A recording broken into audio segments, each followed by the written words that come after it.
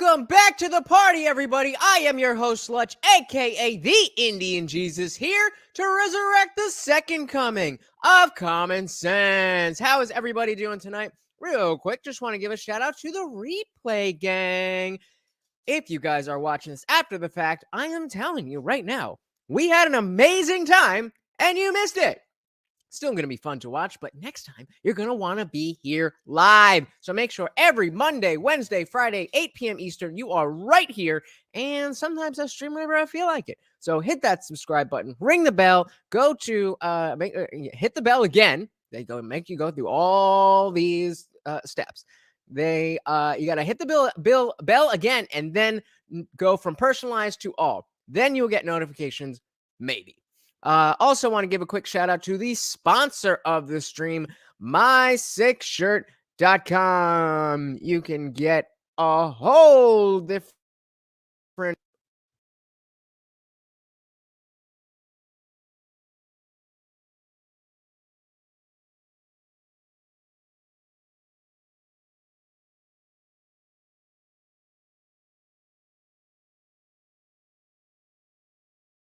only at my6shirt.com. So, what are we talking about today? While I've got you guys, hang on one moment.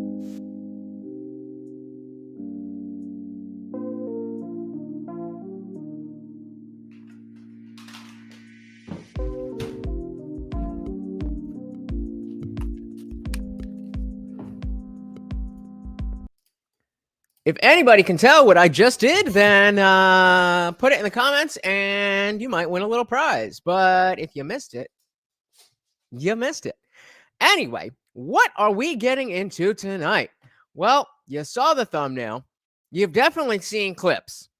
And you know that Kanye West, Yeezy, Yay, Yeezus, whatever you want to call him, was on Tucker Carlson Tonight, the biggest cable news show in existence. Not too much to say about it, so let's just dive right in. Actually, before we dive in, I do want to make it clear that this stream is about this conversation. I do not claim to be an expert on the past history of Kanye West.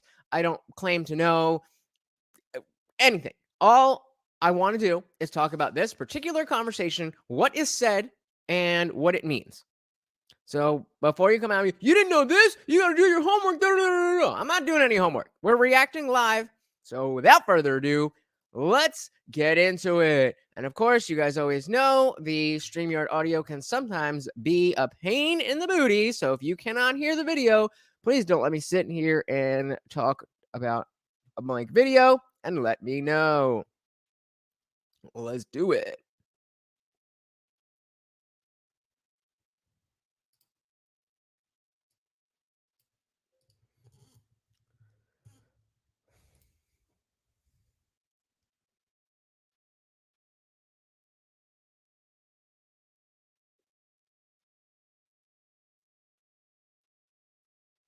Yep, we all saw that. We good on sound?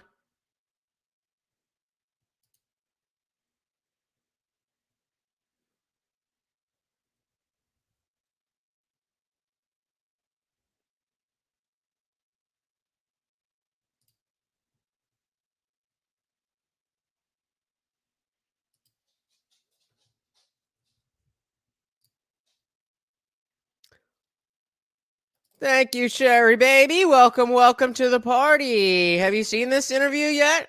Have you seen the clips? Where are you with all this stuff?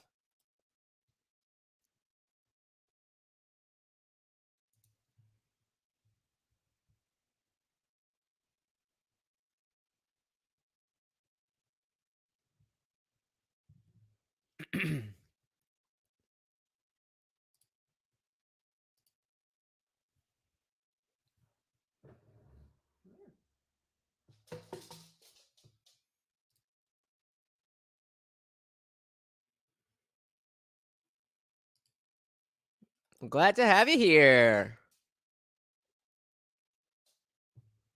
Let's go.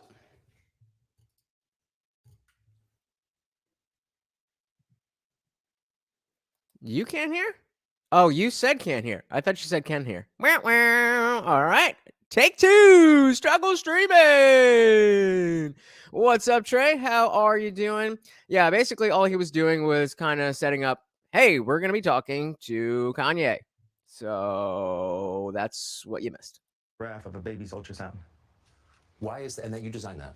Yes. Why? What does that mean? It just represents life and pro-life. So already, right out the gate, he's got a badge of a picture of an ultrasound to represent, thank you, Sherry, to represent not only life, but the pro-life political position, which I think a lot of people now more appropriately refer to it as the anti-Martian position. Because while it definitely is pro-life, it gets to being pro-choice doesn't really encapsulate what being pro-Martian really is. So right out the gate, coming hard. Boy, so you wear it on a badge. What kind of response do you get? And good, amen. I agree. I don't care about people's responses. I care about the fact that there's more black babies being aborted than born in New York City at this point. Damn. 50% of black death in America is abortion. So I really don't care about people's responses. I perform for an audience of one, and that's God. I'm starting to see why they want to make it. So he said he performs for an audience of one, and that's God. Now, those of you who know how I feel about people talking about religion and bringing it into politics. But again, we're trying to take a step back and see where we're going. He talks about God a lot, so we're not going to die. We're not going to get too hung up on that. You be quiet. When did you start to feel this way? Interested in the values. I really felt like, I think I started to really feel this need to express myself on another level when Trump was running for office, and I liked him. Yes. And every single person in Hollywood, from my ex-wife to my mother-in-law to my manager at that time to my so-called friends / handlers around me, told me, like, if I said that I like Trump, that my career would be over, that my life would be over. And that's not surprising at all. At all. We knew that this is how Hollywood operates and has been operating ever since he came down those stairs. They said stuff like people get killed for wearing a hat like that. They threatened my life. They put my life. They basically said that I would be killed for wearing the hat. I had someone call me last night and said anybody wearing a White Lives Matter shirt is going to be greenlit, and that means that they're going to beat them up if they wear it. And I'm like, okay, green light me then. I've heard other definitions for being greenlit that are a little bit more graphic than being beat up. But I mean, when you're a billionaire like that, you got security up the wazoo. Let's not curse early. So it's not like he's just walking around and somebody could just jump him. But point taken. God builds warriors in a different way. I don't know if it's because of me being born in Atlanta and growing up on the south side of Chicago that, he made me for such a time like this. It's like with David, he tended to the sheep, but while he was out there, he had to fight all kinds of animals. So when it was time for Goliath to come, he thought because he was a sheep herder that he didn't have the skill set to take down Goliath. And so I said we're not going to get hung up on it, and we're not going to get hung up on it. I just want to point it out. The fact that Kanye here is using an actual story from the Bible and using the moral of that story, that is much more palatable to an atheist like myself than talking about, well, God did it, God did this, and I do this for that. Just saying. And also, it's not, even though Kanye has been a billionaire for quite a while now, it's not like he was born with a silver spoon in his mouth. He definitely understands what it's like to come up in ways that are probably a lot harder than a lot of us, certainly a lot harder than me. And the thing that I have is the position, I have my heart, but the number one thing is we have God on our side. And for the people, even if you don't believe in God, God believes in you. So you made reference to the White Lives Matter t-shirt which you brought out at Paris Fashion Week. Yeah. Why did you do that, and what did it mean? I do certain things from a feeling. I like I just channel the energy. It just feels right. You know, I just, especially those of you who know me, especially those of you who are in the Discord, know about, there was recently a little thing about using the name Jesus in my channel name with my family. My family's very religious, wasn't too happy about it. And then this happened. And my dad is a huge Republican.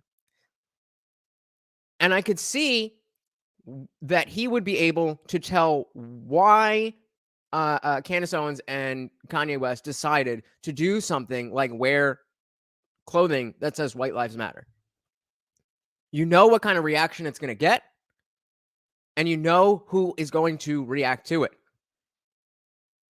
And so I definitely resonated with that stunt, if you will.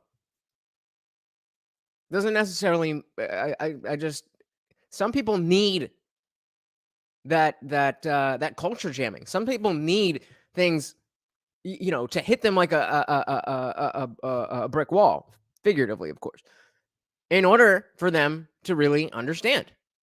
And I think that's exactly what he was doing. It's using a gut instinct, a connection with God, and just brilliance. Like as if you ask like Tanya Harding how she did the triple flip or the triple spin, she was in so much practice that when Triple it was time axel for her to skate in a competitive format, it just happened. Like it happened outside of practice. It happened in the real format, and that's what's happening. God is like preparing us for the real battles, and we are in a battle with the media. Like the majority of the media has a godless agenda. And that is where I cannot disagree. And that is why, as much as I dislike when people talk about religion in relation to politics, what he's saying about a godless agenda absolutely does lead people to not only be without a God, which I think is not only okay but good, but without values. They throw the baby out with the bathwater. And you can't do that. You can't do that. And that's why this resurgence of quote unquote normal people talking about religion and talking about putting God back in schools and prayer, that's why that's been on an upswing. Even though the number of people who actually practice religion and the number of people who claim to be religious is on a downswing, you're seeing a lot more people talk about it because of that exact thing. And the jokes in that work and this whole like, oh yeah, he's crazy and all these things, they don't work because the media has, they've also watched travesties happen, just even specifically to me, and just watch it and act like it wasn't happening, and they stay quiet about it. Please ask for an example. What are they? So, I want to there you go. Answer the white. I feel like someone caught what I was saying, the comparison to Tanya Harding about the White Lives Matter. My dad is an educated ex-Black Panther, and I didn't know that. A text me today, he said White Lives Matter, ha ha ha ha ha. I thought the shirt was all right. Funny shirt. I thought the idea of me wearing it was funny, and I said, Dad, what do you think was funny? He said, just a Black man stating the obvious. And look what it turned into. Look what it turned into. Obviously, we know that there is certain connotations that come with the phrase White Lives Matter.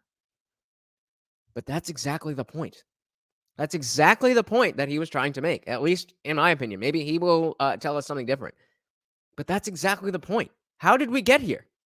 Where a simple statement of truth can be something so controversial. My dad doesn't listen to rap music, and he's like super educated. We opened up a water distribution center in the Dominican Republic together. He's like the original Steve Jobs, but he was getting blocked every which way with all of his ideas, and he didn't have an endless bank account, and he didn't have an Instagram. So all these ideas he had to like. Who we got in the building? Say hello, hello, hello. The most brilliant person that I know, and we actually have a strained relationship because I was taken from him. Because my mom. Hey, we got Cherie in the building. Welcome. Said, side note, Kanye is also someone who said he didn't understand slavery. Fair enough. Hey, we got Jasmine in the building. Welcome, welcome, welcome. As I said at the beginning, what we're doing here is picking apart this particular conversation. I am not claiming to be a Kanye expert or a Tucker Carlson expert or a history expert. All I'm doing is watching what he said and reacting to it. So yeah, I mean, there's definitely a conversation there, but he's not bringing that up here. I don't really know the context in which he was saying that. So I definitely, definitely that seems like another stunt to get a reaction, but because I don't know the context, I don't know. But welcome. Was an actress, so she was a liberal. And my Uh-oh. dad would see certain things and say, we should do it this way, we should do it that way. And the people got around my mom and pulled her away, much like, Kim is a Christian, but she has people who want her to go to Interview Magazine and put her ass out while she's a 40-something-year-old multi-billionaire with 4 black children. That's certainly a legitimate concern if you are somebody who's religious. If you are somebody who follows these values and these beliefs. Yeah, it doesn't really align to be going and do that stuff, does it? And this is how fashion wants to, how they want to present her. So I know you give these questions and I give you like these 3-part answers. Is this a cool format for you? Yeah, I love it. Okay, cool.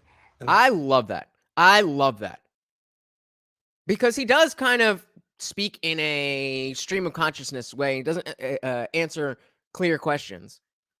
But I like how Tucker's giving him the space to talk, because he started this whole thing. If you missed the very beginning, he was just saying that people don't listen to him, and not that people aren't paying attention to him, but that people aren't listening.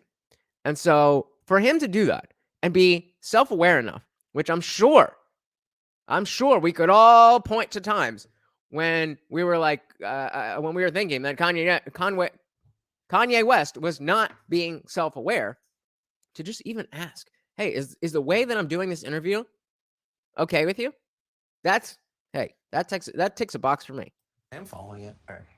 So you said that your father said when he saw the shirt, White Lives Matter. And just to expand on that, it tells me that he cares about the message that he is saying. Not necessarily that he cares what everybody thinks of him, as he said earlier with the pro-life badge that he's wearing. He said he doesn't care about what people think, and of course we all care what other people think. But there's a difference between caring what other people think and caring about getting your message out properly. And I definitely think the latter is true. She said, I think Kanye is always saying or doing something extreme. His influence is minimal in the black community. Interesting. Matter. It's great to see a black man stating the obvious. So, by which I think you meant that's obviously true. Yeah, that's my favorite response, because I kept on thinking, like, people, they're looking for an explanation, and people say, well, as an artist, you don't have to give an explanation, but as a leader, you do. Yes. As an artist, you don't have to give an explanation, but as a leader, you do. So Cherie is saying that his influence is minimal in the black community,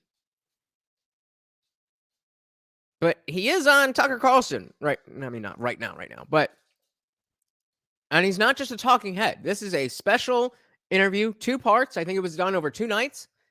So he's influencing somebody. Who are those people, and how seriously do they take him, and how seriously should they take him? That remains to be seen, I guess. That remains to be I seen. think that's right.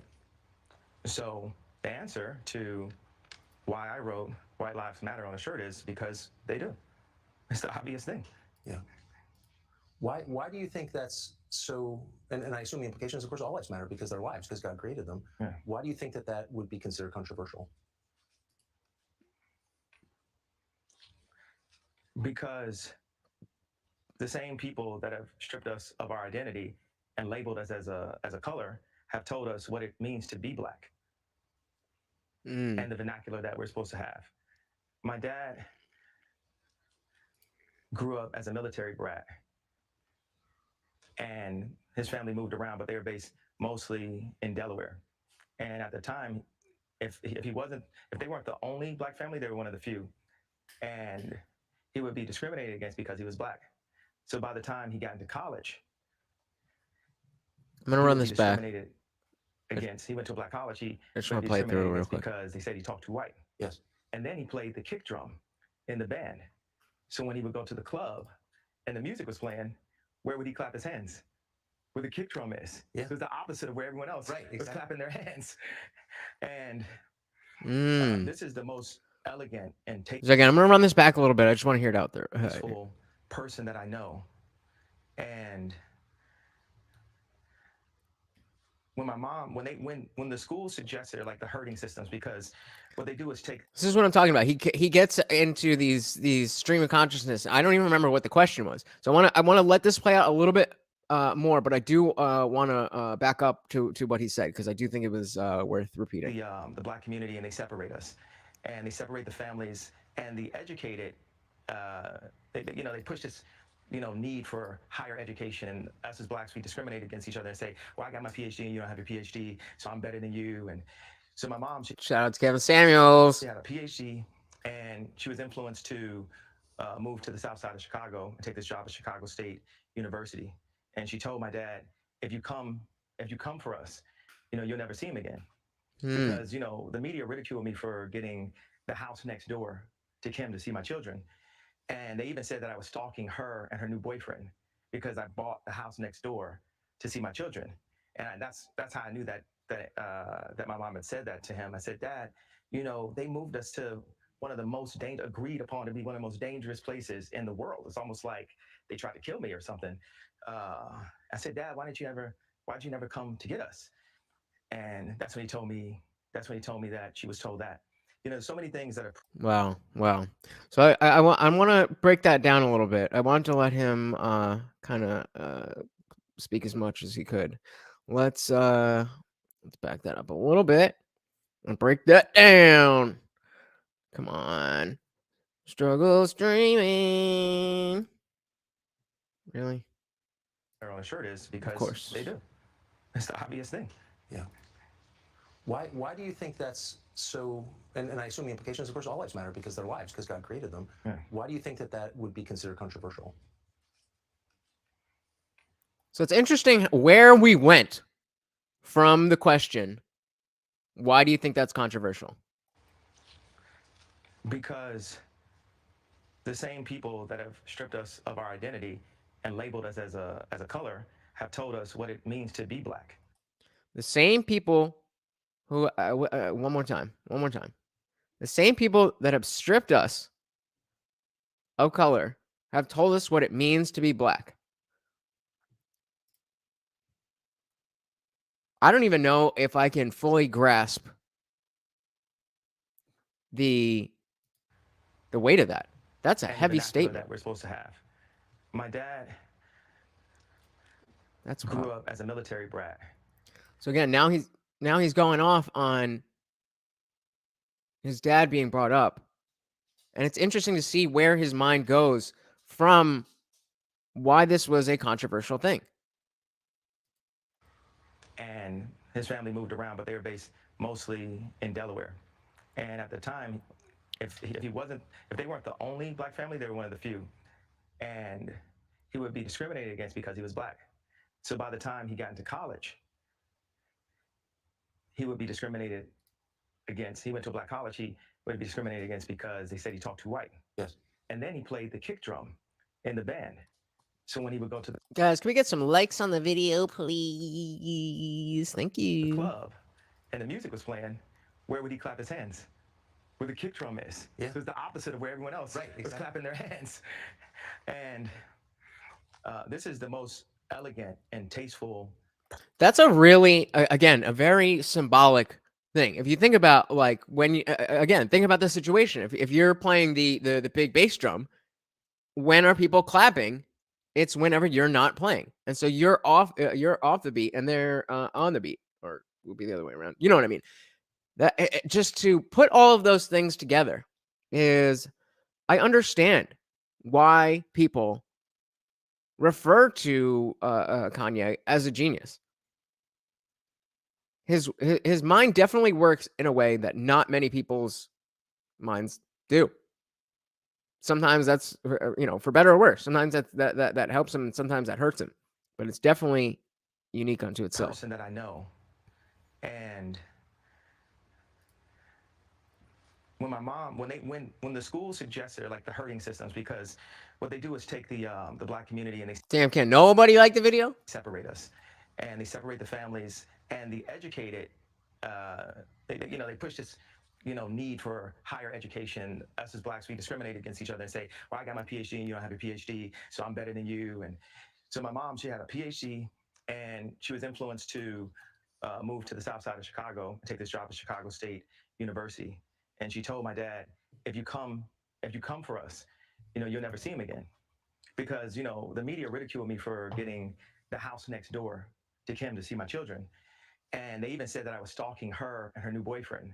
So that, again, taking an experience that he had as a child that he didn't know at the time, that his mom had told him, again, just according to what he's saying, his dad didn't, or he didn't know that at the time his mom had told his dad not to come get them. And he didn't know this growing up.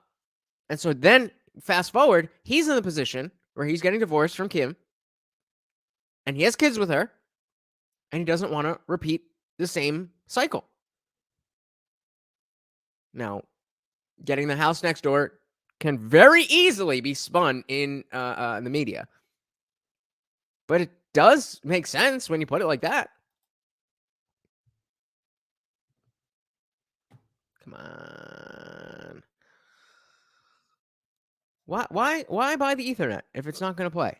I thought it was just TikTok being a Because piece I of bought shit the house yesterday. next But door to see my children, and that's how I knew that my mom had said that to him. I said, Dad, they moved us to one of the most agreed upon to be one of the most dangerous places in the world. It's almost like they tried to kill me or something.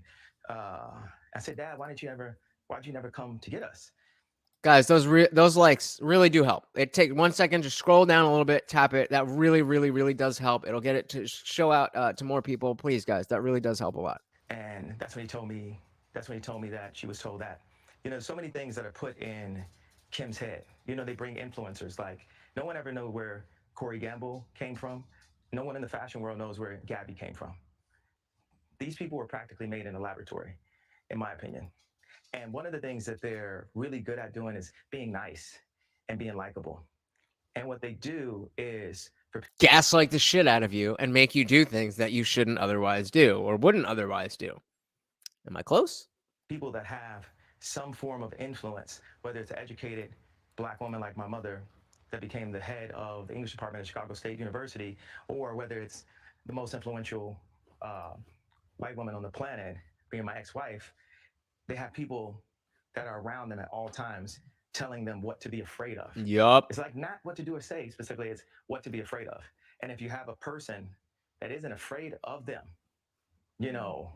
like a Russell Brand or Candice Owens, or it's not that we have to agree with this, but they're not. Notice how I don't know if he did this on purpose, but Russell Brand and Candice Owens are cut from two very different types of cloth. I would like to think that he did that purposely to make the point that it's not about the ideology, it's about the person willing to speak their mind.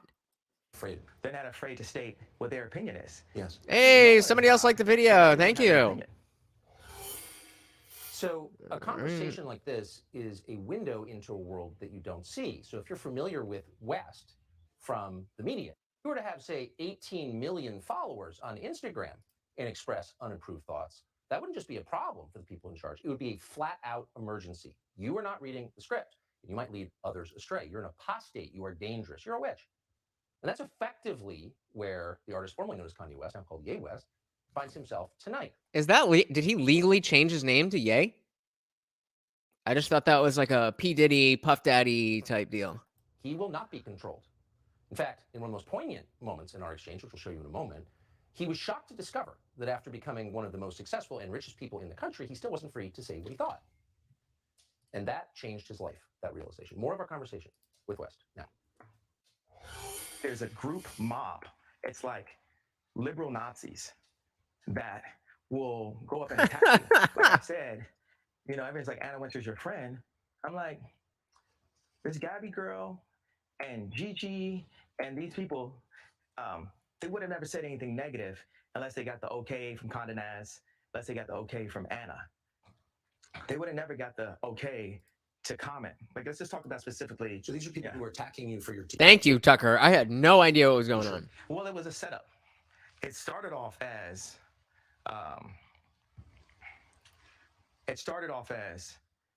them having this black girl comment and say, well, I felt traumatized when I saw this t-shirt. It's like this, a black girl saying, I felt traumatized when I saw a black man wearing something that he wasn't allowed to wear. It's like in Django when Jamie Foxx is on top of a horse and Samuel Jackson's like, you know, that black guy's not supposed to be on top of the horse.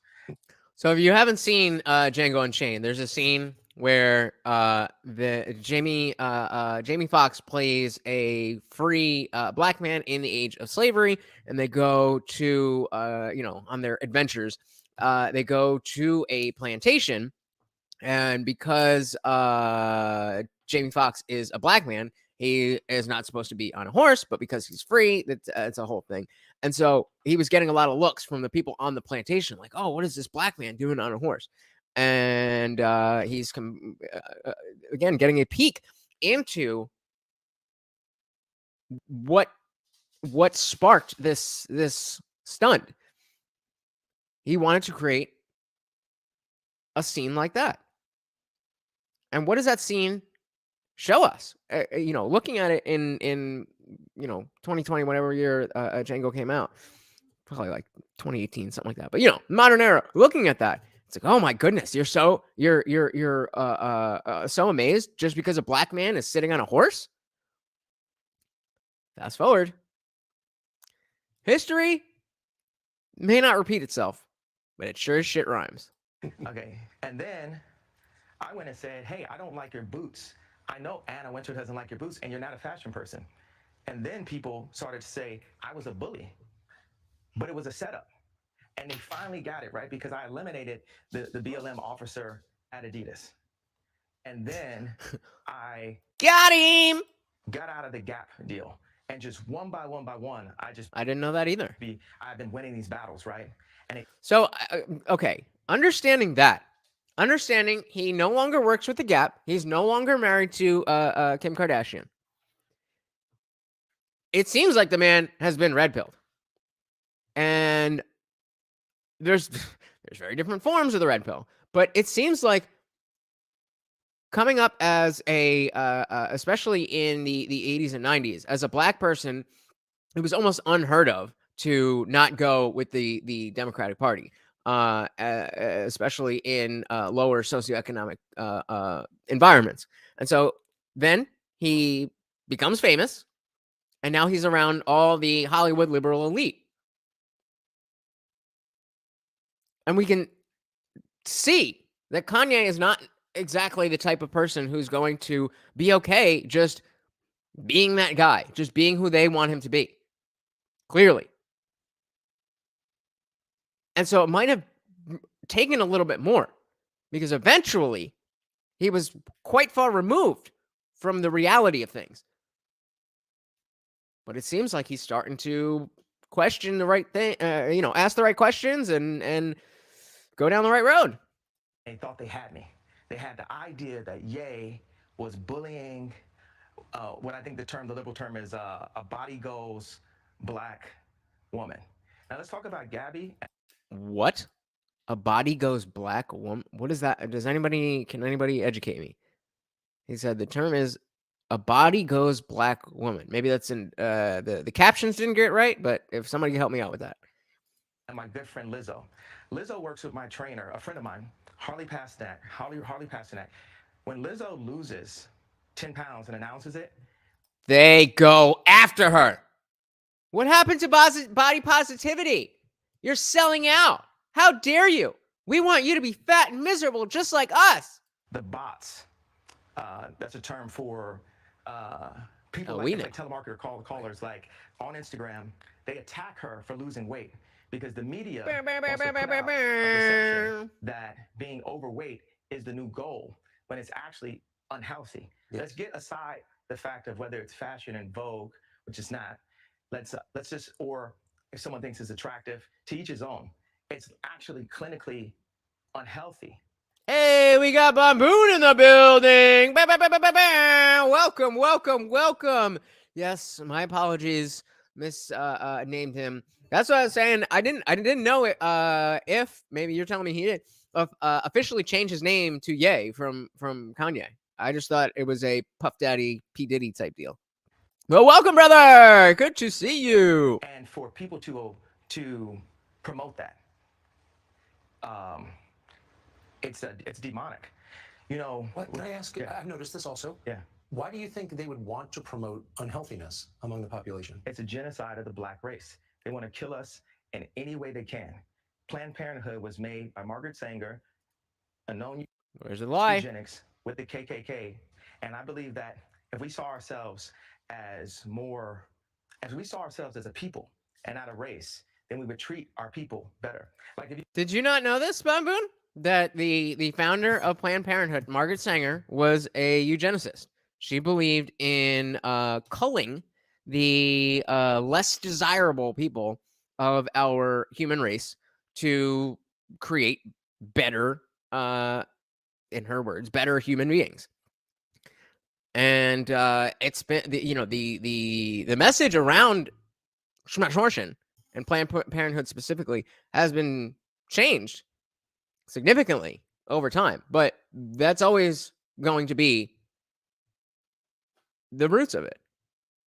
And again, I will, every time this comes up, I feel obligated to tell everybody, make sure everybody knows where I'm coming from, that I do think Schmarshortion is immoral, but I don't trust the government with that decision, and so I am pro-choice when it comes to the voting box. But that's what it is. I just posted a meme or reposted a meme the other day about women wanting to have their right to Schmarshortion. It's like, it's my body, my choice. It's like, choice to do what? It's like, kill a baby. That's what you're doing. It's your right. You can choose to do it, but that's what you're doing. you go to a Jewish person and you say a race, it almost gets confusing. They'll cut you off quickly and say, we're not a race, we're a people. Well, our people are supposed to just say it loud, I'm black and I'm proud. Okay, well, what about, do you own the land that you're living in? Do you own, is the contracts even in a language that's even possibly understandable? Right. For your heritage? This is making a lot of sense to me. So if there's something that I'm missing, if there's something that you decided this was not something worth your time watching, or because of who Kanye is, anything like that, please educate me, because he's making a lot of sense to me right now. Seems like he gets a lot of shit. I've given him shit for things, but I'm just saying, seems like he gets a lot of shit for things. I don't know. And in America, we as blacks will down each other on how good we speak, but we're speaking English. Boom, let me get that like. There's nothing whiter than English. We're not in our native tongue, actually. So we judge each other on white goal lines, not based on exactly what our culture is based on. Because that sounds more like the CRT, or maybe it's not actually CRT, but they're calling it CRT type thing. I want to hear that last part again, because I don't know if I'm down with all that. It almost gets confusing. They'll cut you off quickly and say, we're not a race, we're a people. Right. Okay, I'm with you. Well, our people are supposed to just say it loud, I'm black and I'm proud. Okay, well, what about, do you own the land that you're living in? Do you own, is the contracts even in a language that's even possibly understandable? Right. For your heritage? Why does, if English is if you're an American, English is the language of your heritage. Hey, we got Kluke in the building. Welcome, buddy. How are you doing? But yeah, I would definitely expect somebody of Kanye's stature to not speak of the English language as something that is not able to be understood by people simply because they're black. If it's in English, then you have every opportunity to read what's there, and maybe you need a lawyer. but you can do that. So maybe I got it wrong. Let's see if that's where he's going. Oh, and in America, we as blacks will like down each other on how good we speak, but we're speaking English. Right. Okay. Not too okay. There's nothing whiter than English. We're not in our native tongue, actually. So we judge each other on. That's where the black separatist stuff comes in and confuses me.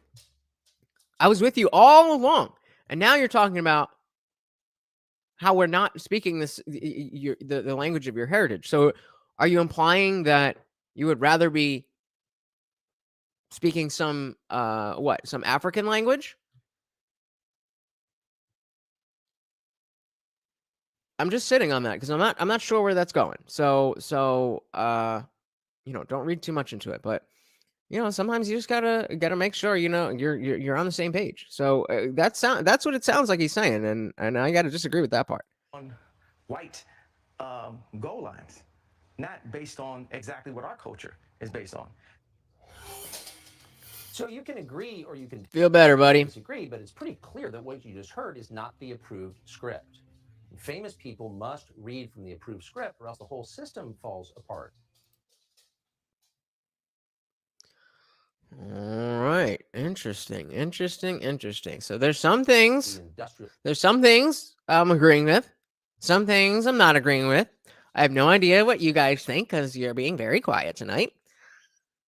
So let's continue. The deception complex came in 2015 and 2016 when Donald Trump appeared, and West had a very strong gut reaction to Trump that was very positive, and the people around him were panicked by this. The last thing you could have is one of the most popular pop culture figures in America coming out for Donald Trump. So they applied intense pressure to get him back on the script. And apparently his wife was part of that. His former wife, Kim Kardashian, who West now learns had a very close relationship with the Clintons and people around the Clintons. He had no idea. Trump, on the other hand, flourished, and he got a window into the people around Trump. And in this clip, you'll hear him assess what happened inside the White House. Very interesting. Watch.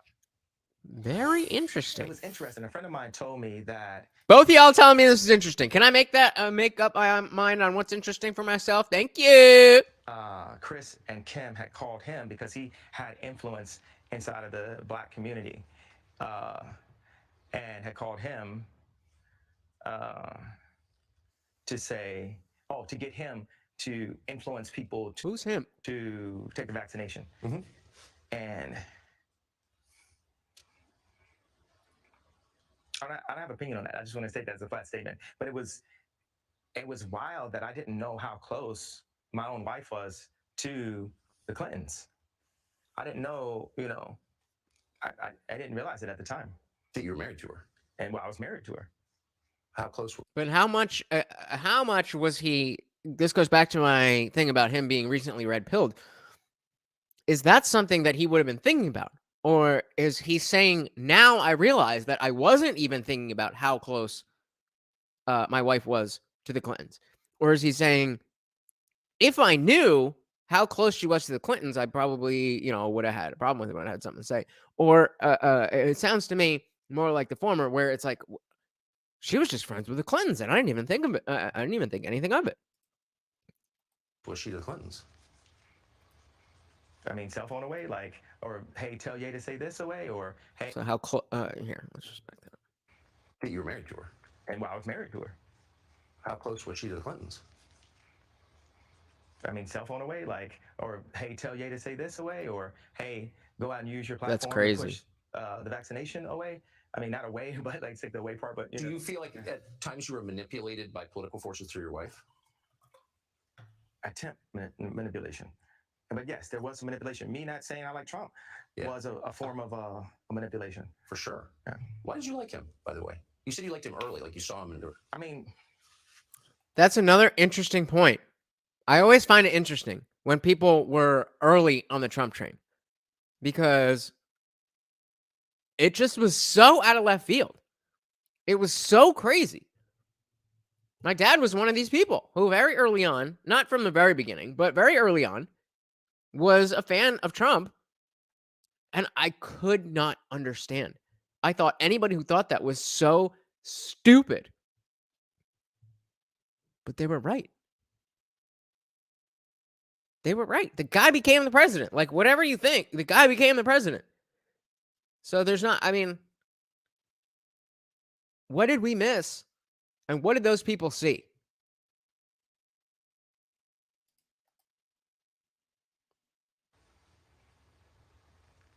I keep telling this joke. If people say Trump was the first black president, I'm gonna be the first Latino president. What? Because all the values, the conservative values just line up. Come on, man, Trump's the what do you mean he has his own building? He's like Tucker, I like that one. You like Ivanka? Oh, you like Ivanka. You tweet. You wrote Don't a we post on all? Instagram about her husband today. Yeah, you know, I had a dinner with Ivanka, Jared, and Josh. And a couple days later, I found out that Josh Kushner had 10% of Skims, which is a line that I had developed with Kim. And I had a lot of issues with the imagery of Skims. I felt like there's a lot of... Does anybody know what Skims is? I have no idea what Skims is. If somebody could let me know real quick, that would be appreciated. Along with a like on the video. Imagery that was overly sexualized and things that I wouldn't want to see my wife and definitely not my daughters doing in the future in order to sell product. But it reaches another level when it's like, okay, well, this is what my wife is doing and this is what they're doing for, this is what she's doing for our children.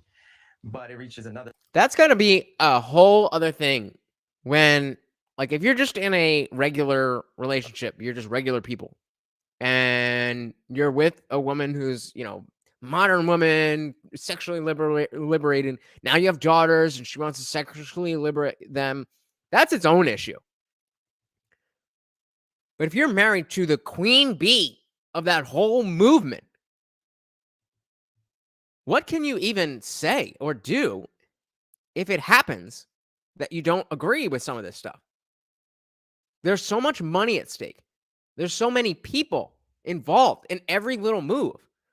I'm sure every Instagram post has 10 people that are depending on how well it does. Yeah, I'm just pulling that number out of my ass, but it's crazy. The level when her business partners are selling pieces of the company that they don't have to because the company's already so successful and it's an internet-based company. So it's like they're really just selling off the company in order to create more relationships for themselves that are unneeded. It's like when I went to the Gap and with our release, they just like, they shoveled it out. I'm very cautious with my words. I'm really big on being able to have an adult conversation in front of the children. So I don't use explicit language in interviews, especially. So, nor fucking should ya, man. I found out after this dinner that Josh Kushner had 10% of Skims and I had 5% of Skims. And regardless if nobody knows what Skims is, all right, let's find out what the fuck Skims is.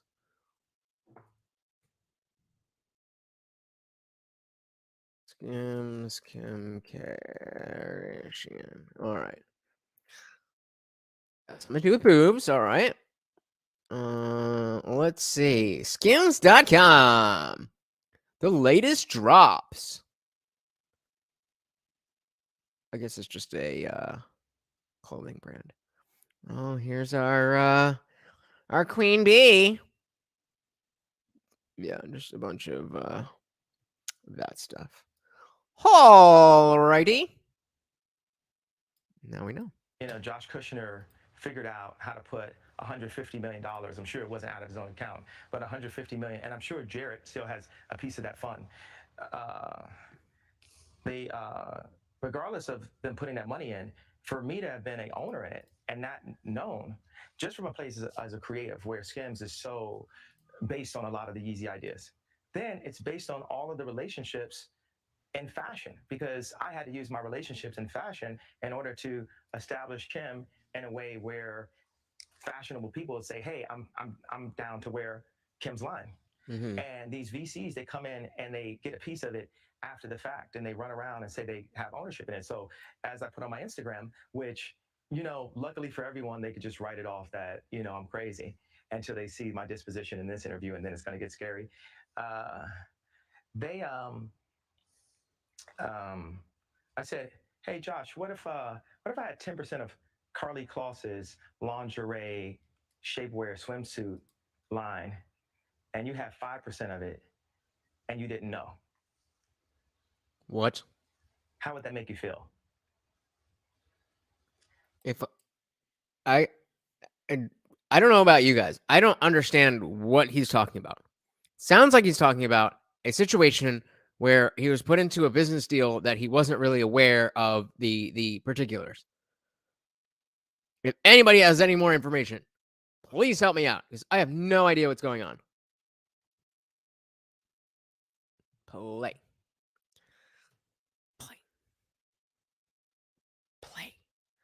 Come on, struggle streamer. And then after talking to them and really sitting with Jared and sitting with Josh and finding out other pieces of information, I was like, wow, these guys might have really been holding Trump back and being very much a handler right then. They love to just look at me or look at Trump like we're so crazy and that they're the businessmen. So when I think about all of these things that...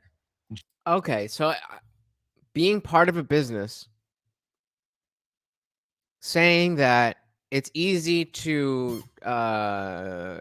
speak badly about them because of the business they're involved in. I think that's what he's getting at. Jared, somehow doesn't get enough credit for with his work. And what is it? His work in Israel or his work in Palestine? What is this? You know where he made these peace treaties? Where was that? Do you know the facts on this right here? So I'm like... I think that was between Israel and some of the Arab nations. I just think it was to make money.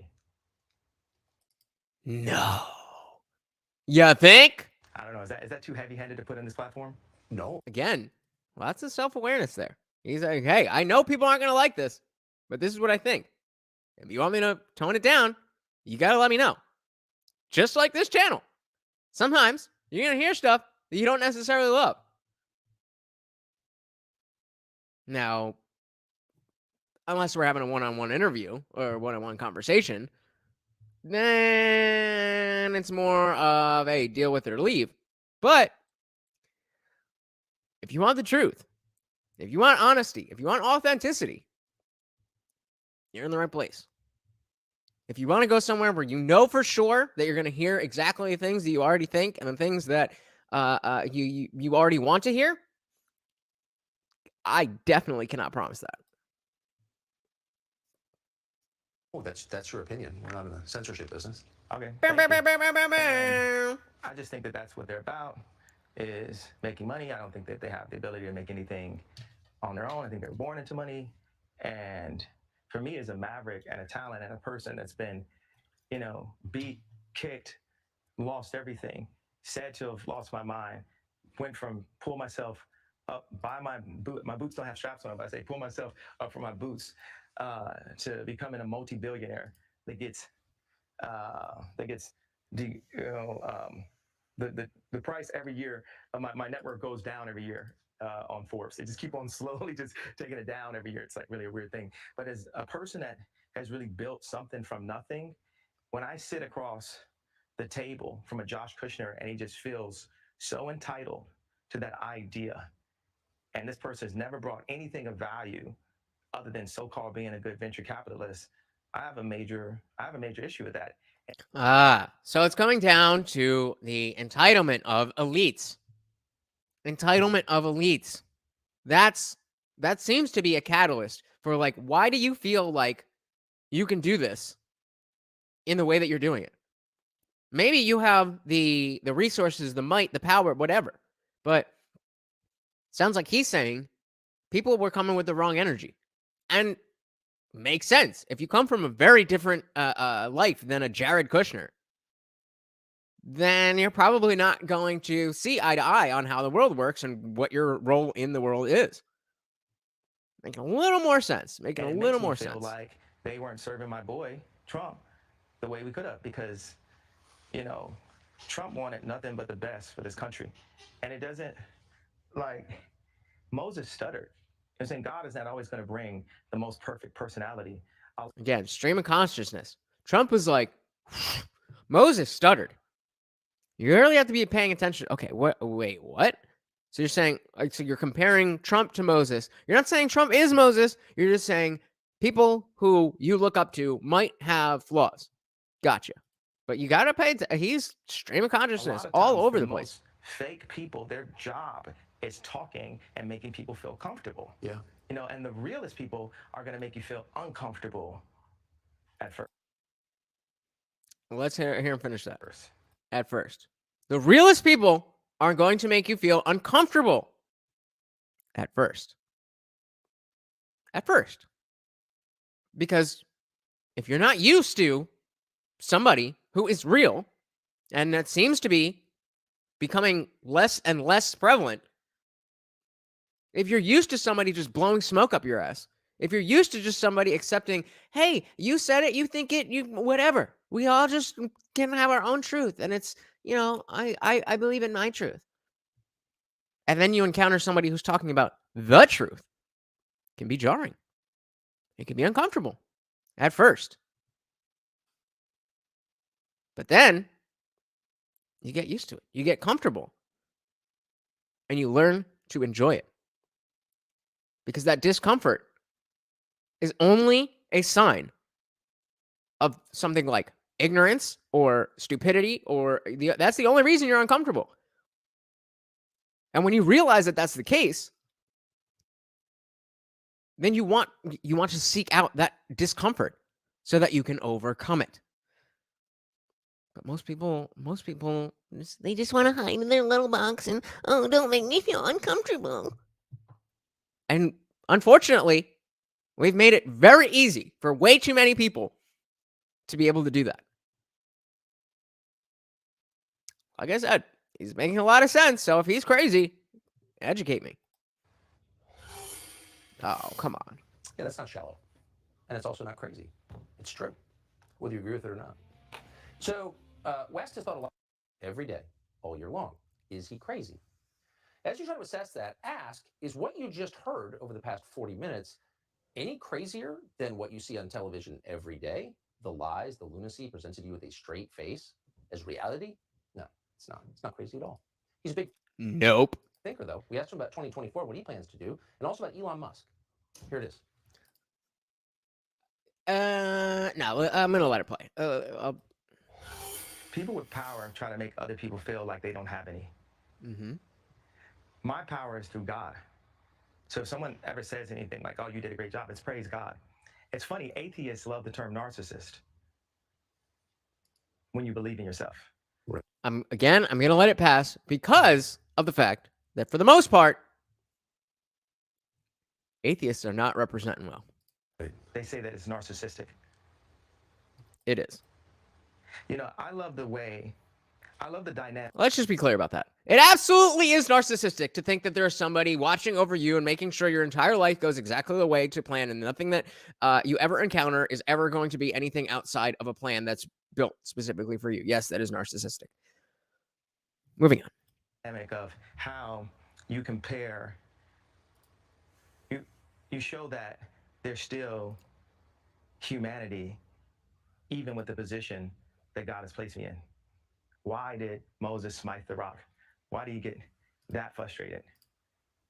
And just to be able to be gentle, to be more gentle.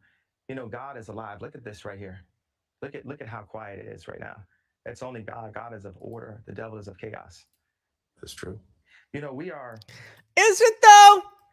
I wanna talk about my potential run for 2024 and Trump's. Did he just say he's gonna run? For what? For what?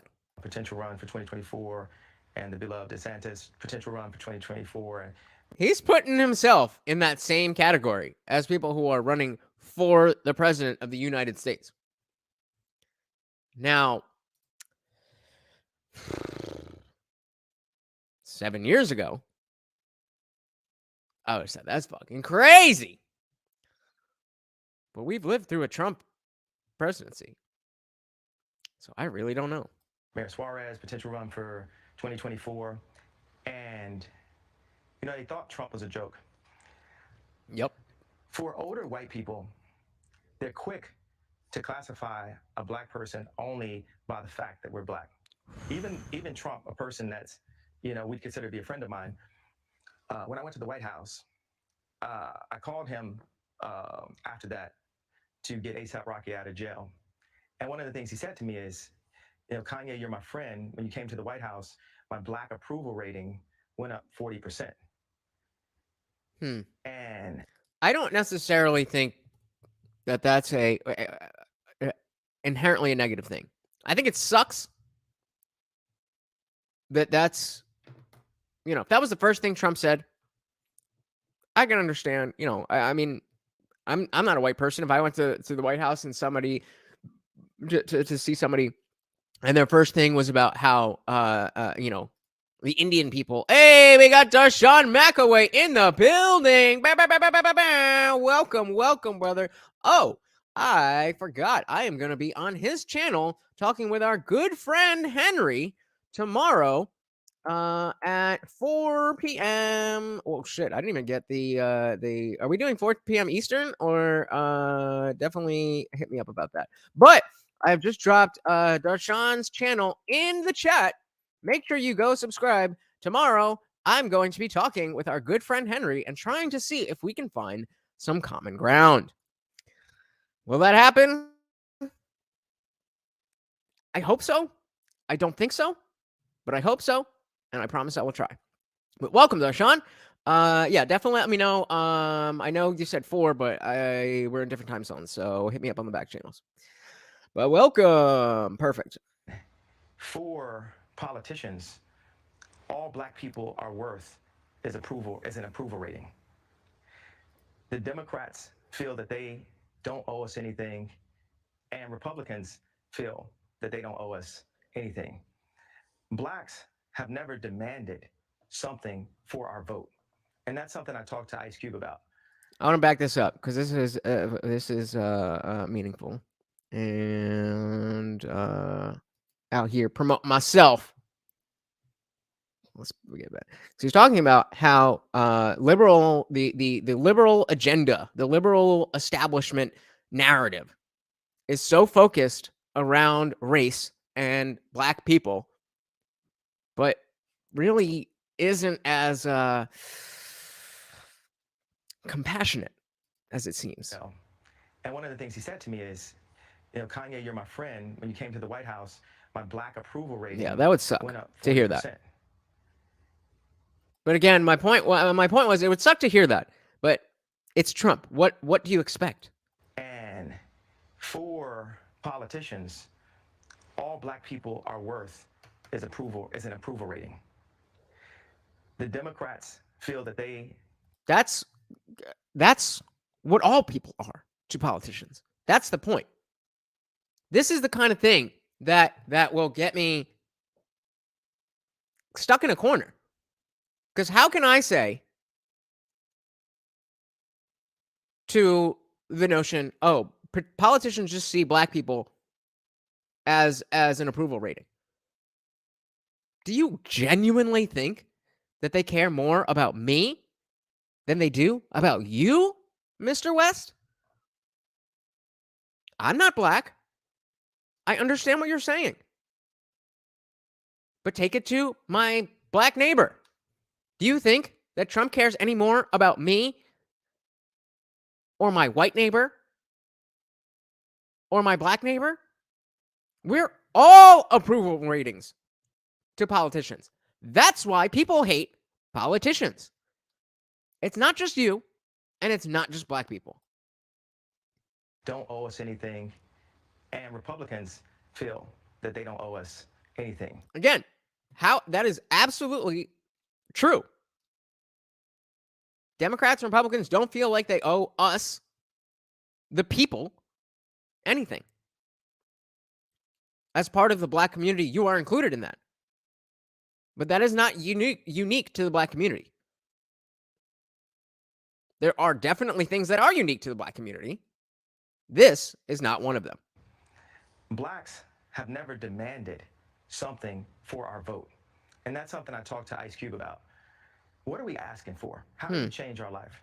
If great question. All of our organizations and all of our colleges and even our title as black was made by white people. All of our all of our jobs and Black Wall Street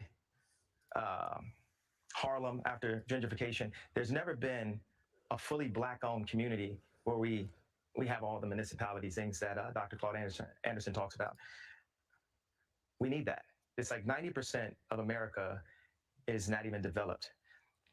I would wholeheartedly agree. I wholeheartedly agree that if there is going to be this desire to continue talking about the Black community, then people in the Black community have to act more than just, hey, we share skin tone. You have to figure out what values you as a community believe in and then push them forth. The fact that Black Lives Matter, the organization, was able to infiltrate our entire culture so easily lets you know that exactly what he is saying, what Kanye is saying right now, is true. She says exactly. Kanye is not unique to the Black community, and neither is his ex-wife. Fair enough. I'm not one of the people that go up and say, hey, I want to stop anybody from making money. The people that make money and the powers that be, I am your true Nikola Tesla. I saw this clip, and I find it so hilarious that Tucker didn't ask for an explanation. So when he says to the powers that be, I am your true Nikola Tesla, what that means to me is that, hey, I'm your guy who is going to provide you with ideas that you've never even thought of before, that will revolutionize the way that you live. And maybe I'll get credit for it, maybe I won't. But I am the one who's going to change things for the better.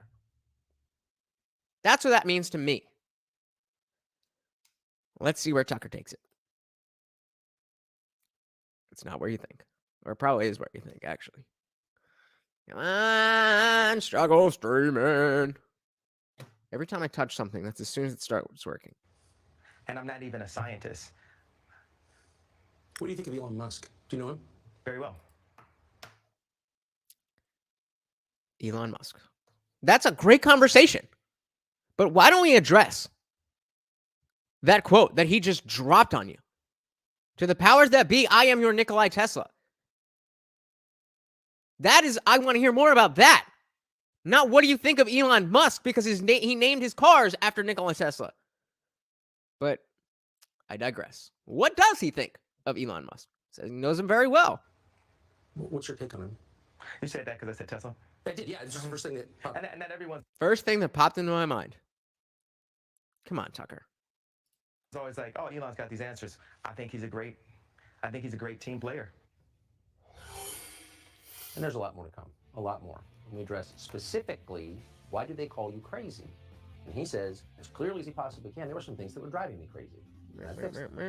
Jason Whit. Okay, so I think this might be the end of the first part. They're going to bring in Jason Whitlock, which we can save for afterwards, but there is a second part to the interview. Very famous people can't have free speech. That's not allowed. And West discovered that when he initially decided he kind of liked Donald Trump. Why? Right. So this is just the last part. Actually told people that I like Trump when he... Hey, we got the Mikey story in the building. Welcome to the party. Mikey story says Kanye has not changed anything.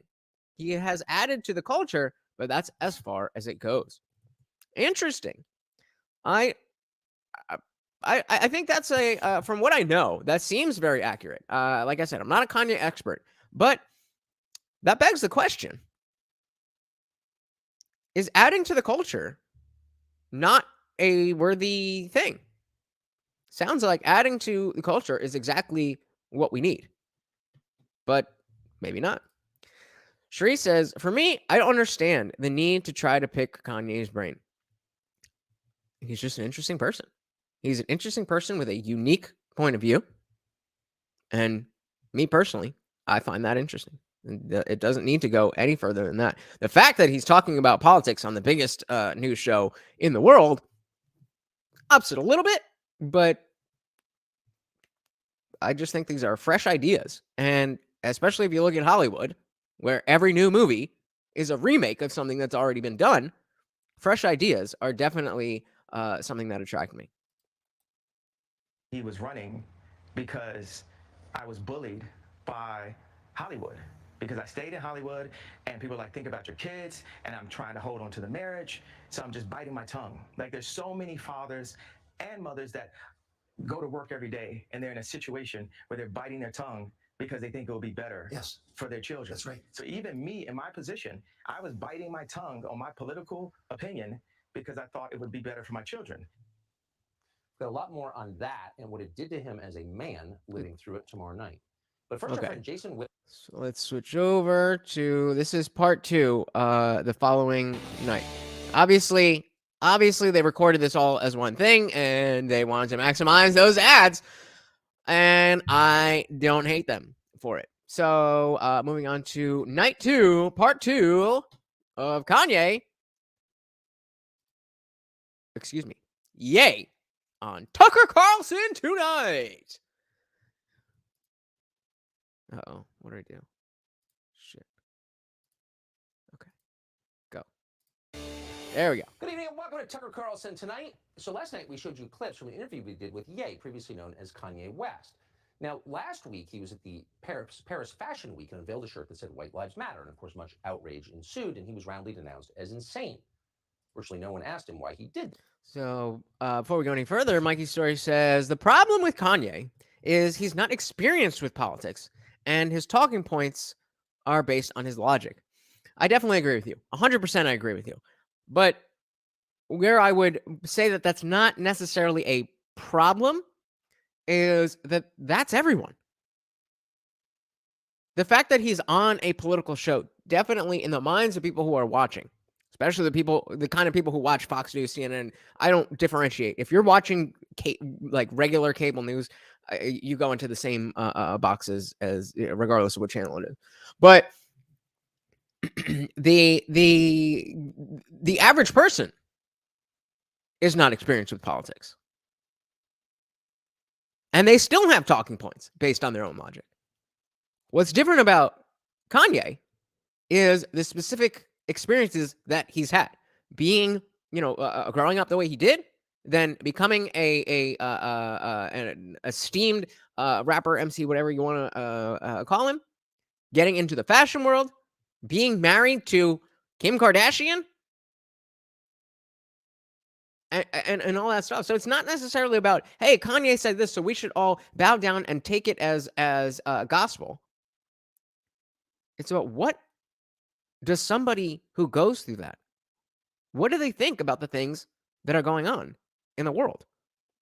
And how does that relate to what we think about what's going on in the world? Oh, this is pissing me off. Isn't it nice when it's such a clean transition? You go boom, and then as soon as I go back, it starts playing. That. So we thought before dismissing him as a mental patient, it might be worth hearing his side of the story. Just listen to him. So we came out to LA, booked a 30-minute interview with West, which quickly morphed into a 2-hour interview. And we're so grateful that it did, because one of the most interesting, deep, and provocative conversations we've ever watched. Everybody thought that. Guys operating the cameras thought that. It really was. All right. Whether you agree or not. Stop sucking his Among asshole. many other things, West gave us his assessment of Barack Obama, whom he knows well and has known well for many years, even before he became president. Here's what he said. He's from Chicago. I was Obama's favorite artist. He actually met with me. Obama met with me and my mama to say that he was running for office back in 2008. And that he wanted the support. And everybody was so into. How many of you were alive and voting? Or how many of you are alive and paying attention to politics in 2008? This idea of the black president. And you were always cool. And it's also like, how many of us are there? Obama level, Ye level, Virgil level, just black, so brilliant that we cut through all of the lines of racism. Like, you just can't get rid of us. Nat King Cole level, Dave Chappelle level. Yeah, Darshan says, I was having fun in 2008. I definitely was not paying attention. I was a senior in high school. I was a freshman in college when Obama was elected. But yeah, I mean, another interesting thing though is about how Kanye feels comfortable putting himself in a category above other people. It's interesting because so many people find reasons to put themselves in these other these superior categories, but do they all deserve it? And again, you may not disagree or you may not agree with a single word Kanye says, but to think that you can match his level of just intellect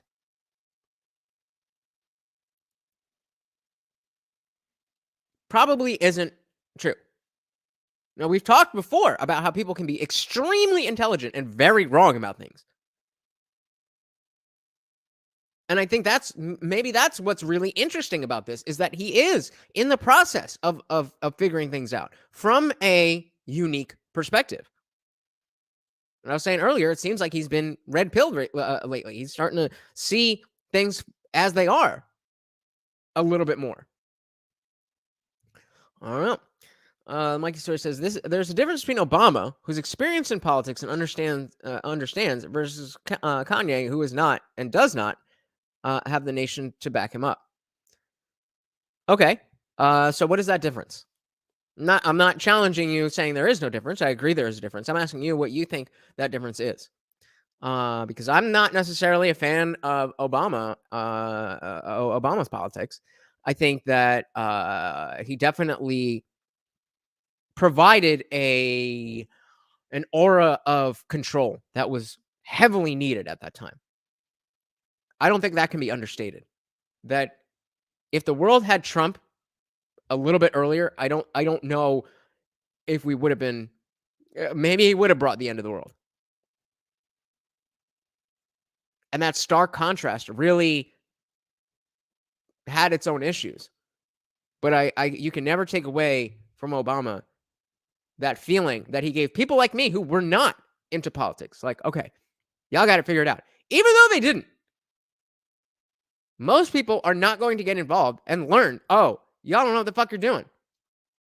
Y'all are just taking our money and blowing people up while Detroit doesn't have clean water, while California is on fire. That's not okay. But at least if people aren't ever going to engage with that, maybe it's good for them to feel like things are okay. Because we don't have that anymore. And it's not working.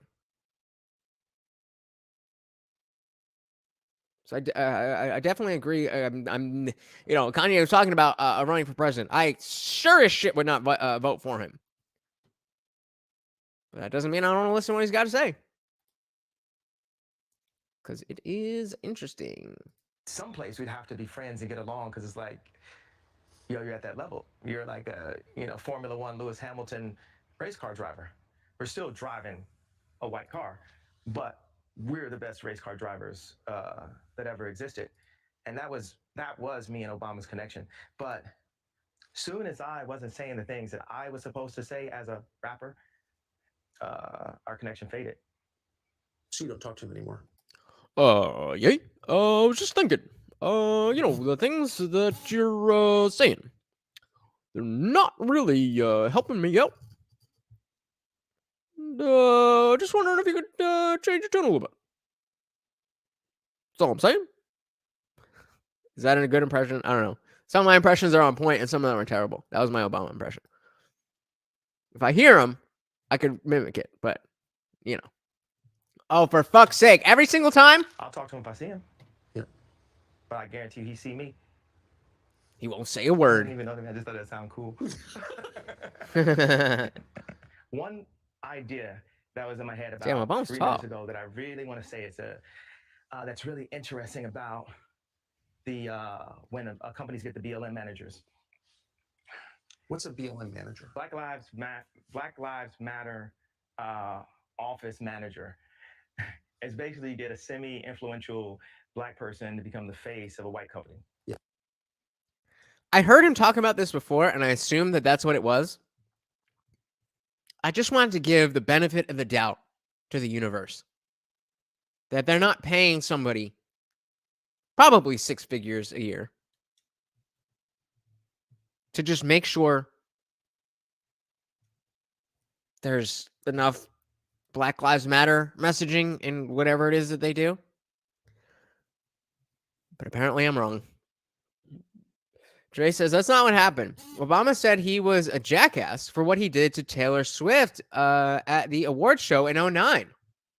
Interesting. So that was when Taylor Swift won like the best video at the MTV Music Video Awards or whatever, and he was standing up there with Mike Myers, and he just goes, "But George Bush does not like black people." Is that what you're talking about?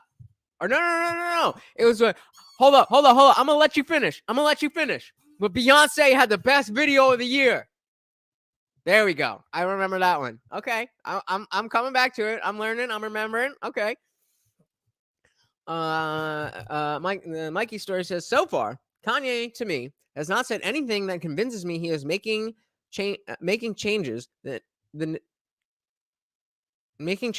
nation. He is making changes the nation that's making the difference to. I don't know. I don't know what that says. To me, he is not different than you talking. Well, shit. If you want to put me in that same category, fuck it. I'll take it. I will take it. You know how many views this has? This has 100,000 views. This isn't even the actual Fox News channel. This is somebody reposted it. Let's see if we can get something from it. I don't know where the actual thing is. This is just somebody posted it. Somebody with 8,000 subscribers posted this. They got 100,000 views. So I will take that as a glaring compliment. Glaring.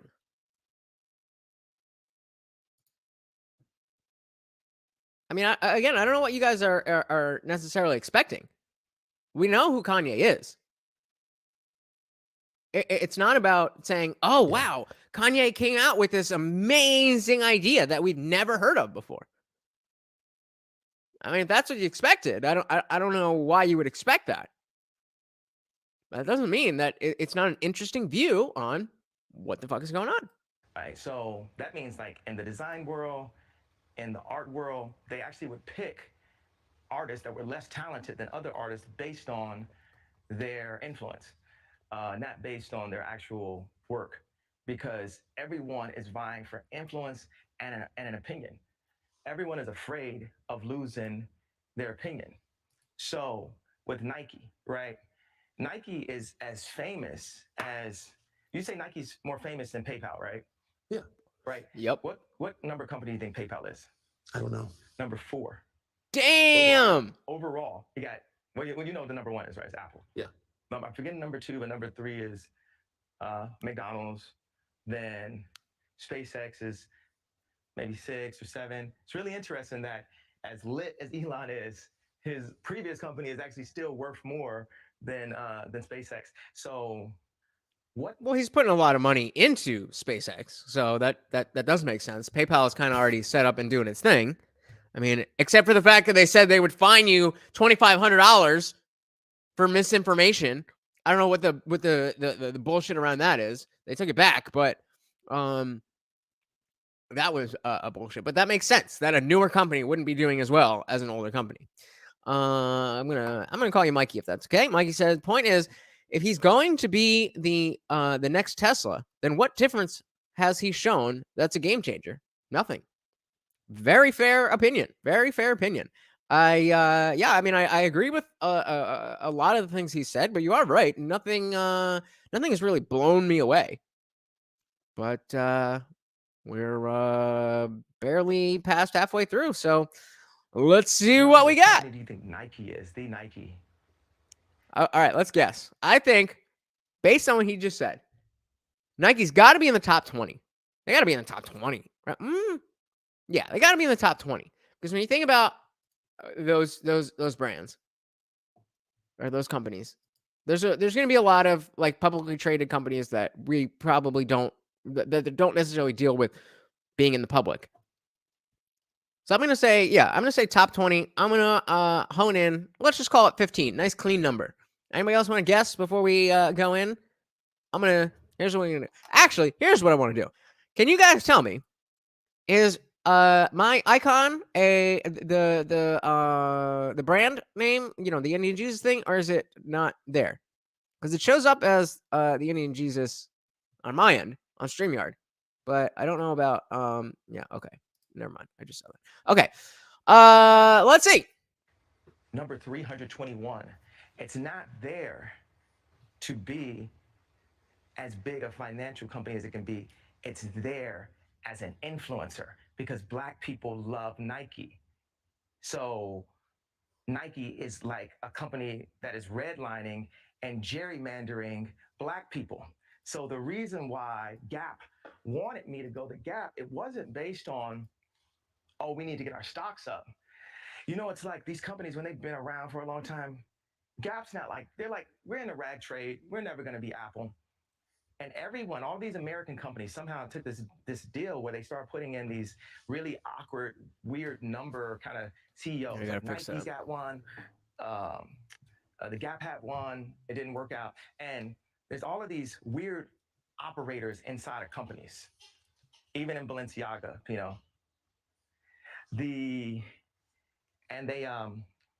they're just there for control. Steve Jobs talked about it. It's the most important thing you can have is control. So he takes a while to get there. The most important thing you can have is control. Takes a while to get there. His mind works differently. But he's right about that. And when again, going back to what Mikey said about, what has he shown that's a game changer? Nothing. But the things that we know as people who pay attention to what's going on, the fact that this is being aired on Tucker Carlson Tonight, on Fox News, prime time, I think that has some level of game changing to it. I don't know. What do you think? Like he says, if he wants to prove that he is a game changer, then he can start with fixing the water situation in Detroit. Then we can believe he has potential. I would definitely be a lot more willing to follow him and see what he's doing and saying if he did that. And he has the money, he has the resources to put himself out there.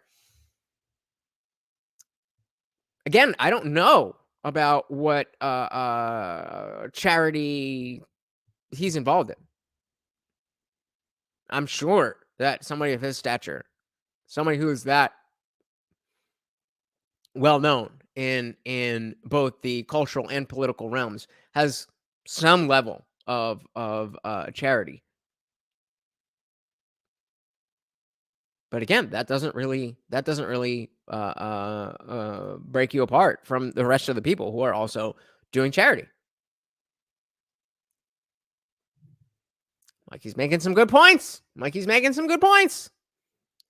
Control. Look at me.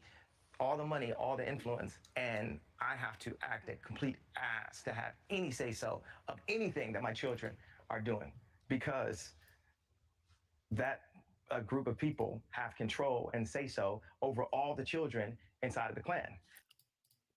That was important.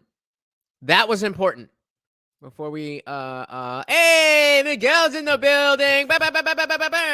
Thank you, brother. Nobody else is, but I appreciate you doing so. Welcome to the party. We are watching Kanye on Fox News. But what he just said, I think very important. I went too far back. I never do that. The type of CEOs they're hiring, especially when the founders are out of there, they kind of just give the companies up to a bunch of people and they're all in cahoots. Like anyone that ever worked with me, they just look at, oh, who's yay farming for talent. Fuck, I skipped it. God damn it. I should have just gone back. Hold on. Give me a sec.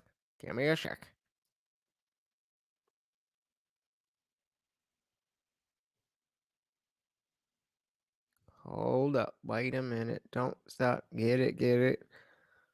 All right. Let's start there. Good enough.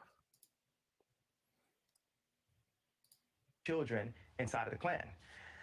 So that's what these companies are set up for. That's the type of CEOs they're hiring, especially when the founders are out of there.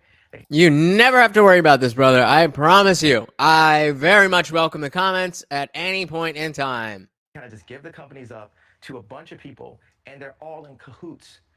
Like anyone that ever worked with me, they just look at, oh, who's yay farming for talent that we can hire to be our new BLM office manager. Like kind of like Obama.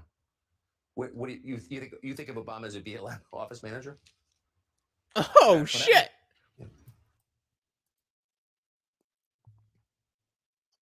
Mikey, that's a pretty novel claim. That Obama is basically like a BLM manager, BLM office manager. Best one ever. And you know, I think Obama, just like Virgil, these people were truly black to their core and truly brilliant to their core. But they went into situations thinking that they could do it the white way as a black man. Mm-hmm. And we saw what color Obama's hair was when he went in, and we saw what color it was when he went out. You know, Virgil lost all his hair, you know, and eventually passed away. So when I have techniques that are revolutionary, if I raise my voice, if I express myself on Instagram, it's a colonic. And people can say, oh, this what you're doing is toxic. If what I'm saying is toxic, I got to do everything to get it out of my body. And there'll be times where I see a level of like oppression, Parisian proper, like next level, you know, France owns 80% of African banks level colonization, oppression. And I'll be like, I'm not going to let you guys kill me. But one thing that has to really happen, say if Trump ran, right? We're not just going to be black influence. We're going to be vision and creativity. We've got to rethink who we are as a species. Right now, that says to me that if Trump, because of the when he first visited Trump, and then the first thing that Trump said to him the next day was how high his approval rating from other black people was. That says to me that he's not just saying, "Oh, okay, this is the way it is, and that sucks, and I'm that's all I am to these people," but that this is something that it is a problem. This is what this is all I am to these people, but I'm going to change that. If he didn't think that, why would he still be repping Trump? Again, this is not about whether you like Trump. This is about what Kanye is thinking. And if that's what he was reduced to, either he already had that conversation or he plans to have that conversation with Trump. And that sounds like a conversation a lot of people need to hear. I'm just thinking about if somebody like Trump, a Trump, could get race relations right, they would breeze through.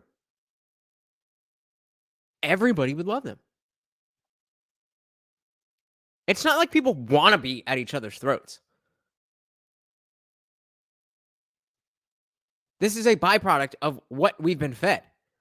So if somebody can switch that around, that has a lot of power. We practice killing ourselves every day. Like murder is legal in America, you know. And abortion. Yes. So whoever gets the position needs to listen to the vision. I didn't know it was going to rhyme when I first started. So Mikey says, it's Kanye with an E. I don't know if you care, but I was just saying. Kanye should stick to making music where he does it the best and knows it the most, and leave politics to people who actually are making a difference to the land. This is where I got to disagree. I think everybody should be involved in politics. Now, the problem is that everybody is involved in politics, but they don't actually think about things. They don't actually learn anything. They just take positions. Just because you make music and you're successful at that, does that make you less of an American? Does that make your vote count less? Obviously not. In fact, because of your influence, what you have to say and what you think matters a lot more. So if he's on this journey, hey, we got Positile in the building. Welcome, buddy. Said he agrees with Mikey that Kanye should stick to making music. Well, I disagree with you both. I think everybody should be able. The problem is when people don't pay attention. Like I just said, they just pick a position because they think it's the right one. And they stand for that. And they push that. That's an issue. If you're saying Kanye should stick to music because you don't like what he's saying, that's fascism. Sorry to pull a leftist thing here, but you want to silence somebody, or you not silence somebody, but you want somebody to not speak their mind because it doesn't. Oh, my apologies. He said he disagrees with Mikey. Mobby. That's the second time I did that tonight. We started the video and Sherry was here. Sherry was here and she's like, can't hear. I was like, okay, cool, word. And then Sherry was like, dude, we can't hear. I was like, oh, my bad. Sorry. Off my game a little bit.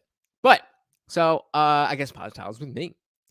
And yeah. I mean, when you have that amount of influence, it really matters what you say. And what you say is dependent on what you think. And so what you think does, in fact, matter. Like he says, voting is not the same as changing laws and policy that benefits people. Isn't it, though? Isn't it, though? What's the difference? What's the difference? Voting is the physical act. But what leads to voting? People vote for reasons, whatever the reasons are. So talking about those reasons, bringing up those points, those facts, and bringing up your position on connecting the dots that maybe aren't empirically fact, but, oh, the liberals are doing this, I don't know. If that's your opinion, and it does reflect reality, and you're bringing it to other people who are not paying attention to that, sounds like a win for us all. I agree with you. Voting is not the same as changing laws and policy that benefit people. But voting is how you change laws and policy that benefit people. Gell said music has to be an influence. He should run his pie hole.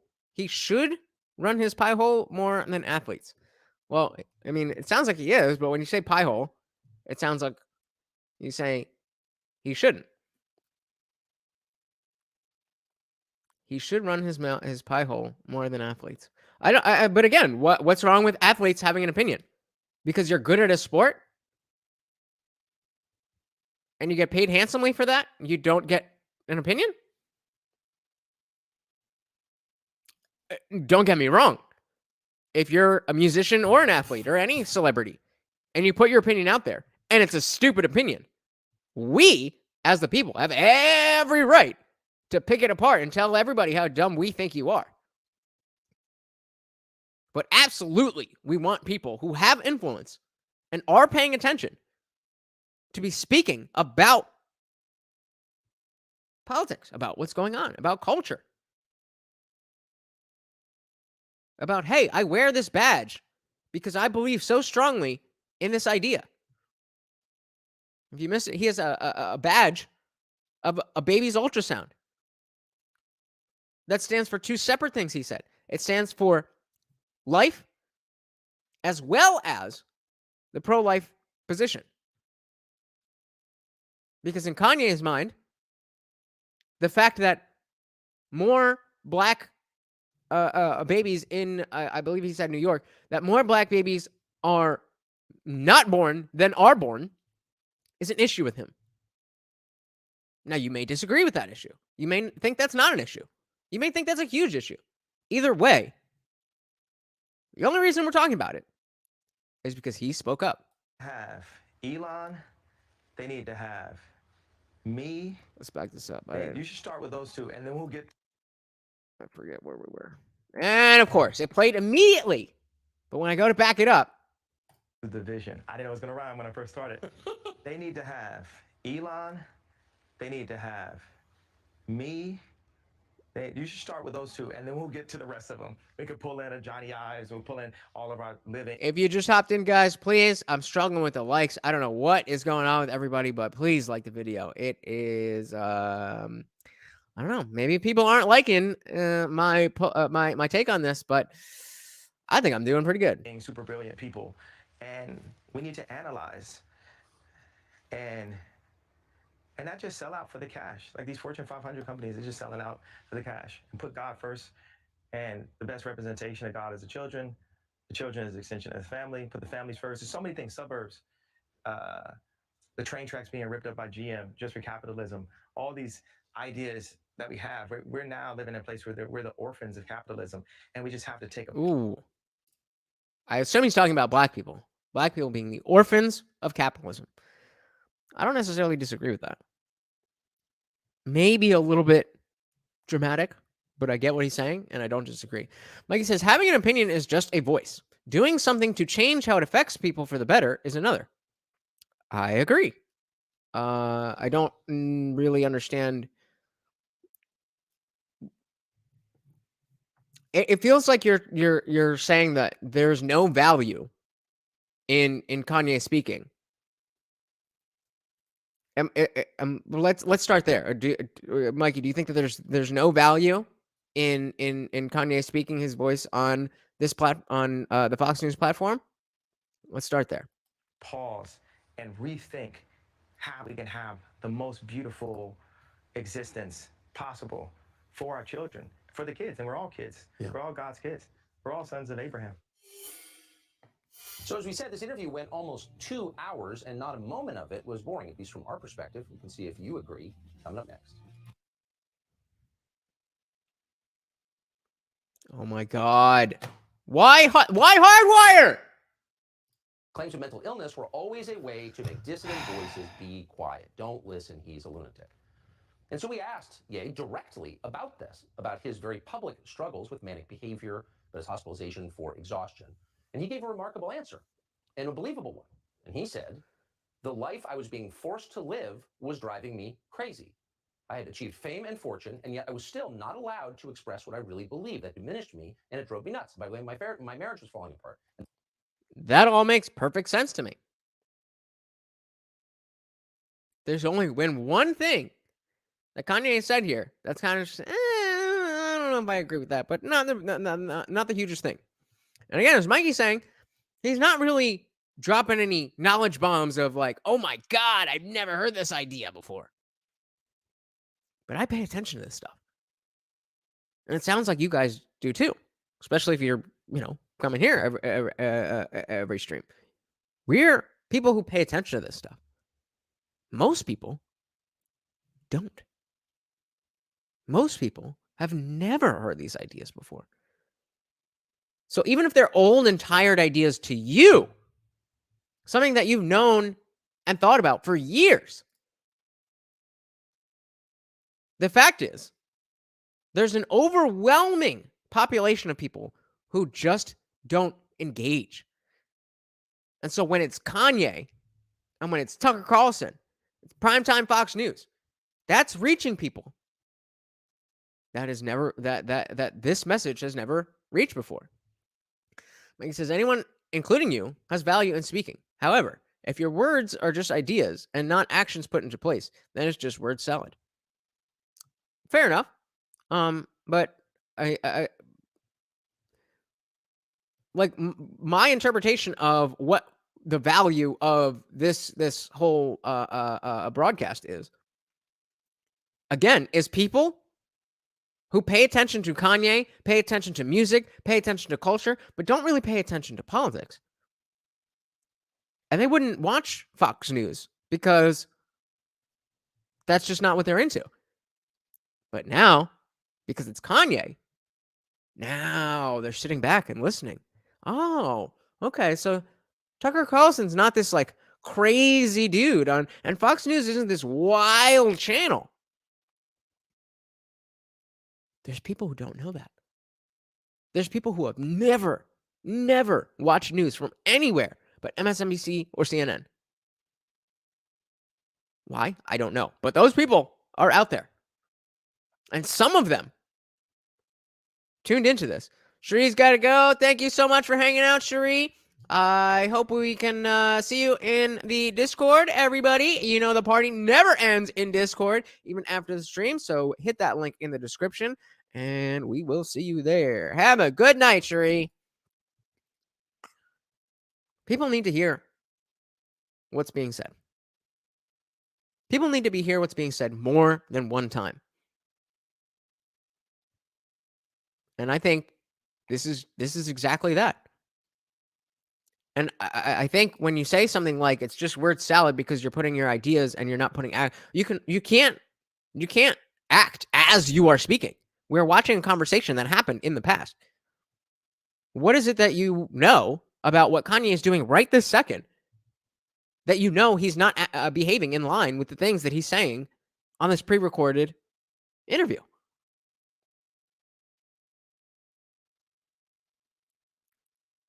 Hey, we got John Patillo in the building. Welcome. So he said, I'm still trying to figure out why folks take Kanye West seriously. That's a good question. And that is exactly what we are trying to find out. So I think I missed one here. Pastel said, it's bad if the flow of new ideas are coming from the same single source. Anybody should have the right to provide new ideas to politics, whether they're good or bad. Very well said.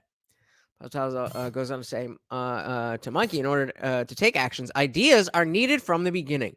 Ideas and actions complement each other. Again, very well said. So let's get back into this. And as John said, why should we take this seriously? Oh, for fuck's sake. And those two facts were interconnected. Listen to him describe the effect on him as a man, not just on his mental health, but on his dignity, of being told he couldn't say what he really thought. It drove me crazy to not be able to say that I like Trump. It drove, because think about it, it's me. Imagine me not being able to say what I wanted. What was the point of being famous? What was the point of having, millions of people love your music? What was the point of having a voice if you can't even use your own voice and connect it to your own opinions? Yes. That's where the disconnect happened. That's where the, quote, You're missing the point, Mikey. Nobody said Fox News is a bastion of unbiased presentation. The point is, there's people who will watch this, who don't watch news, who will tune into this and hear things that even if you've heard them before, they have never heard them before. There's a normalcy bias that you have in your own head that you know these things. You know what's going on. So you assume everybody else does.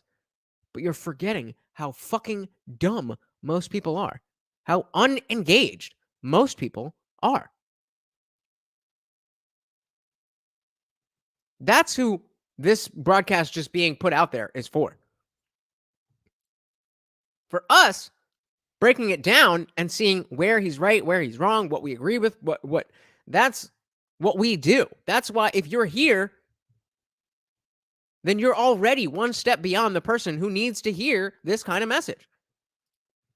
Miguel says, I'm happy you young folks still have hope that the USA can be better. But it can't. You at the end of the experiment but it can't. At the end of the experiment, buy silver, buy food, get ready to hide. Well, that's a positive message, and I'm hoping you're wrong about that, but good warning. I think wrongly wrongly diagnosed, that's where the bipolarity is, because you got I love that something Tucker you're face. thinking, but you're told you're not allowed to say it in public. Well, And again, that's something that most of us deal with on a regular basis. Hey, there's a thing that I think, but I can't really say that in this context or to this person. But if you're a famous billionaire musician fashionista, that's not really the life that you live. And so maybe for the first time since he had become Kanye, the first time since become Yeezy, there was something that he thought and felt that was not acceptable. If you don't find that interesting, then I don't know what to tell you. I find that extremely interesting. I never actually told people that I liked Trump when he was running, because I was bullied by Hollywood, because I stayed in Hollywood and people were like, think about your kids, and I'm trying to hold on to the marriage, so I'm just biting my tongue. Like, there's so many fathers and mothers that go to work every day and they're in a situation where they're biting their tongue because they think it will be better for their children. Yup. So even me in my position, I was biting my tongue on my political opinion because I thought it would be better for my children. You cannot comply your way out of tyranny. You cannot comply your way out of tyranny. That's why I'm talking about, I think, and all the relative ways that we talk about it, it seems like Kanye is in the process of being red-pilled. And maybe all those outbursts were his version of red pill rage. I don't know. That's why we're watching this. I don't know. Maybe in 3 years, Kanye will be someone that you absolutely want to listen to. And maybe people don't take him seriously for another 8, 9 years. If that is the case, would you not rather be somebody who's taking him seriously at the time that it is appropriate to take him seriously? I don't have a crystal ball. I don't know what's going to happen. I'm just saying, if you don't see that there's value here, then you're missing something. It's that simple.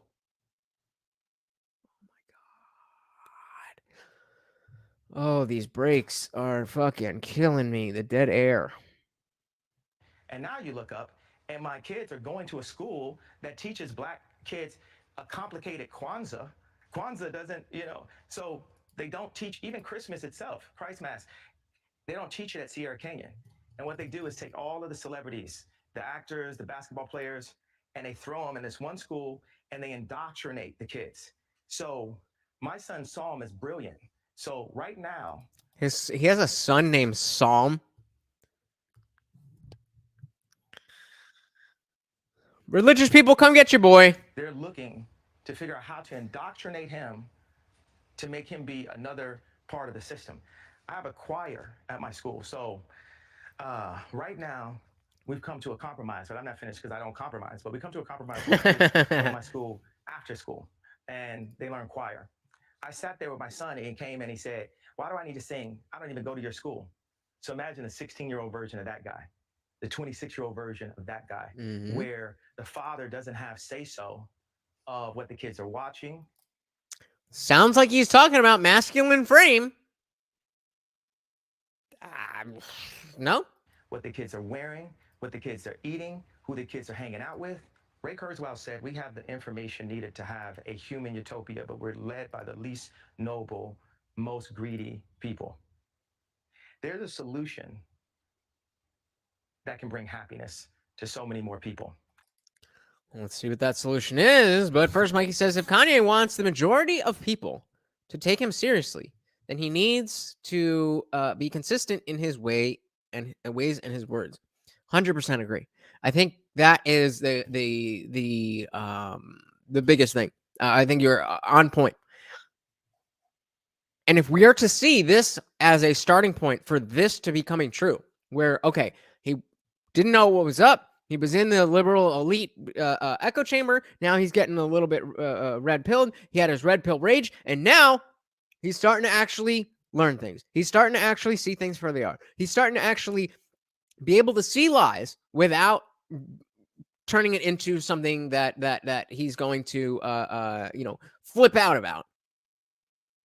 Then maybe we are seeing the beginning of consistency in his ways and his words.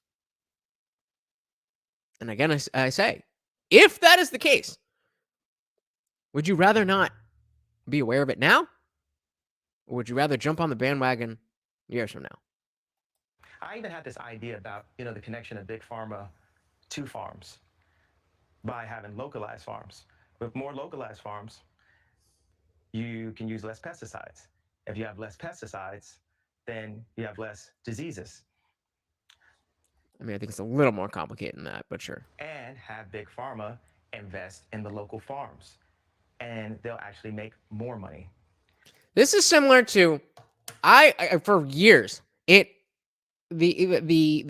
understanding of why big pharma would not take over the cannabis industry and just get fucking rich evaded me. Still, I don't understand. I mean, the stoner answer is, well, it's just so good that like it would take out every other drug that they have. But realistically, that's obviously not the case. Why is Johnson & Johnson not right at the forefront, ready to give us, medical grade THC? You know the demand is there. You know it's not going anywhere. The point is not trying to take money from the institutions. Whether those institutions just have money in the first place is a different conversation. But not trying to change the way the world works. We're saying, hey, there's a thing here. Like, you're missing out. Sell the people weed and you will make a lot of money. Sounds like he's saying the same thing with local agriculture. Is that individuals could very easily get some kind of contract with a giant corporation like that. Again, I'm not necessarily saying that's a good or bad thing. I'm just saying why. I'm not one of the people that go up and say, hey, I want to stop anybody from making money. The people that make money and the powers that be. Hey, we got Jimmy Dean, resident sausage in the building. Said legalize medical grade cocaine. Fuck yeah! Let's make it happen, folks. I need a cure for my laziness. I said, shit, me too. I probably, realistically, I would probably have a little bit of coke if it was, if you could just buy it like you buy alcohol. I would probably have a little bit around because I really do get that lazy. Just a little. All right, ready for work. Let's go. You just got to drive an hour or so. Not an hour, maybe a little less than an hour to get to a lot of my clients. By then, I've calmed down. I'm ready to go. And there's not this, gotta get more. There's not this taboo aspect of it being an illegal drug. I think you're onto something, Jimmy Dean. Miguel says it's illegal on a federal level. They can be raided and assets seized anytime the Fed choose. Example, I work at a bank. Most weed businesses is unbanked. I agree, but that's my point, is that it doesn't have to be that way. Big Pharma could very easily be like, hey, we're switching this up. The fact that it's illegal on a federal level is the point. Why is it illegal on a federal level? When all y'all could be making money, all of us could be getting high, everybody wins. I mean, I think it is better that it's going the way it is, and you have smaller companies and individuals growing it. But my point is, it doesn't make sense. Yeah, exactly. Like you said, this is about control of the land and not about how they can profit from selling weeds that can benefit the people. It's about control of the land. I do not understand what you mean. What's about the land? The farming? I don't think there needs to be. I don't think that the federal government needs to take over the land in order to buy the product that comes from that land, whether it's weed or any other farmed thing. You or that's what an independent contractor is. That's how the fucking military industrial complex works. It's all on government contracts. So why can't I mean, if we're going to give everything to the government, I'm not saying that's a good thing, but I'm saying if we're going to give everything to the government, why can't that be another thing? Help some farmers, help some weed growers. Makes sense to me. I am your true Nikola Tesla. And I'm not even a scientist. What do you think of Elon Musk? Do you know him? Very well. What's your take on him? We already You mentioned said that because I said Tesla? I did, yeah. It's just the first thing that. And then everyone's always like, "Oh, Elon's got these answers." I think he's a great team player. You know, like I said about Ray Kurzweil in Utopia. You know, in Rome, they would bring all the most brilliant people and have them sit down to the point where their seats had a toilet in them. Like people would not even get up to use the bathroom, and they would ideate about. Ideate? Is that a word? Is ideate a word? What society needed, and they'd invent new things, and they put it all up on the wall. And Donda, before it was a school, is a design firm, and what I would do is pull together all my favorite thinkers, and we'd invent. That's why I was happy that you saw two of the inventions right there. You know, because now it's like if I had said that before you drank the coffee, and some might joke and say you're drinking the Kool-Aid, but before you drink the coffee and before you saw the 3D printed boot, zero waste 3D printed boot. If I said Nikola Tesla, you'd probably you could have smugged that off. I think it's insane for an administration.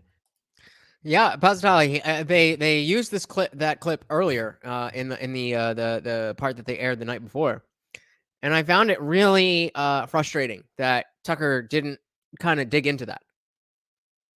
And what I was saying is that my interpretation of Kanye saying "I'm to the powers that be, I'm your new Nikolai Tesla," was that he was saying I'm a guy who's got a bunch of good ideas, and I can be the one to revolutionize how the world works.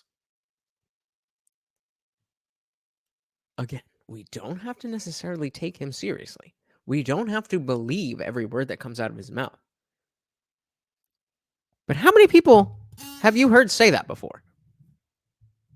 How many of them are billionaires? How many of them are successful at all? Seems like if they're going to play that twice, it might be something to pay attention to. Because if weed isn't legal, the federal government can destroy you anytime they want. Like everything else, most people break the law daily. You couldn't even read the laws in a lifetime. I get that. I'm not arguing that, Miguel. I'm saying that it doesn't need to be that way. They can change laws. Laws are changed all the time. And people who have power, aka Big Pharma, who have lots of power, could change the law so that it wasn't illegal. And even they could make it illegal for everybody else except them. You can't sell your own Oxycontin to anybody. But Pfizer or whoever it is, they're allowed to.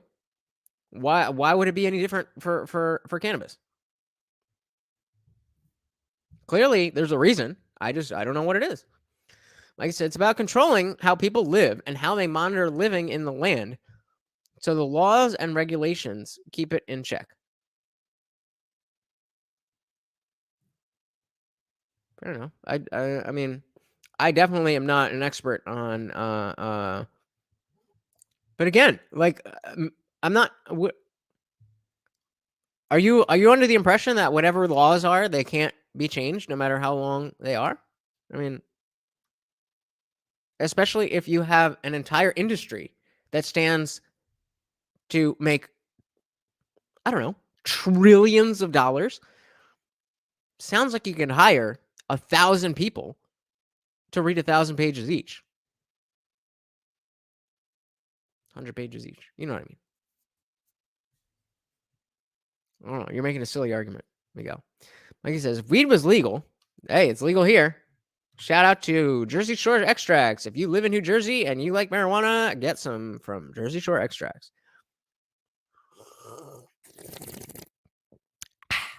If weed was legal, then everyone would be very rich and actually there would be less crime. Well, we have seen crime go down in certain areas, but it's not that simple. We did see crime go up in Colorado when it was first legalized, but I think over time, Mikey is correct. I think over time, just like with alcohol, all of the bullshit that came with prohibition will go away. That doesn't mean there won't be new issues. That doesn't mean that you're ever going to be able to get rid of drunk drivers. But we live in a better world because of the fact that alcohol is legal and marijuana would be exactly the same thing. To not use a talent like Elon Musk more. Like, if I was in or once I am, I will eventually be president before, in my lifetime. But wait a minute. Did he just say that? I was reading Miguel's comment saying the exact same thing. What? How does that have anything to do with me not being a libertarian? First, you say the same thing that you said 5 times. I understand it's not legal. I don't know how much clearer I can be about understanding the legality federally of marijuana. I understand that it's not legal, but laws are not infallible. And I don't understand how a law not restricting something has anything to do with me being a libertarian. Any law can be changed or revised, and I'd like to see a few of them be changed. Exactly. I don't know what the fuck that has to do with being a libertarian. But yeah, laws can change, Miguel. I don't know if that's news to you, but laws are not. That's not what I said. What did I say? Run it back. Run it back. I'm not going to go through the whole thing again. But that's not what I said. Did I say I want Big Pharma? Or did I say I didn't understand why Big Pharma didn't do XYZ? Are those the same thing? if I was in office right now, I'd be calling Elon every day. I'd have him sleeping in the White House. I'd say, how do we use our platform as the most influential, that's a Freudian slip, the most influential country in the world to show the rest of the world how to live a simplified life. But our country is under attack, and media and industries outside of our country are doing anything to keep it as it was. And everyone's just afraid. God is love. And I understand I come off scary sometimes because I'm like, I'm going to protect my kids. I'm going to protect my... Guys, if I could get 2 more likes, I would be so happy. 2 more likes, please. Please, please, please. reputation. I'm going to protect my brand. And there's times you have to pull the guns out. You have to pull the swords out. You have to have righteous indignation. Figuratively. As a Christian, for everyone that ever said, I can't get mad because I'm a Christian. As a Christian, it's like, yeah. I don't understand how you can work and be so successful and influential in the music business and the fashion industry, the 2 most liberal businesses probably in the world, as a professing Christian with a pro-life badge on. How does that work? I always think, whenever God allows a brilliant idea to channel through me and allows me to somehow, take credit for it, I always snicker at the fact that Snickers. Liberals, their main tool is, that they use are artists and influencers, right? But then God has the #1 artist and the #1 influencer as a conservative. So I always chuckle at that. Every time I come up with some brilliant, I'm like, could you imagine if, they could have just indoctrinated Ye? The world could have just... I missed that. I got to go back. What did he say? An artist, right? But then God has the #1 artist and the #1 influencer as a conservative. So I always chuckle at that. Oh, gotcha. Every time Okay. I come up with some brilliant, I'm like, I thought it was something else. Never could mind. you imagine if, they could have just indoctrinated Ye? The world could have just totally been ran into the hole. And there's battles that. And that's what he, earlier Sheree was saying that Kanye doesn't have much influence on the black community. Now, I'm not in the black community, so I don't have an opinion on that. I don't really have a dog in that fight, and I personally am not heavily influenced by Kanye either, so that makes sense to me. But I don't know how accurate that actually is. It does seem to me like people do give a fuck about what Kanye says. So again, coming back to this idea of ideas being put out there and the actions that will follow, you can't expect any action to follow if there's no speech. You must, I think Positile said it perfectly, if I can find it.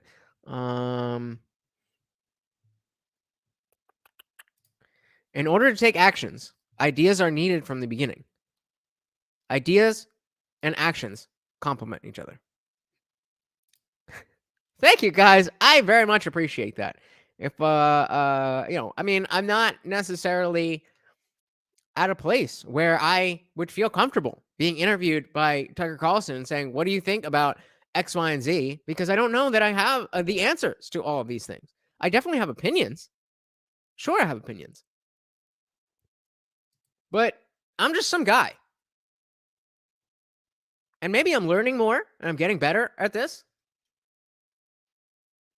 But I think it's okay not to just, or I think it's okay to just look at a cultural event. Small one, but this is certainly a cultural event. A long form conversation with the most influential artist.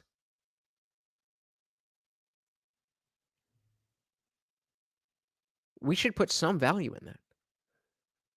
We don't have to love every second of it. But we absolutely should be curious as to what is going on. That's dangerous thinking. Don't blow my head up, Miguel. Don't blow my head up. I'm trying to stay grounded. You guys are supposed to keep me grounded. You guys are supposed to talk shit. What's going on? I'm just kidding. I appreciate that. I do have some answers, but I certainly do not have all the answers. I would never claim to have all the answers. And I think that's an important point for anybody who is espousing their beliefs to understand that you don't have all the answers. I know I don't have all the answers. Maybe Kanye thinks he has all the answers. I'm not really getting that from what he's saying, but that would be a bad thing. That would be something I would not be in favor of. Jimmy says, not good enough. You must always have an opinion on every issue, and also that opinion must be the same opinion as mine, or else you are my enemy. Yeah, that's a liberal talking point. Funny enough, I was doing this with Cherie the other night in Discord. I was like, name anything. I guarantee you cannot name something that I don't already have an opinion on. We can do that at the end. I do want to get through this, but I guarantee you there is nothing that you could put in that chat that I don't already have a fully formed opinion on. That's a challenge. Like he says, right now, I heard more talk from Kanye than I seen action in his political stances. I'm not convinced. Fair enough. What if after this, after today, you start seeing things that are actions that are aligned with the ideas that he's espousing? What would your response be to that? Jimmy Dean, gotta leave. Do your thing, brother. Thank you so much for stopping by. If you haven't hit the like button, please hit the like button. Everybody's being a little slight on the likes tonight, but I know I can count on you. But yeah, Mikey. So what would that mean if the next thing you heard, or the next 10 things over the next year you heard about Kanye were all actions in a line with what he says and what he's saying in this? Would that mean anything to you? Would that tell you that you care about what Kanye does, what would that do for you? Hey, we got indie film in the building. I don't know what the hell that means, but welcome, brother. Welcome, welcome, welcome. The devil had won, but the devil's a defeated foe. Like, for me to have gone from Jesus Walks to You're Such a hoe, I love it. You know, You're such a fucking hoe. I love it. Come here, Mort. Come on. Come on. Oh, we got a Morty stream. We got a Morty stream. Hi, Morty. All right, now you can lay down. Lay down. Mikey says, as long as the actions have been a game changer, then I can say he's onto something. Fair enough. So then that begs the question, are you willing to leave open the option that is possible, that that's what's going to happen? That's where I am. I'm listening to this. I'm taking it at face value. And I expect the actions to follow.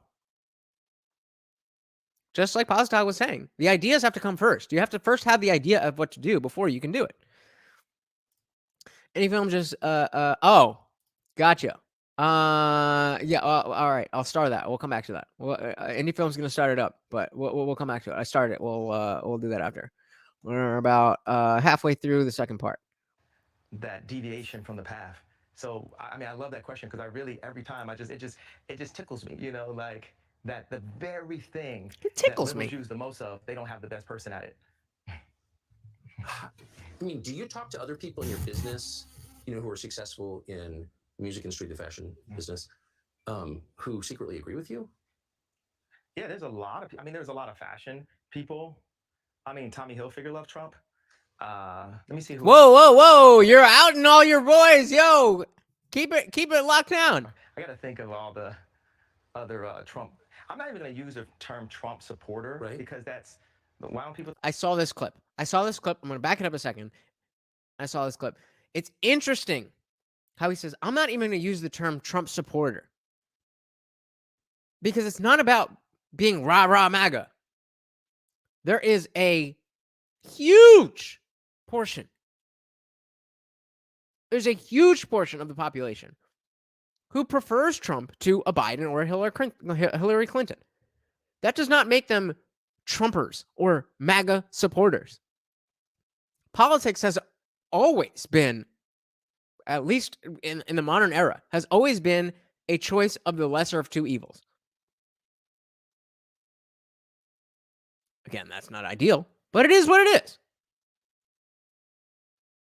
And so for so many people for so many people to have voted for Trump because they didn't want Hillary, and then even more people to vote for Biden because they didn't want Trump, and for the world to be worse under Biden than it was under Trump, what does that tell you? It tells you that there's no moral high ground for anyone to stand on. Just go with what you think is best and take those incremental steps. You're not going to fix the world overnight. But as long as you follow your North Star and say, okay, this is the ideal that I want to work towards, and everything that I do is going to be in service of getting closer to that goal, then you'll be all right. Miguel says, deep down, you do have all the answers. I believe in you. I've seen enough to know and trust you. I very much appreciate that. Miguel. But I promise you, I do not have all the answers. I promise you I don't. Don't look at me as somebody who has all the answers. That will not end well for you. There's a lot of things that I don't know. There's a lot of things that I don't know that I don't know. There's a lot of things that I think I know that I'm wrong about. I don't know what those are. Otherwise, I would change my mind. But those things exist. I've told you many times before. There should, at no point, should you ever look at somebody on YouTube and think that because you agree with the things that they're saying, that they have all the answers.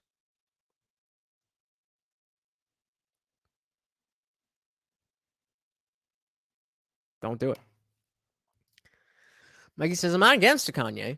I am saying, apart from his words, what has he done that's making the difference? And even if he is doing something, does it benefit the people?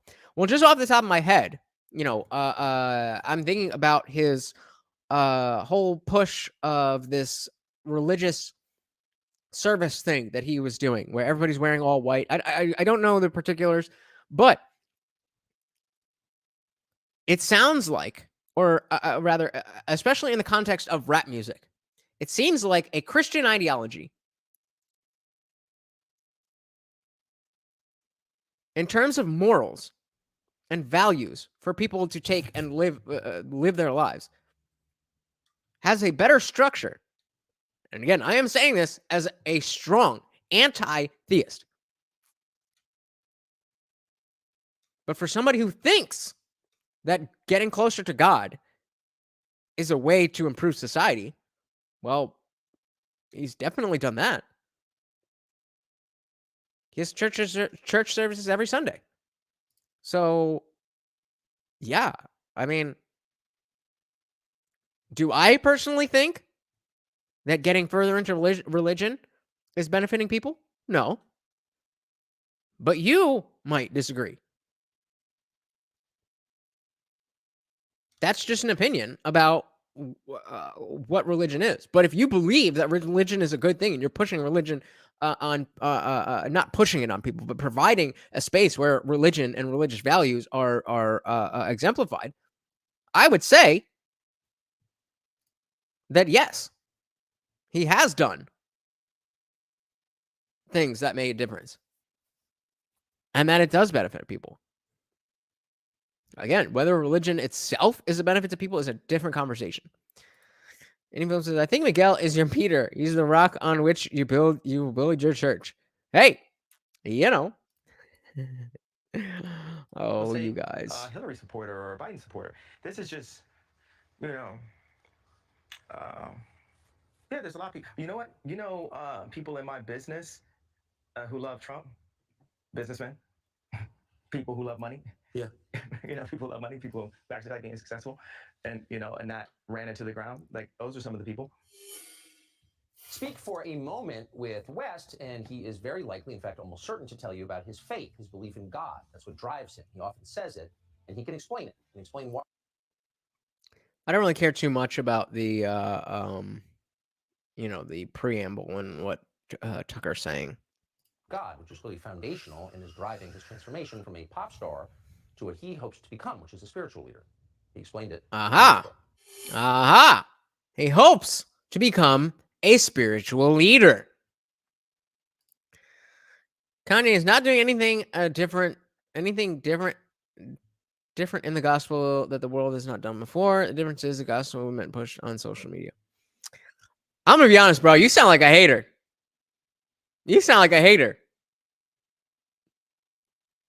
I mean, Lizzo's out here desecrating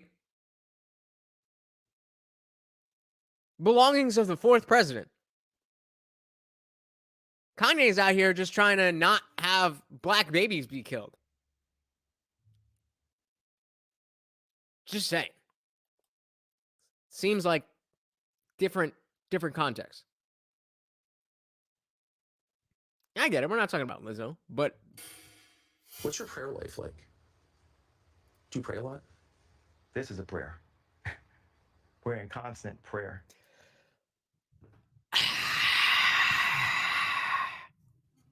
This is a prayer. Is it though? Do words have any fucking meaning anymore? I thought a prayer meant you talking to God. That's what I thought a prayer meant. I thought God was supposed to be an entity that watches over the world, that put all this emotion, that watches over all that stuff. But just God is love. God is the universe. Prayer is just a conversation. Words have meanings. Kanye's talked about how fucking much liberal Hollywood has been inside his head.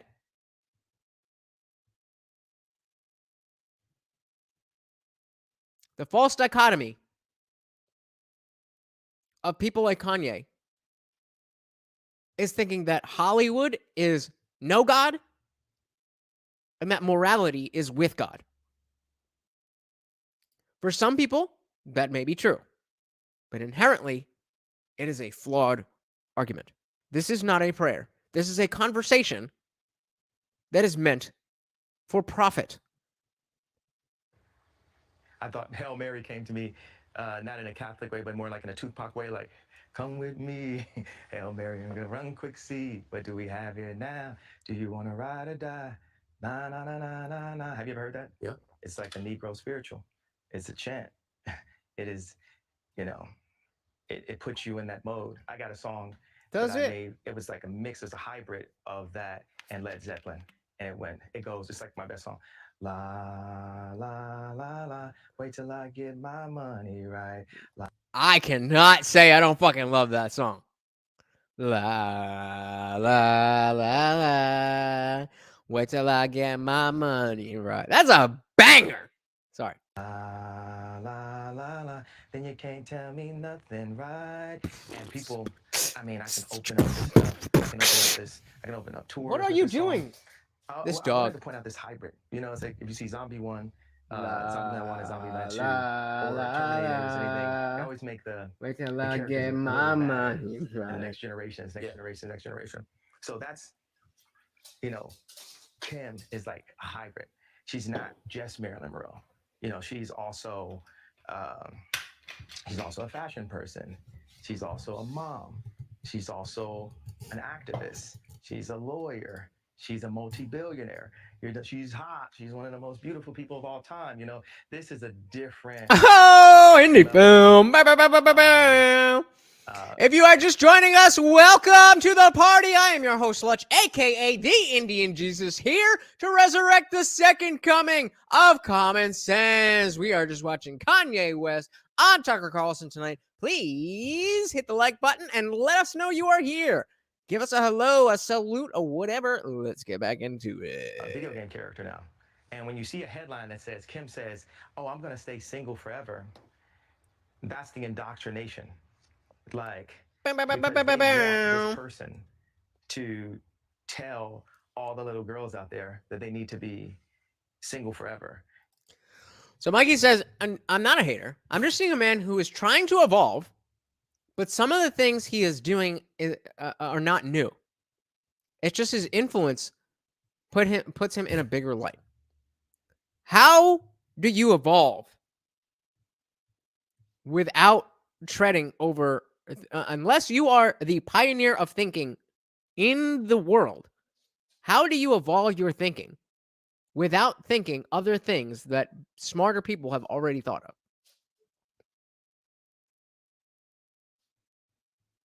Because I see the same thing. A man who is trying to evolve. I also see some of the things he is saying are not new. I agree that his influence puts him in a bigger light. I don't think that's relevant. But if you went through this, the fact that it's not new to you is what you don't, the normalcy bias that you seem to have.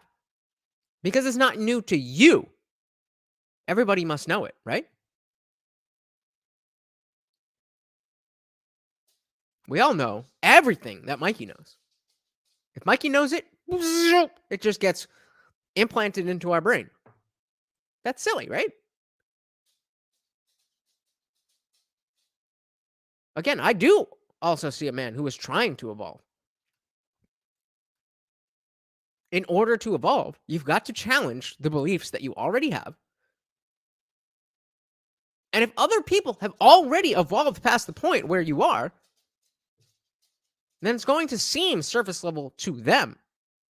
Unless you have the awareness that, oh, I used to be that person. I have evolved past that. I can see they are not here. They're down here, but they're trying to evolve. So, of course, they're going to tread the same ground that I have already tread in the past. Because that's the road to evolution. If he was saying things that nobody had ever heard before, either, again, he would be the pioneer of thinking on all of the earth, or he'd be talking some bullshit. And it may be maybe a combination of bullshit and truth. But that's how we all evolve. I don't see why the fact that his influence puts him in a bigger light, why he's not allowed to evolve in the same way that we all evolve. You know, all moms, I know there's definitely people watching. Do you think that's, or you don't think that's an organic, natural thing? I mean, that is a message that she is being used to send. Absolutely. Think about the song, Don't Talk About Bruno, no, which already sounds weird, like it's, talking about like an uncle or something that did something wrong if they say, don't talk about Bruno, right? But he's acting like Tucker in the knows his song, music. The lyrics, it says, back the and man forth. of my dreams will be slightly out my reach. And I just see my kids running around, and I see these things, but the thing about, for the execs at Disney that are studying everything I'm doing and saying, trying to figure out how to connect with 15-year-olds, and that's why Bernard Arnault, buys Supreme, and instead of putting a true skater designer, they put like a BLM manager as the head of Supreme, because Supreme has an impact with the 15-year-olds. For the Disney guys, you might not believe in God, but God believes in you. It's not a battle you can win. It's like, don't jump, Anakin, I have the higher ground kind of situation. So you could put out all of the indoctrinations and, moves and have the biggest media company. If you are enjoying the stream, please hit the like button. Everybody's being so stingy with the likes. Please like it, like it, like it.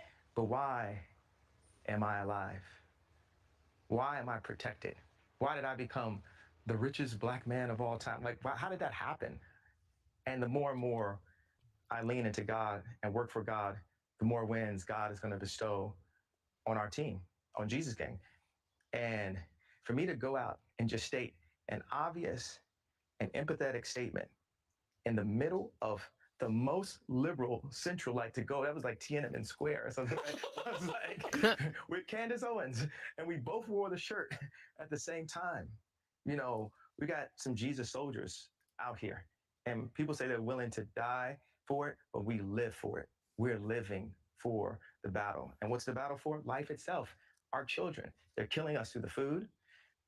They're killing us through the content. They're killing us through the programming. Appreciate you, Miguel. I really do. But God is alive, and He's alive in all of us, and we will overcome. It sounds like you're hopeful for the future of the country. Absolutely, because I have the vision for it. I understand the ecosystem. I understand how to even liberate a big pharma. Okay.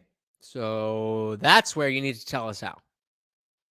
That's where you need to. If you make a specific claim, I know how to do this, then what should follow is a plan of action. I have solutions for the future. I don't have the entire vision.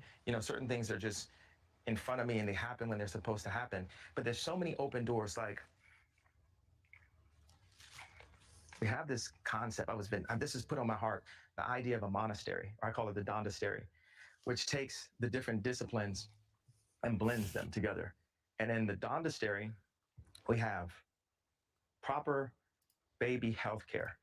And I'm sure there's a higher, actually when I met with Gabby, she had a really, really good term for this. And so many people bring their babies to the hospital, not just Black people, and the doctors mess up. And they're like, oh, there's been some complications. So to be able to have incredible nurses. I was very specific about saying nurses instead of saying doctor too.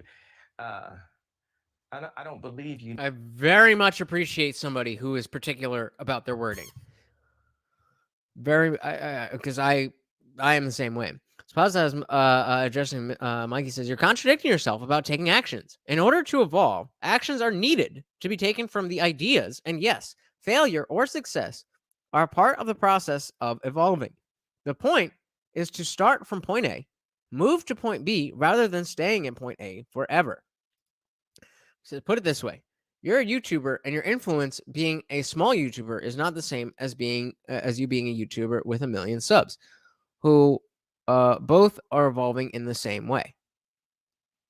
Okay, I'm with you. I understand the influence is different, but if I just so the either you're missing the fact that if I were to have 1 million subs, I would have done a lot more work on YouTube and an evolution to get there. But if you're saying the hypothetical where I'm exactly the same person in exactly the same situation, but magically I had 1 million people, subscribe to me and watching, then I would evolve differently. I don't. I mean, yes, it would happen in a different context. But yeah, exactly, Miguel. The size of the audience does not make you right or wrong. So I'm struggling to. There's a missing piece, and maybe I'm too dumb to put it together. But if you could spell that out, what is the ultimate point there? Because I'm following you with what you're saying. I just don't see how it relates, and I would love to be able to understand that. You need a doctor, and I'm not a doctor, but a nurse. It's possible, to have a successful childbirth. And so that's the first thing we provide: shelter. We won't turn anyone away. Food, clothing, high-end curriculum, and vocational curriculum, farming, carpentry, automotive, computer, software, and hardware. So it becomes. So these are all the things he's listing that he believes are important to a society, to an infrastructure, to children. These are the ideas. And Mikey, I agree. Words are cheap. Anybody can say these things. And I don't know a lot about Kanye, but I'm pretty sure he uses a lot of his money to help other people. Correct me if I'm wrong. But from what I understand, a lot of his money goes towards helping, underprivileged people, people of lower socioeconomic statuses, poor Black people. That's what I get from what I don't know that for a fact. I don't know what he's done, so correct me if I'm wrong. But from what I understood, that's who he is. But I want to run that back. He's listing things that he finds important for kids to learn. Have a successful childbirth. And so that's the first thing we provide: shelter. We won't turn anyone away. Food, clothing, high-end curriculum, and vocational curriculum, farming, carpentry, automotive, computer, software, and hardware. So it becomes a new place where someone can lay the baby on their steps and say, hey, the situation I'm in, I don't have enough money for another kid. I don't have the time. I don't have the room in my house. I just don't have the resources. And every day for the past 2 months, I've been walking by this Planned Parenthood, and I'm thinking about stopping in because I just can't have this baby. So Jay says, I find it funny how he shit on his mom in this interview, but all his charity stuff is named after her. And in many other interviews, he gives his mom credit for all these ideas he has now. I didn't hear him shit on his mom. I heard him talk about how he she kept his father away from him. Did I miss something else? Because I don't think those things are mutually exclusive, and especially if you found out later in his life, then the influence that she had on him growing up, being his mother, especially because his father wasn't around, that influence seems like it wouldn't change even later, learning that, like, oh, the reason my dad wasn't around is because my mom pushed him away.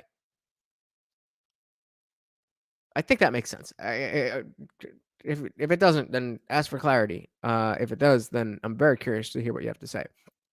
Miguel says, I need to drop off my wife's multi-poo with you. He's a demanding asshole that bosses me around. Help me.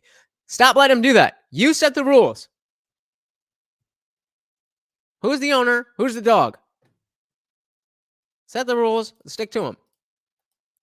And what I'm doing is saying, hey, well, let's put a place just across the street from the Planned Parenthoods and say, this is a place that when you decide to have your child, this child can have the best opportunity at life. Do you think that society discourages parental involvement, parental influence over the children? I mean, society is like a big term. You mean It is. Well, you had said that your father was discouraged from, being in your household, and you have been discouraged from being in your children's lives. Yeah. So, all right, before we get into that, Mikey says, I'm saying if you and a person with 1 million subs both said you're going to run a 5K for the first time, person with 1 million subs would be more under a microscope than you. Okay. So the last comment was, put it this way, you're a YouTuber, you're a YouTuber, and your influence being a small YouTuber is not the same as you being a YouTuber with 1 million subs, who both are evolving in the same way. If you and a person with 1 million subs both said you're going to run a 5K for the first time, the person with 1 million subs would be more under a microscope than I would be. Correct. But the reason the person would be under more of a microscope is because I haven't done anything. I've spent 1 year on this platform being the IndianJesus, live streaming this stuff, trying to find my way. I haven't done much. There's 8 people here right now. In order for me to get to the place where I have less than 600, it's like 590 something. I don't have even 600 subscribers. So the difference between me and somebody who has 1 million subscribers is not just the fact that we have more eyes on us. It's the fact that the person who has 1 million subscribers also started from zero and did whatever they did to get 1 million people to say, yes, I want to continue watching this channel. That's why that person would have more scrutiny than I would. I'm just some dude. Whereas if you're Mr. Beast, then you've made a lot more claims. You've made a lot more accomplishments. And you've come through on a lot more things. All I've done for you is show up and give you my opinion. So why would you care about me doing a 5K? But if Mr. Beast says, hey, I'm going to do this a 5K for this reason, that reason, the other. Well, okay. The reason he's under my microscope is because of all the other things that he's done. So I hope to someday be there. But I have yet to do the things that would earn me 1 million people clicking that subscribe button. I hope you guys are enjoying this and click that subscribe button because that is my goal. But I'm only just now working on it. So if you believe it, hit that subscribe button. Miguel says, even if the food bowl is full, he won't eat unless... Oh, even if he won't eat unless I pretend to fill it. You're in the Discord. We'll talk about this in Discord. I got you, but we'll talk about it in Discord. Do you think this is a thing that happens to a lot of people in America, to a lot of men? Absolutely. Ooh, let's back this up. We're talking about men? All right, let's back this up. Make sure we're giving this the attention it deserves. When men are being highlighted, we're going to make sure that gets the attention it deserves. While it's loading and being a dick over here, Trish says, that makes sense. Maybe I was reading too much into it. Maybe. I mean... term, you mean... It is. Well, you had said that your father was discouraged from, being in your household, and you have been discouraged from being in your children's lives. Yeah. Do you think this is a thing that happens to a lot of people in America, to a lot of men? Absolutely. And a lot of men deal with a mother and the baby mama and the mother-in-law ganging up to take the child away. Yeah. And not wanting to give the dad his say so. Like, there was even a moment where we were arguing about North's basketball coach.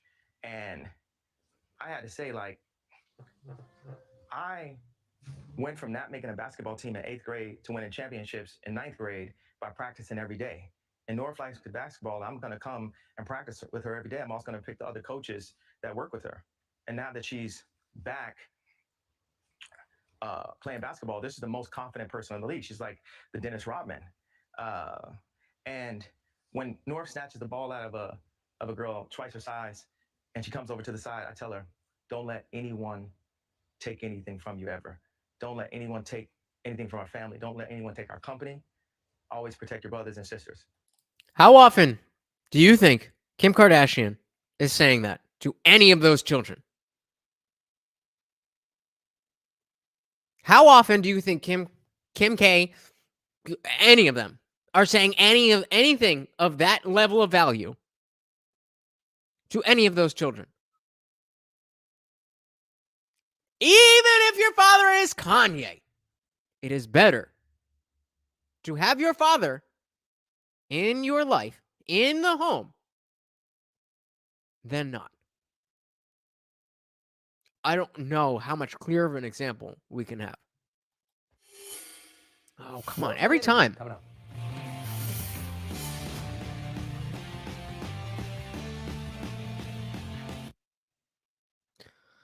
I think we got one more commercial break, or maybe this is it.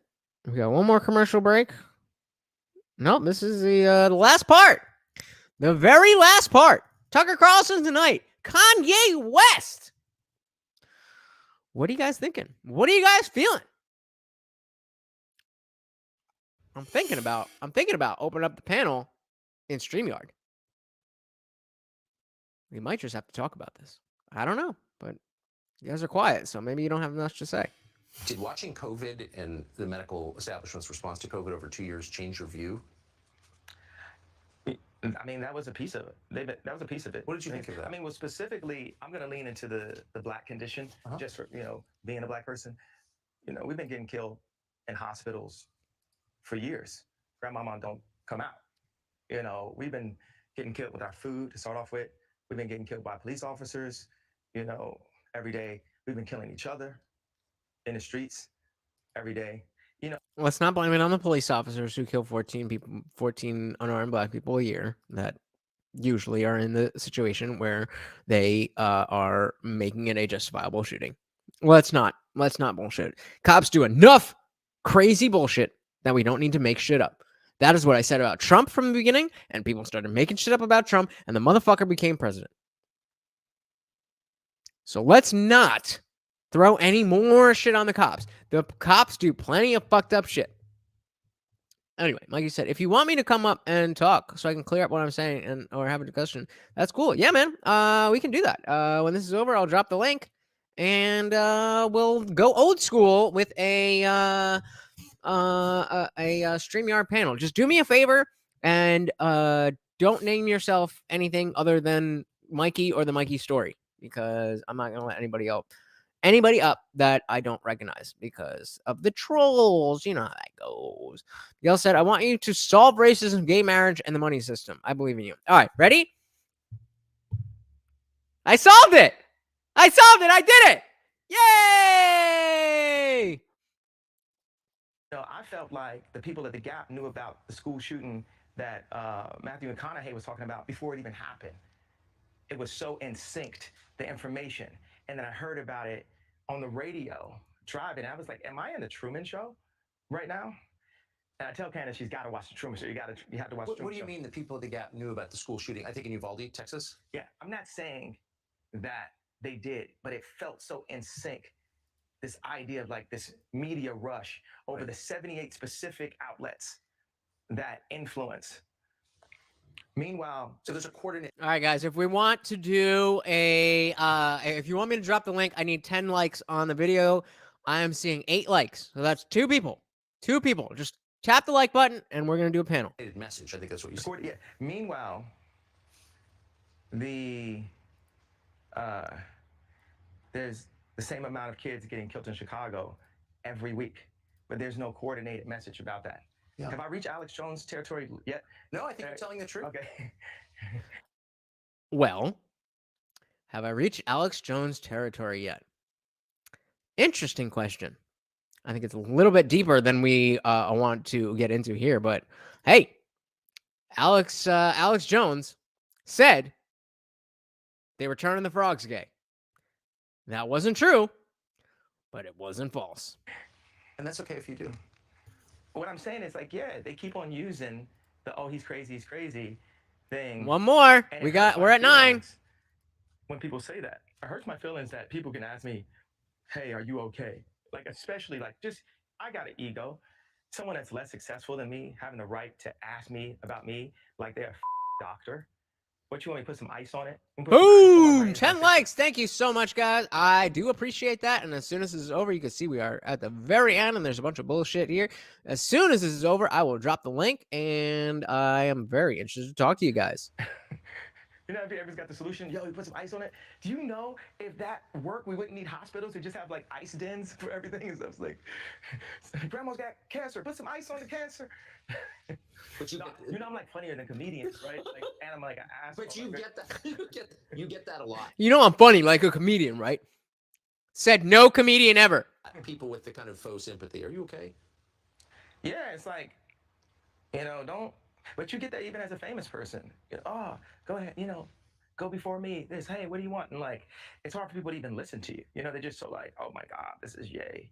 Did you hear what he said again? And there's a lot of people that have been put in my organization where it's their job to not listen to me. In your own organization? Absolutely. And that makes sense, though. That makes sense. When you're not only just an artist, but you're Kanye. Maybe sometimes other people know better. Thing can drive you what? Crazy. Yeah, I had It could drive you what? My resolution this year was to only talk to people who listen to me. I know, crazy concept, right? I know, that's crazy. How radically did that shrink the number of people you talk to? Hashtag, so you want to be a YouTuber? Not enough. Not enough. Because that's how they do. They send the bots in. There's people working here. You know, it's like, Prince had to constantly fire people. I got to constantly fire people. It's just all kind of people sitting around doing nothing, charging. I had 530 consultants last year. For your businesses? For my businesses. I didn't know. We just hire some guys in. And, you know, this is the issue when you hire atheists. I think that's illegal to say in California, but, you know, sue me. This is the issue, you know, because God-fearing people perform for an audience of one. At the end of the day, we all know we have to answer to God. Do we know? All right, let's see. Is there more to this? Or are we done?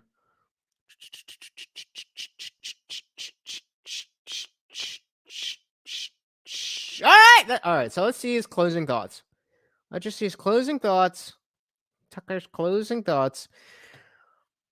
All right. So I want to give. So here's what we're gonna do. First, Mikey has priority because you know, Mikey and I have been going back and forth. So I'm gonna give Mikey priority, and it's gonna be me and Mikey one-on-one. Then you know, the rest of you guys, we can talk a little bit, but of course, you know, the deal with me going upstairs and being able to hit Discord on the phone, so we can have whatever conversation we want for as long as we want in Discord. But the first person up, whether regardless of who clicks the link, is going to be Mikey.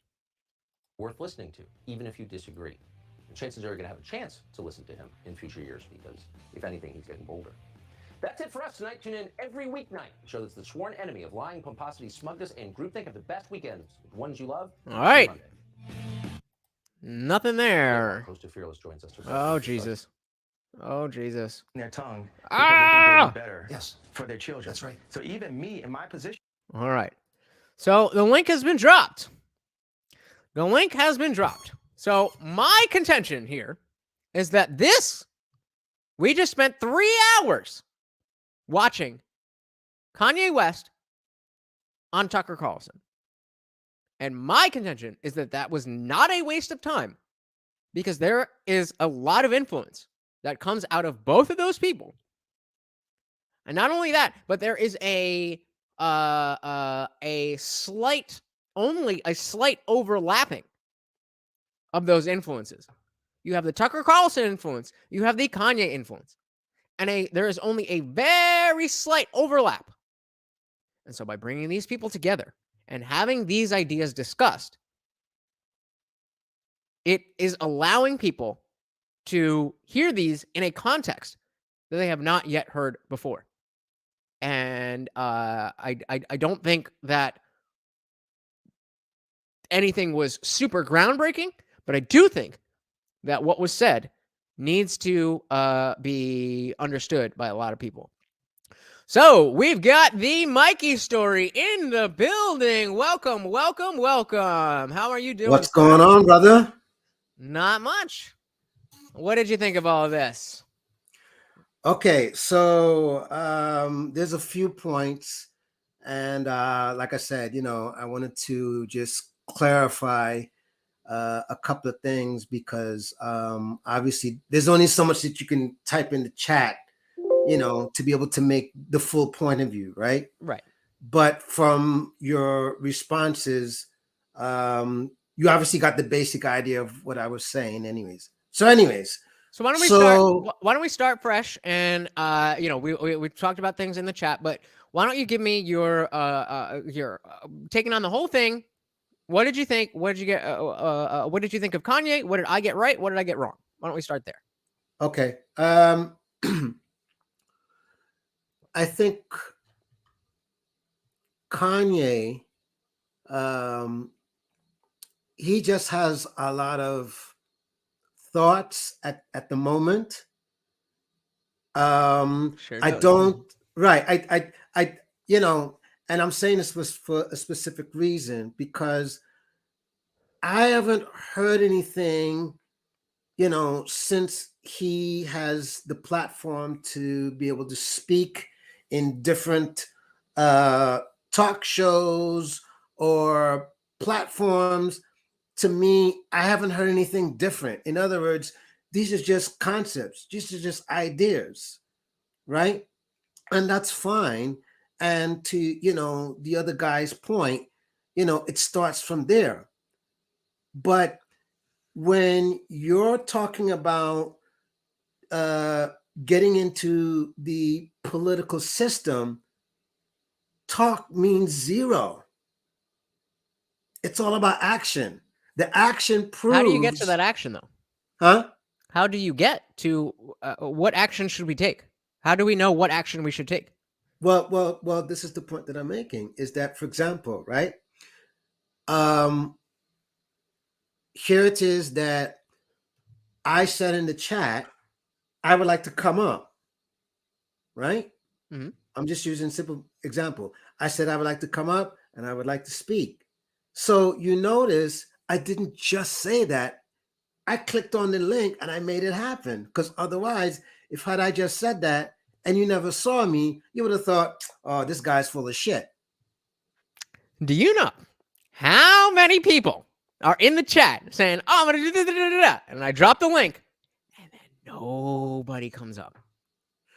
Okay. I agree with you. I agree with you in the sense that actions must follow words. Right. But until you were up here, all you had offered was words, right? Right. And does that make it word salad? I don't think it does. So I think that's your position. Okay, so what do you define as word salad? I mean, I define word salad as an answer, typically an answer to a question or an explanation to an idea that is just a bunch of words strung together that don't really make sense. Okay. But I think in this context, we're talking about people kind of blowing smoke up our asses about what they are, what they believe in and what they're going to do. And so I don't disagree with you in the sense that Kanye has not always been the best cultural or political figure. Correct. But that doesn't mean that he can't change. And that doesn't mean that what he's saying now is something that he's recently learned and in the future will act upon. Right. And so my point is simply this, is as far as I'm concerned, I've been hearing more talk, than I've been seeing the actions to follow. What did Kanye do today? Huh? What did Kanye do today? Nothing as far as I'm concerned. Do you know that, or are you just guessing? Are you familiar with this? Well, put it this way. As a simple example, he said he's basically the quote unquote the Elon Musk, right? Mhm. Now, as you know, if you're going to say something like that, I mean, Elon is not someone that just gets up on the platforms and says ideas and concepts and all these things. Like, this is a person. You sure? Wait a minute. Let me finish. Okay. He doesn't just do that. Like, for example, if Elon says, I'm going to do certain things as far as be a game changer, like with cars, for example, then that's exactly what he's going to do, because you notice, Tesla is a product that you can actually go out there and buy. So he's not just saying it, he's making it happen. If, so just like with the space program, he didn't just say it, he actually has a rocket that went up. Just like when he talked about what he was going to do with Bitcoin, he didn't just say it, he made it happen. Positile brings up exactly where I was thinking. He says, Twitter. Does Elon own Twitter right at this moment? No. Oh, he doesn't own Twitter. No. But he's he part said of Twitter, but he doesn't own it. But he said he was going to buy Twitter, correct? Right. So we should just throw that out the window because he hasn't done anything. He just said it, right? But what I'm saying is there's a difference, because look at the amount of things that Kanye has said over the years in the political reign. Mm-hmm. When it comes to music, if he says it, he's done it. I give him that all day. Yeah, I watched that documentary. I think it was on Netflix. It was. Yeah, I saw it. So what I'm saying is, when it comes to music, 90% of what he says, he's done. But since we're talking about the political side of it, that's the part that I'm saying I haven't seen anything as far as what he's saying. He's just giving out ideas, which is fine, but it means zero in the political reign. In the political reign, the convincing is the action. Now, Fair whether enough. it's successful or whether it fails, it's a different talking point, Mhm. because at least we could say, okay, we know that you're not just talking to talk. We need to see that Yeah, at least you're cares enough doing to try. something, so that at least we could say, okay, you tried this, Right. and if you succeeded it, all right, great, no problem. Or if you failed at it, well, at least we see that you're capable. That's the point. Okay, so Miguel Got it? brings up, yeah, oh, absolutely, I absolutely. So Miguel asked, what exactly would you like Kanye to do? What would, or if I can rephrase that for Miguel, I can answer it. well, if I could, what could Kanye do that would change your position? That, oh, what he did say before, actually, he did follow up on it. Well, that's pretty much what I'm saying is, when it comes to the political side of it, I would like to see less talk and more of the action, in order for me to feel as though what you're saying is going to make a difference. Such as? So, for example, right? Let's say he saw your YouTube channel, and the fact that you're saying, hey, I think we should legalize weed, and you've made every point to say why, right? Mm-hmm. Let's say he saw you, and he saw quite a few YouTubers who's pretty much said the same agenda to say we need to, legalize weed. And it's not just in certain parts. We're saying legalize weed overall in the United States of America, right? So he hasn't done that? So what I'm saying is, to answer that question, in order for him to do that, or to convince myself and you people to feel as though, okay, he's not just talking, he's making something happen, he has to make the kind of movements that would show the people, okay, he's gone to the Congress and he's spoken in front of Congress, he's presented a bill, he's done the homework to say, okay, look, I have everything here ready to go to make it happen. I just need to present it to Congress, and then we just need to go through the process. But if he hasn't even done none of that, how do you convince me otherwise? So I'll give you an example, right? Like with Ice Cube. Ice Cube didn't just say, oh, well, I have a good idea that I would like to, change the laws and the regulations and certain things with Black people. No, Ice Cube got with the best of the best and said, okay, how can I make this happen? So he went to the best of the minds and whoever, and he got his bill, he got everything. He went in front of the Congress and he made it happen to say, okay, look, I tried. If I failed, at least you could see my word is my bond. Got it? I do got it. So again, I come back to the question that if, so let's go all the way back. My Right. first question to you was, what did Kanye do today? Nothing. And so again, you know that As far because as actions. So again, you know that because you're familiar with his itinerary, or you're just saying that you didn't hear of anything that he did? Okay, well, in fairness, I haven't heard or seen anything where he's gone in front of Congress or he's done anything on a political stance to say, here's my actions, here's my movement. So I is haven't it seen any possible? of that. Is it possible Yeah. that while you were watching this stream, Yes. Kanye did something, whether it's talking to Congress, whether it's donating money, whether it's establishing a business plan to open some type of something, whether you do not know that he hasn't done that? Right. So you can't say that he hasn't done anything. You can just say he hasn't done anything that you know of. Okay, so let me ask you this. Well, wait. We agree on that point? We can agree. Okay.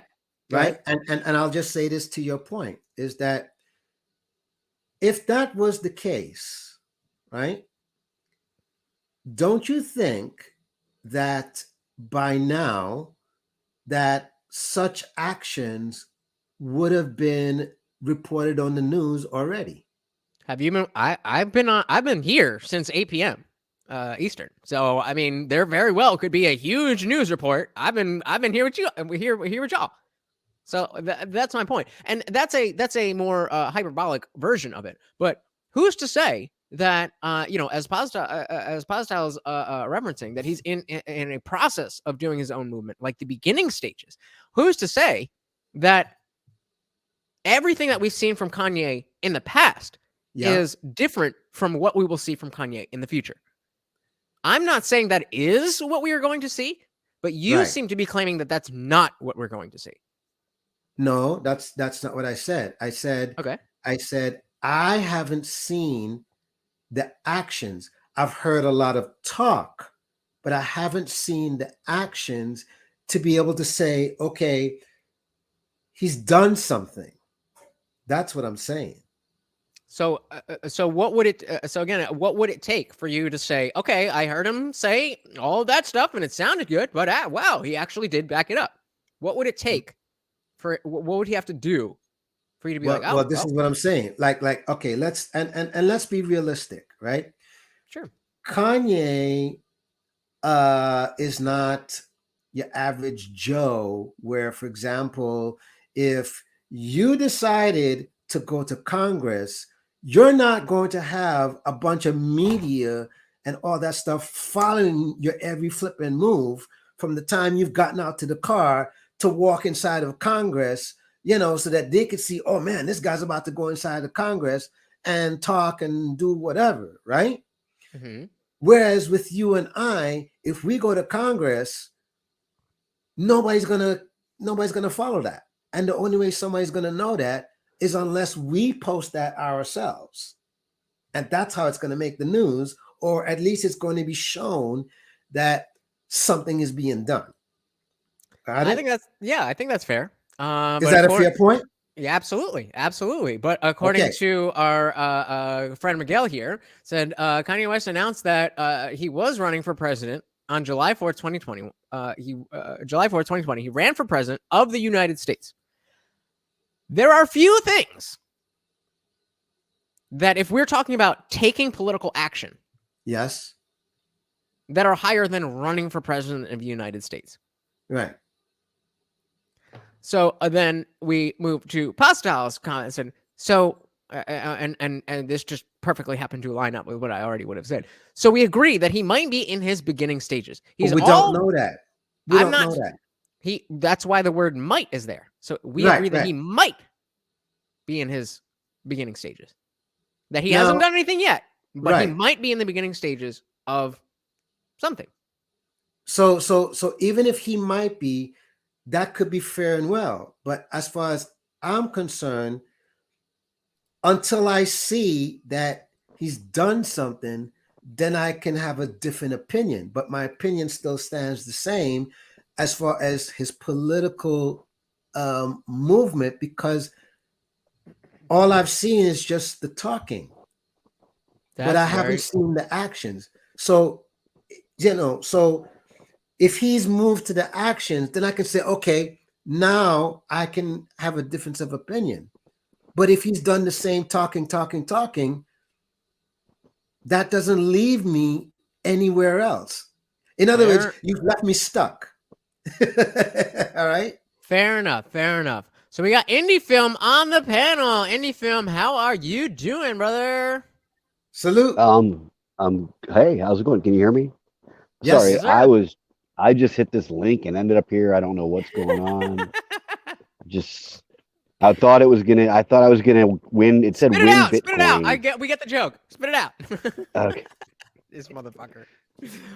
So let's see. Actually, as you were talking, I was thinking about Reagan, and Ronald Reagan was a Democrat. Ronald Reagan was the president of the Screen Actors Guild in the 50s, 60s, 70s.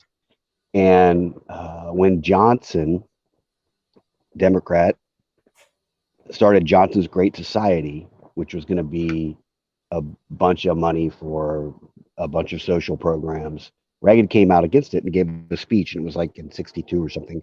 And I don't think he had been political before that. So Reagan started just by speaking to the people. There was no action besides what he said. And equating that to Kanye, for me, I feel like Kanye is a guy who was talented in the music industry. I think more as a producer than as a writer or performer. And he was surrounded by that leftist mentality. And he started to see glimpses of something different. He started to get little red pill before red pill was red pill. And it's kind of like, really, I mean, some of the stuff you hear him say is like, oh, that guy really makes sense. And then he'll say something crazy. I think his brain is still trying to come out of that leftist mentality, that socialist mentality, and into more of a libertarian mentality. And it's he's making the move. But as far as him not doing anything, I think he was at the White House with Kim. And I think they were working on policies to get people out of prison that were in there for drug offenses that really shouldn't have been in. And Trump worked on those policies or worked on getting people out of prison. So I think he's taken some steps. But again, I think he was talking recently about something about the people from Africa were the real Israelites or something. I don't know.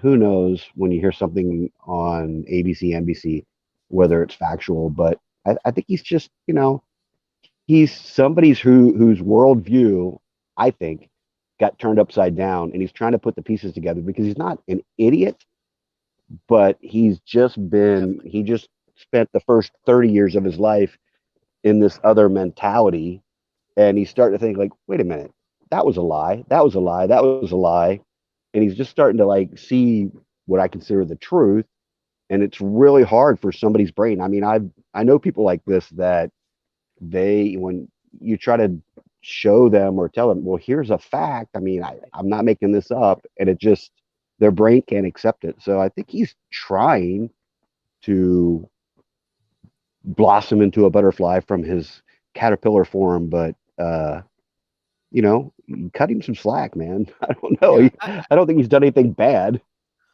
Yeah, I definitely agree. And Miguel, again, with a great question. Put this fucking dog.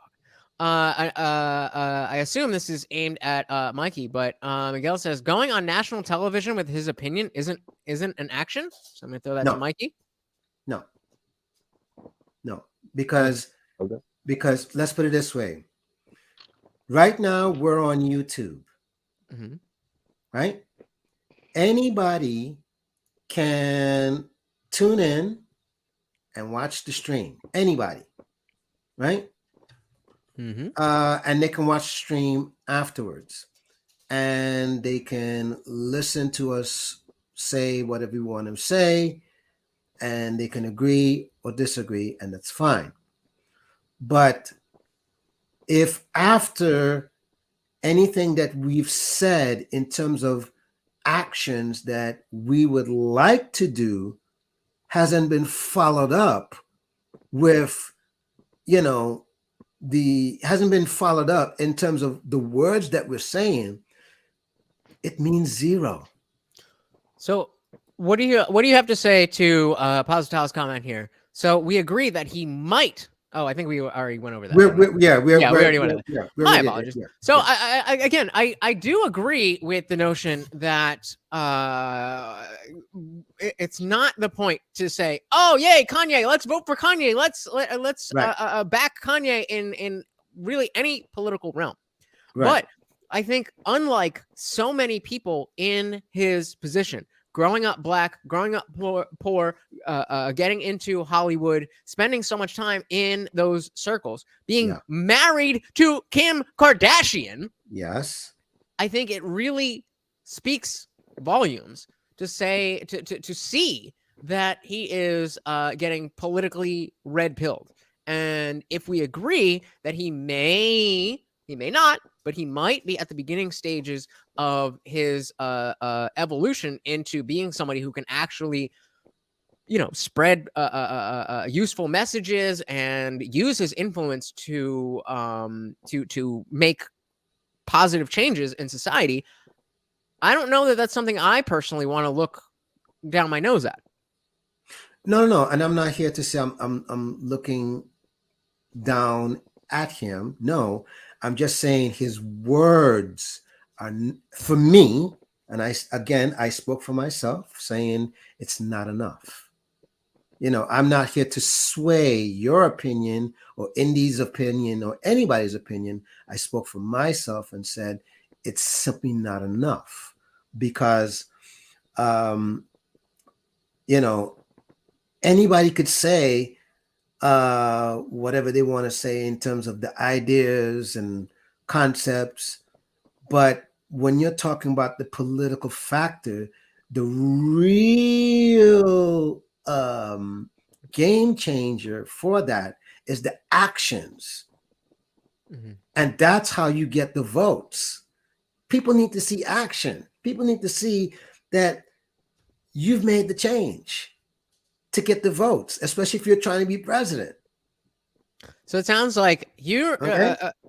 And by the way, I just want to back up one thing, because Indy said something. By the way, that whole movement with the prisoners, that has nothing to do with Kanye. He's supporting Kim. That was her movement. Let's make that clear. And it's also Kim. If you, I mean, because remember, hold on, Kim, hold on. I want to throw it to Indie Film real quick, but There also is a huge factor of the fact that Kim is using the Innocence Project to bolster her image. And there's some of the cases that she's getting involved in, especially if you take a look at Actual Justice Warrior's YouTube channel. He is a criminal justice guy who goes into the details. There was a previous case that Kim K was working on where the guy was super guilty, got him off. Julius Jones, super guilty, got him off, and now there's a new guy they're going with to try to get him off. And again, the evidence shows that he is very much guilty. But I take your point that that's Guilty. Kim's thing. Yeah, and by the That's way, Kim's also thing. That's not Kanye's. And So- let me just preference Guilty of- one more thing to what you just said. Now, And just then keep in mind, and then we'll go to Indy. Sure. yeah, Okay. Kim bro. also is studying to be a lawyer like her dad.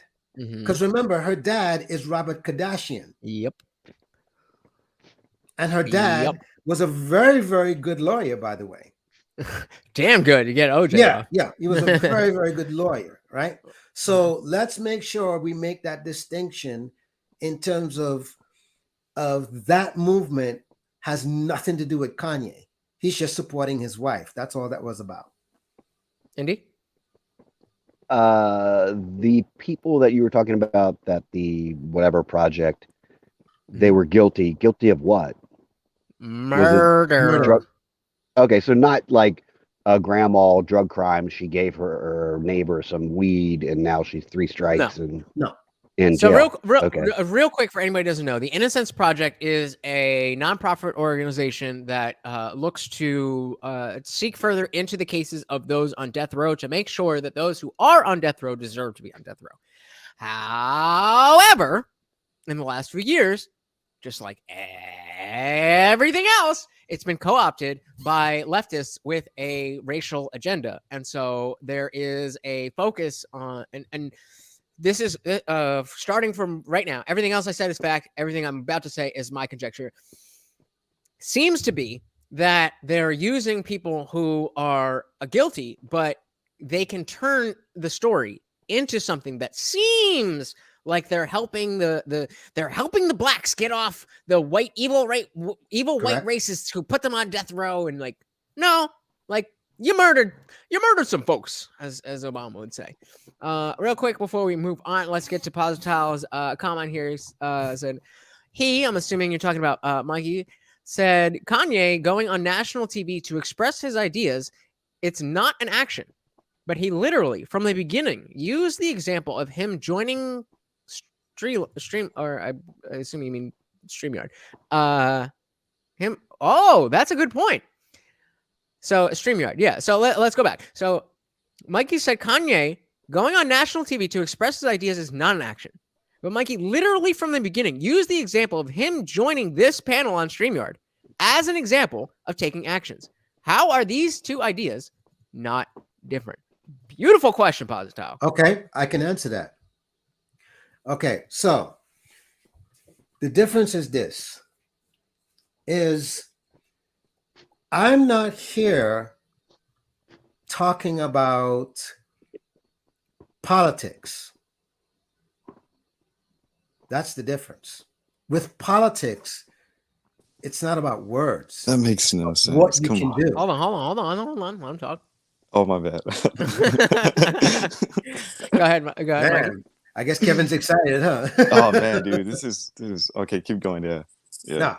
Now, in politics, it's not about what you can say that's making the difference. It's about what you actually can do that's going to make the difference. Now, so I get the idea of where that guy is coming from, but when it comes to politics, it's not the same thing. It is the per same thing. se. It It's is not the the same same thing per se because What? So because for example, that's why I said, I mean, when I typed in the chat about coming up, right? That's just words. When you put on the link, I took the action and I clicked on to say, okay, I'm going to come up and I'm going to speak. And I did so. And Exactly. and you gave me the platform to come in Okay. to speak. Right? Now, in politics, anyone can say, I would like to fix the water situation in Detroit. And they can say, okay, this needs to be done, this needs to be done, this needs to be done, this needs to be done. And that's all fine and well. But if you're not going beyond the words and going to the plant or going to whoever it is to be able to say, okay, what actions can I do to say, okay, maybe I need to pick up the phone and call whoever it is and see, okay, do I need to put X amount of dollars to fix that situation? And if you've done so, to say, okay, I've called such and such, and maybe it just took X amount of dollars to fix the situation. And I'm saying, all right, I'm going to put X amount of dollars in your bank account, fix the situation. Okay. And then I go back and I say, okay, I've just put X amount of dollars into such and such of a person who's going to fix the situation. And they fix the situation and the people can see that, then we can be convinced, okay, we're onto something. Now, like I said, whether or not the actions that was being taken was successful or not, but the point is at least I see that you have the ability to make it happen. Okay. Rather than just talk in the political world. That's what I'm talking about. Gotcha. All right, so let's go to Kevin. I'm gonna guess randomly out of my ass that he's gonna agree with the things that Positile has said in the chat. Just on an inkling, he may or may not be the same person. I'm not doxing anybody. I'm just saying that what Positile has said may or may not be reflected in what Kevin is saying. Okay, real quick. Okay, what is the difference between me saying I want to fix the water issue in Detroit and saying I promise you that I will fix the water issue in Detroit? Is there a difference? I'm assuming that's. Are you asking me? Yes. Is there a difference? To your point, no, and that's practically the same thing that I just said, but in different words. Well, the ideas that are provided, let's say if I promise something, okay, I put the idea out there that I will promise that I will fix the water in Detroit, okay, but you don't have evidence that I will do it, and that's totally fine. That's totally fine. But the thing is, the idea is out there, and you have no evidence that I'm not gonna do it or I will do it. You know what I mean? So I'm not agreeing with all the things Kanye is saying. Okay, I want to be clear, but I believe in the idea of starting a movement. You need to begin from somewhere, which is you providing the ideas. Okay, and that's where you have to begin with.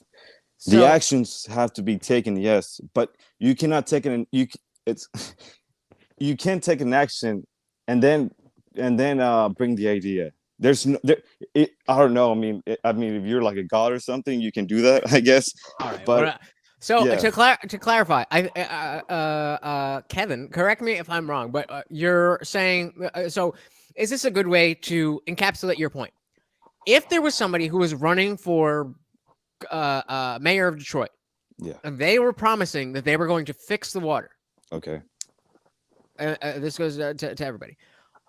Would that, as a resident of Detroit, would that be something that if somebody promised that, you would be more likely to vote for that person? Yeah, you would. Yeah. Okay. I mean, obviously, you got to look at. I mean, if you were like more hold on. Indy. I was just going to say that there's something called a call to action, and going back to Reagan, this was before he was in politics. In 1962, almost 20 years before, it might have been 63 or 61, 20 years before he was became president of the United States. I think he ran for president in 76 against Carter and then beat Carter in 80. He put out, prior to YouTube, he would buy time on networks and give an hour-long dissertation or speech about things. That was a call to action of what he wanted and what he thought was right. He couldn't implement it yet, but he was building the foundation for what he wanted to see and what his plans were. And if you look at Flint, Michigan, where they had issues That's specific, yeah. with water, that dragged on for years. I think it first became a problem, at least aware in the public under the Obama administration. Not saying the Obama administration was at fault, because the local politicians, the local government was at fault for that issue. But Obama did nothing about it. Trump Right, but sent hold on, money hold on, to hold on, try hold on. to The do question something is, the about question it. is, as the well, question is, action, yeah. hold on. The question is, if you are living into, so let's use Flint, Michigan specifically. Let's say you're living in Flint, and there's somebody campaigning on the promise that they're going to fix the water situation. Is that a reason for you to want to vote for them? Not me personally, because politicians always Okay, fair. campaign So, But for the on average promises. person, fair. So Okay, fine. So, hold on. So We're gonna you need to find. hold on. We'll get there. We'll get there. I got you. We got all night. Don't worry. I got you. Mikey, if Yes. you're living in Flint, Michigan, and somebody, the water situation is what it is, and somebody was promising that they were going to fix that, would that be a reason for you to want to vote for them versus No. somebody who was not promising that? No. Okay, so let's start with Mikey and ask why not, and then we're going to Infilm and ask why not, and then we'll go to Kevin. Okay. So why is that not something that would be like, oh, I want that. If you're promising that, then I want to vote for you, and then I'll hold you accountable for that. Because my question would be, before I consider voting for you, why haven't you make an attempt to fix the water situation before showing me why I should vote for you? That's how I see it. How would I fix the water before I'm in power to fix the water? exactly, that's what I'm trying to say. Because the whole idea is this: if you're campaigning to say, I want to fix a problem, then you're clearly saying that you have the ability to make the attempt. Otherwise, you're not going to say something. Are you sure about that? Because if I campaign on the promise that I will pardon what's his name? Fucking the WikiLeaks. Julian Assange. Thank you. Julian Assange. If I campaign on the notion that I'm going to pardon Julian Assange, then it's not really a legitimate criticism to say, well, if you're going to do it, then just do it. You need the power first. No? But didn't I just say a few moments ago by saying you're not going to promise something unless you know you have the ability to do so? Oh my God. So right? Kevin, I would just say that because let me finish, right? Okay. Put it this way. If you didn't have the ability to make the attempt, then it's no point making the promise. Say that one more time. I said, if you didn't have the ability to do something, it's no point making the promise. Real quick. So let's say I want to be about Kevin, we're going to you next. Hold on, Kevin, we're going to you next. Let's let Mikey finish, and then we'll go to you next. Because it's no point making a promise if you don't have the ability to make the attempt, right? And even if you make the attempt, whether it succeeds or not, the point is at least you know that you know for a fact that you can try, or at least you have the platform or whatever, or the money or whatever it takes for you to say, okay, let me make the action happen. All right. Let's go to Kevin. In order to have the ability for something, you need to try to see if you have the ability for anything.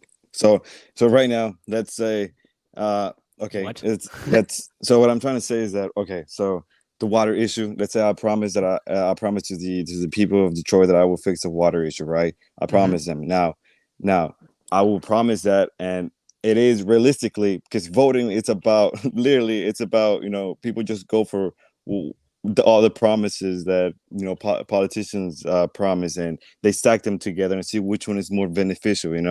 Yep. Nobody goes for the credibility. The average individual doesn't go and search up the credibility of the individual. That's not how it works. Yes, I would love that people would just research the individual first and try to find any sort of credibility evidence that basically whatever he promises, it will more likely will happen. But anyways, yes, if I say that, let's say, either way, the citizen doesn't have no evidence at all that I will not attempt to fix the water in Detroit. And by the way, if I want to fix the water in Detroit, and if I want to become the mayor of Detroit, it's because I want to have the ability to fix the water in Detroit. You know what I mean? So I want to have that ability. So I need to become the mayor so I can, or whatever it is, to fix the water in Detroit. Well, that's what I'm trying to say. Sometimes in order to get the ability, you need to try to get that ability. You know what I mean? Like, I do. I know what you mean. Yeah. I know what you mean. I think what Mikey is saying is that anybody can say, "Hey, we're gonna fix the water." yes, anybody can say that. But the thing is, anybody can say that. But anybody can say that. But the thing is, it's always the what do you call it? Well, in terms of politicians, you look at you look at the power they have, you can say. But yeah, I need to elaborate more on that. But you go, IndianJesus. Yeah, I think you were trying to clarify. Yeah. It doesn't sound like you guys really necessarily disagree too much on that point. The point that I'm getting at is that yes, I agree with the notion that anybody could say, "Oh, I'm going to fix the water." But the point is, if somebody says, "I'm going to fix the water," and then doesn't fix the water, there's consequences to that. Exactly. Yeah. Absolutely. Hey, Sharia's back. She said she couldn't sleep. Welcome. I have a question to ask. Sure. Okay, so let's say that Kanye makes a statement by saying, "I'm going to fix the water situation in Detroit." And the ability, and I'm going to be very crystal clear about what I have to say, and the ability for him to do so is money and resources that he clearly has. Okay. Right? Now, follow me. So he does what he says, fixes the water situation. Okay. Everybody's happy, right? Okay. Then he gets up there and he makes the announcement saying, "I need for everybody to vote for me to be the next president, not just because I'm saying this, because I can show you that I have a track record of what I say that I can do and I can accomplish." Right? Hold on. So let's just say that because he fixed the water situation was just one good enough example. Would you say that the likelihood would be him being voted for president would be a good chance or a lesser chance? Just based on the water situation that he fixed. So if he fixed the water situation, he would be much more likely to be increases the chances. Yeah. Okay. Yeah, I think we all agree. I think we all agree that actions are greater than words. Yes. And the problem with politicians today is that they're all words and no actions. I think I was just watching something about the U.S. embassy getting moved to Israel, getting to move to Jerusalem from Tel Aviv, and that 3 or 4 previous presidents had said that they were going to take that action. They were going to move the U.S. embassy to Jerusalem, and they never did. They all promised to, but they never did. And they all, at least George Bush, Obama, all got reelected. and I'm sure there's a million other promises they all made. They got reelected, and I'm sure the mayor of Flint has been reelected more than once Yeah. after promising to do things. They don't do things. Actions are greater than words. And if you look at, I think it was Domino's Pizza. This is strange or weird or whatever, but there was a city where the roads were a disaster, and I think it was Domino's went and hired Yep. their own Yep. crew and Yep. repaired the roads. Now I'm sure those politicians were like, we're gonna infrastructure, we're gonna repair everything, but it took this outside entity. I think politicians, they speak about all these grandiose things, but they get in, they don't do anything. They sit on their hands and they bite it out into the next election, and they just they don't want to do anything. So we Yeah. definitely need people of action and not people of words. So what you're telling me is the private sector What you're saying does is everything better than the government. Is that what you're telling me? Okay, let's not go there. Yes. Okay, let's not go there, please. Because I'm trying to go to sleep early. Okay, I don't want to have a 5-hour conversation Kevin, you're about not going this. anywhere, buddy. Yeah. Okay, real quick. We in it now. We in it now. I think. Well, I'm quoting. I'm not quoting. Talking for you, IndianJesus. But I think we both agree that actions, yes, they're more. Well, they're important. Than words. You can say. If you see an action, it's more beautiful to see it. Instead of listening to the words. Sure. But the thing is, I think we can agree, me and you, IndianJesus, that yes, but how can you have actions without the words, without the ideas? There's no way. What about all those ideas, words that did work, that the actions were taken by the words and ideas that were promised? We're ignoring that fact, and that's what I'm trying to say. I'm not saying Kanye was going to do everything he's going to do. I'm not saying that, but I'm supporting the idea of words and then actions. I believe. Yeah. So Okay. so let's back up a little bit. And Mikey said there's no or I think it was Mikey. There's no point in making the promise if you can't make the attempt. Yeah, that's ridiculous. I'm sorry, ridiculous. I'm sorry to say that. Yes, but I did it say is. that. So I definitely agree that you shouldn't that you shouldn't yeah, just take me out of my line of thinking. There's no point in making the promise if you can't make the attempt. So the implication there in the context of what we're talking about is that that's what Kanye is doing. Yeah.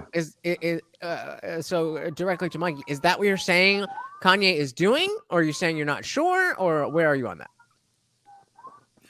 I'm just saying that I've heard Kanye over the years, and I'll give grace to your point about evolving, right? I'll give grace to that. But I'm just saying, I've heard him, pretty much talk, and I haven't seen enough actions to be able to say if he's going to go into the political side of it, that I feel like, all right, he's trying, or he's making some sort of attempt that is going to show me that he's serious about, him trying to jump into this political arena. Okay. Yeah.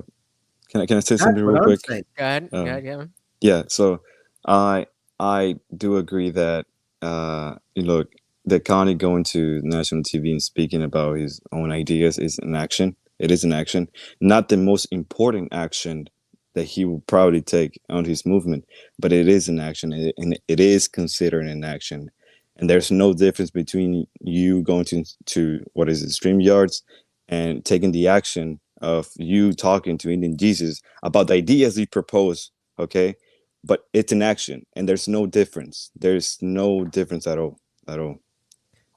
Yeah, that is that's something I want to ask you directly, Mikey. Is that you say that Kanye going on Fox News, specifically Yes. Tucker Carlson Tonight, the biggest show on TV when it comes to politics, and you're saying that's not an action, but as Positile pointed out when you first came up, is that you framed it as you saying that you were going to come up, Right. and then the action was you coming up. Right. So to clarify, Kevin and Positile's question, do we have to do this? Like, do we get No, the same person? No, because I already answered. But so to that point, what is the difference between you joining this panel as an action and Kanye getting on Fox News as an action?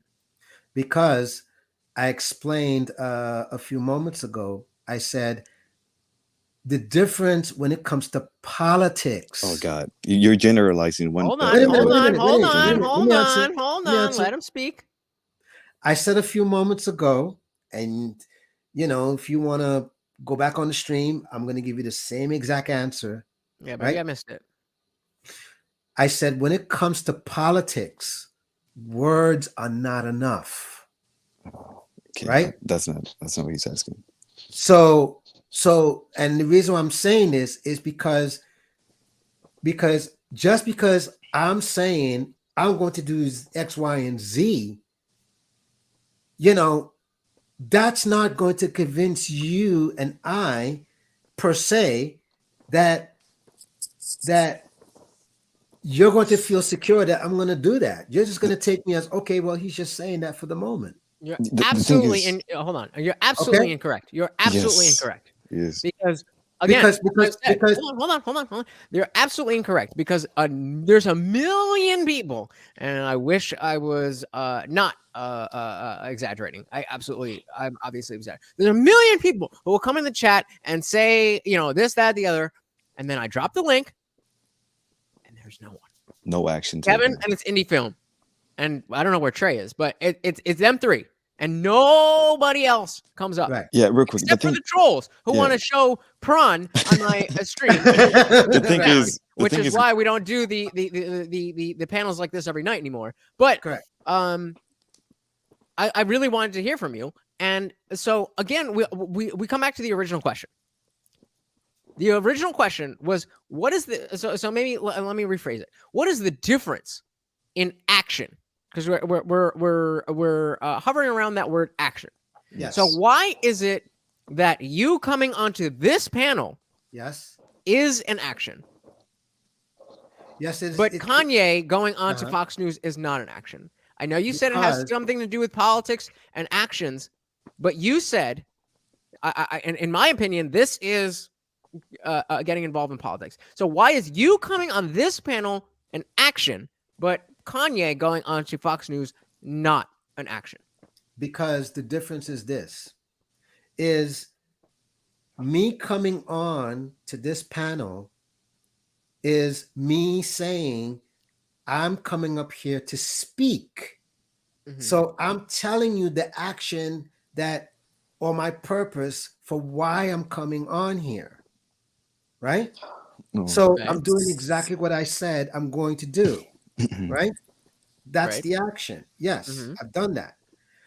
Kanye getting up on TV and giving us a bunch of ideas, concepts, and especially if we're talking about getting into the political game, right? Going up on the TV, it's not enough. It's not enough. Because here's the thing, as far as I'm concerned, to me, I've heard him talk for a while. So this is not the first rodeo. So for me, I look at it as, okay, tell me something that you haven't already said at this point that is going to convince me that you're not just talking. No. Tell me. That's fair. That's fair. Because but what if that's not what he's trying to do? What if that's not what he's trying to do? What if what he's trying? What if? So all right. Before I go into that, Infilm, go ahead. I was just gonna say I completely understand what you're saying. There's a local radio host that's been on in Cincinnati since '84, and Bill Cunningham, and he's very political. And I remember listening to him and calling in. And at one point calling in and saying, you're saying all this stuff. When are you going to take action? When are you going to run for a political position or do something? And I was looking to him to take action. and he never did. He actually ended up with a show much like Jerry Springer's show for a year or two. He's still on the air. He's still saying the same thing. And that was a lie. what? You are not the father. Oh yes, yeah. So he never took action. So I totally understand where Mikey's coming from. You're like, people say things and say things, but they're not taking action. And you look to him, you're like, I agree with this. Take some action. I will follow. I'm on board. I'm with you. And they don't take action. So I totally understand what he's saying as far as that goes. But I think there's some people that do. And I go back to Reagan, who also just went out and said things and gave speeches and worked his way. And his was a call to action. It was a call to action for himself to be that leader. And I think he was reluctant in the beginning. I think he was calling to action for everybody, and he didn't see it happening. So he did it himself. And he was that kind of person to do that. And I don't know if Kanye's just, he's seeing all these things and he's coming up with his opinions on them, and he's talking about them. I don't know if he's the guy to get into to really be a serious politician yet and make things happen, but he's at least saying things. I think Kanye could say something about the border, or Kanye could say something about Flint, Michigan, or Kanye could say something about abortion and influence people, and maybe he influences somebody else to take action, even though he hasn't. But I don't think it's not valuable that he has an opinion on things and he's saying what he thinks and people are listening. I think the fact that people are listening can be a call to action for others besides just himself. I think that's very well said. I think that perfectly splits it down the middle and takes the most charitable interpretation of what we saw, but also brings realism into it. And as Miguel, a beautiful point, he said, okay, I get it now. It's like Rush Limbaugh calling for smaller government and states' rights for his whole career, and nothing happened. He was a loser. There you go. No, Rush Limbaugh did take action. He didn't get into the political arena, but he did influence a lot of things. Didn't get into the political arena? He was the man in the chair or whatever. Or you mean not as far as being a politician. Gotcha. Yeah, he didn't officially run for anything. And I think that he felt like he had more influence being outside, not being a politician, but commenting and he met with politicians, he advised politicians.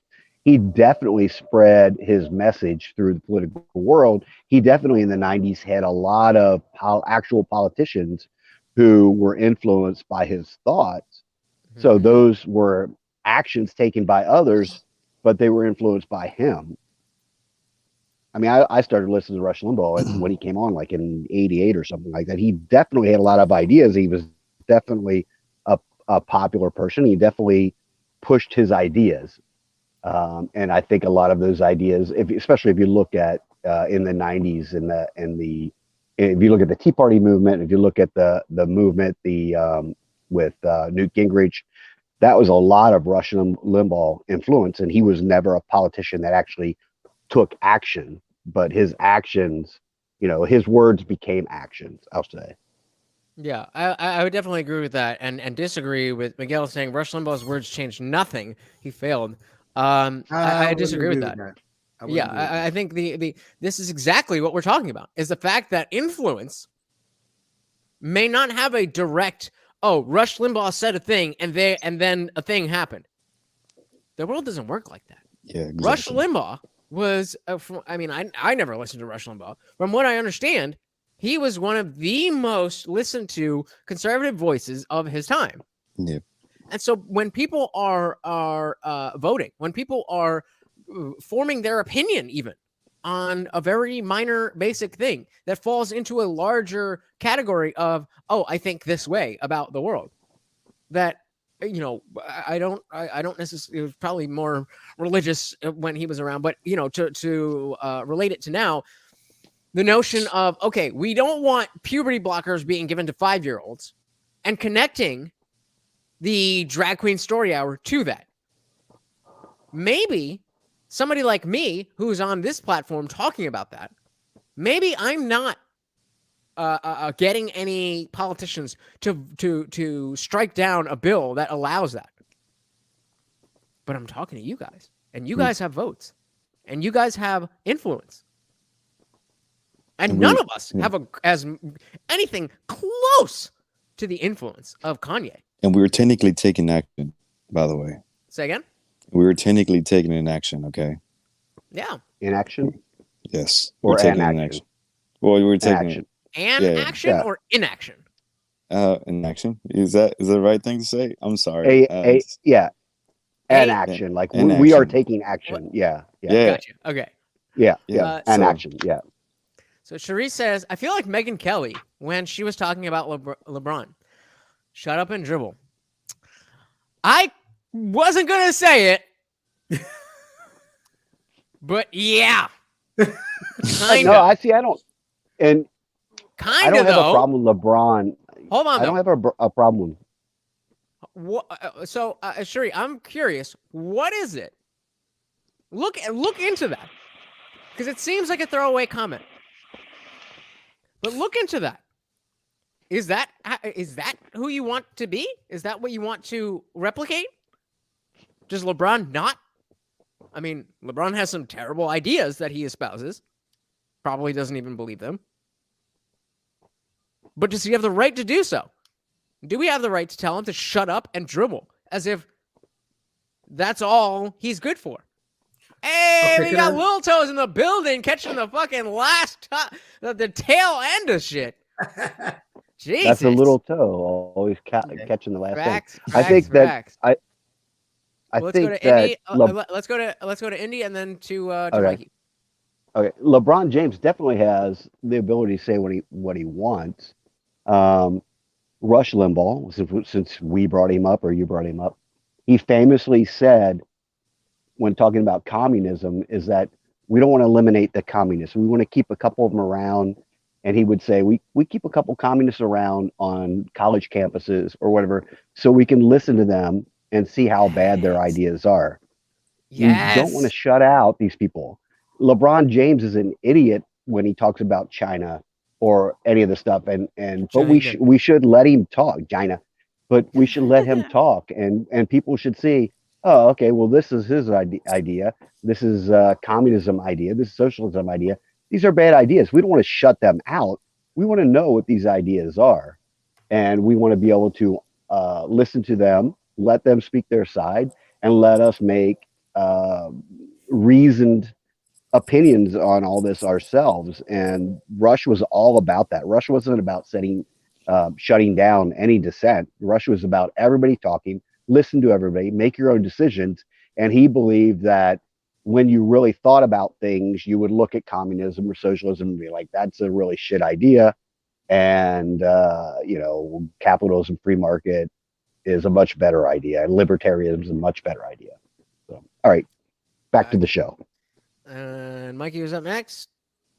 Yeah, so I just wanted to say that whole notion with, Megyn Kelly, I get her sentiment. However, that doesn't necessarily give her the right to try to silence LeBron, because, in the grand scheme of it, more people are going to be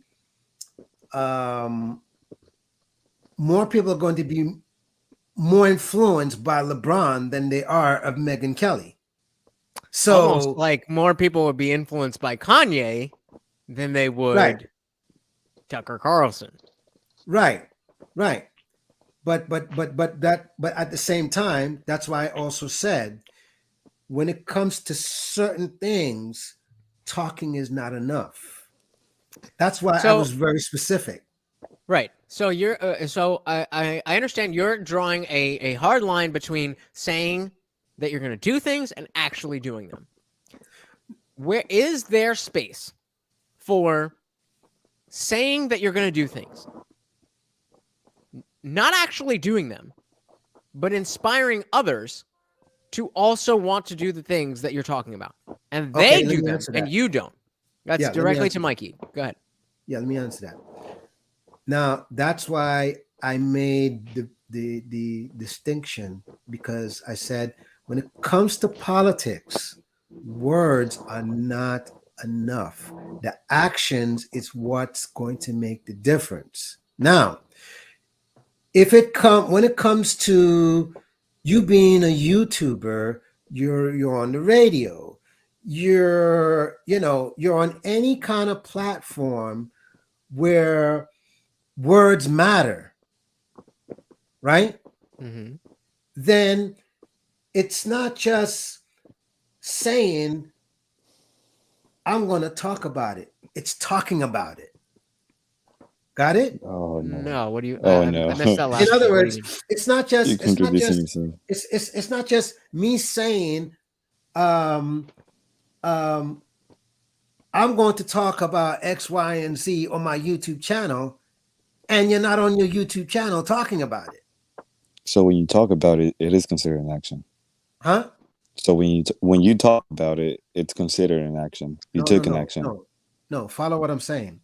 Yeah, Follow what I'm saying. I'm lost. I've had trouble too. Wait a minute. I'm Wait a not minute. really Let lost. me Break explain. it down for us, Mikey. You got it, brother. So let's say I meet up with you, IndianJesus, Mhm. right? And I say to you, I'm going to talk about Rush Limbaugh on my YouTube channel. And you say to me, man, that's cool, man. And I tell you the reasons why, so forth and so forth. Okay. Yeah. And my purpose, obviously to be on YouTube is to be an influencer. Okay. Mhm. Right. But to be an influencer, you have to be on YouTube.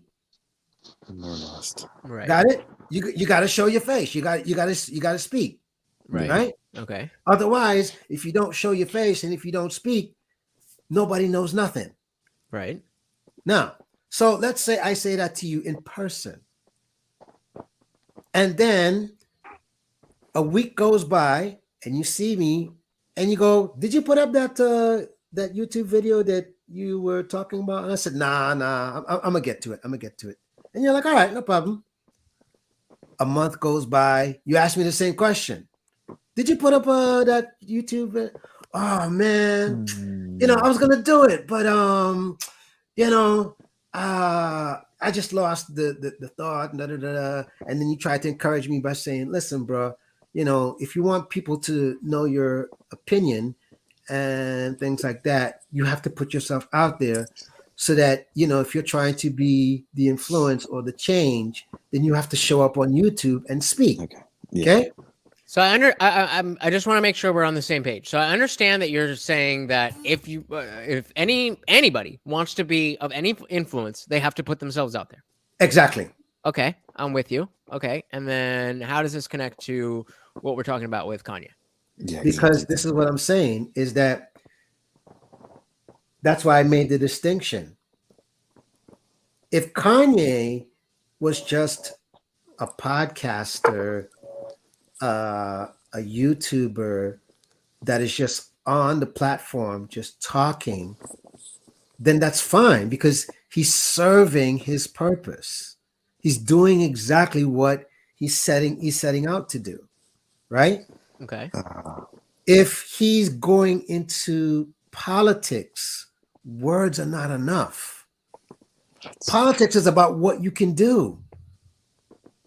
Okay. That's how you get the sounds like votes. Positano. You want to go? Yeah. So how many presidents of all the things they before electing, all the the people that go there to become presidents, all of them, and the things they promise, how many things have they already done? Where like, you know what I mean? Like they're not words, they're not promises, things that they already done. You know what I mean? Like they're not. Well, yeah. People make promises. Politicians make promises that they don't follow through on all the time. Okay. Exactly. Yeah. So That they don't give me intend the to follow. bottom. Give me on. the bottom line. Give me the bottom line. No, he's basically saying like the actions already need to be there in default. You know what I mean? In the game Already of in default. politics, I That's was what I'm saying. In very politics, specific. but how many presidents already have those? Not becoming president. People try, running for president. Yeah. Already have those defaults in action. What? Oh, pardon, I'm sorry. Those actions in default. You know what I mean? Like, No. let's say. So- No, no. I'm- What I no. mean is like of all It- the politics, because he's okay. specifically talking about politics. You know, of all the running presidents, what I'm saying is he's just saying that the actions already need to be there, in default. Already, if you say you already have to have the action of already of fixing Detroit's water issue already there. Detroit's water issue should be already solved if you want to, basically run or for anything. So are you saying that Mikey is saying Yeah. that it's only acceptable to be a politician if you've already accomplished things in politics? Well, Is that yeah, what yeah. you're saying that he is saying? Yeah. It's like the actions already need to be there in default, and I completely disagree because that's not how it works. That's not how it works. Well, I got to disagree with you a little bit there. Yeah. And there absolutely is a notion of, what is your history and what have you done for people in order to be credibility. Credibility. Yeah. You have to have some type of resume before I'm going to vote for you for anything. Yeah. That I get. Yeah. I totally agree on that and credibility. But what he's trying to say is that you cannot provide the idea of promising things or saying things. You know what I mean? Because you cannot say that because you haven't done it. You know what I mean? So you're saying that again? I just want to make sure that we're all on the same. Are you saying that Mikey is saying that nobody should be elected unless they already have done the things that they promised they're going to do? Yeah, exactly. That's what I'm saying. I don't think that's what Mikey is saying, but No. Mikey, I'm going to give it to you. All right, let me clarify, right? Yeah. So, let me clarify. Let me real quick before we go down that road. Let me focus the conversation a little bit more. So we're clearly holding some people to a different standard than others. We're holding Kanye to a different standard because he is in entertainment and he's not already in politics. Exactly. Why does somebody who is not a career politician need to prove more than somebody who is a career politician? Because we already know that the career politicians are there specifically to advance themselves. When people who are not involved in politics, artists, athletes, etc., they're not already involved in politics. So they would be better off not saying anything.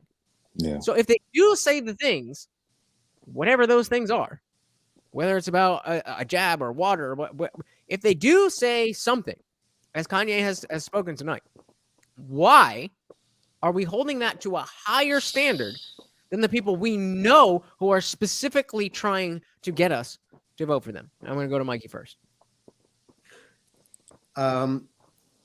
So that's like with anything else. Like, if you're going to go for a job interview, i.e., for example, if you're going to be the vice president of Apple, in order for Apple to consider you to be a worthy candidate to be hired, you have to have certain criterias, you have to have certain experiences, and all of these things. So Steve Jobs had all those experiences, and so Steve Jobs had all those experiences. He had a huge resume of all the things he invented, and that's why he was the CEO of Apple and created the iPod.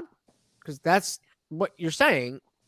What I'm saying. What I'm saying. Well, let me just say what I have to say. Even though I hear what you're trying to say about Steve Jobs. Okay, good. Right. But at the same time, I'm not saying there aren't exceptions to the rules. But I'm just using an example.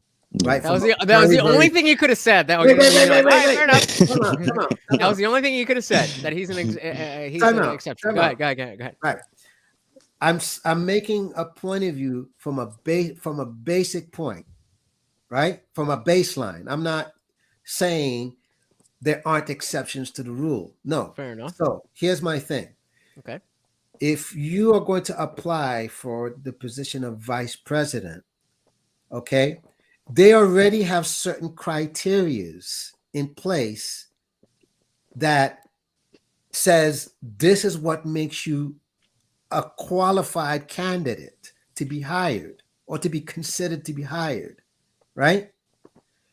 And unless you have some sort of exceptional value that they consider to be worthy that you can be the vice president, then you will be hired. Oh shit. Okay? We're going to talk No, about the vice that's president, her true. vice president. So this is what I'm saying is how this relates to Kanye is that Kanye has zero experience in the political world because one, Kanye is not a politician. No. He's not. Let's call it what it is. So Okay. I want to come back to that. But we have a new member on the panel. Trey is here. How are you doing, Trey? Oh, I'm God. chilling. Not I'm Trey. chilling. What's up, dude? How we doing today, my guys? Hi, Trey. Pretty good. How are you, my friend?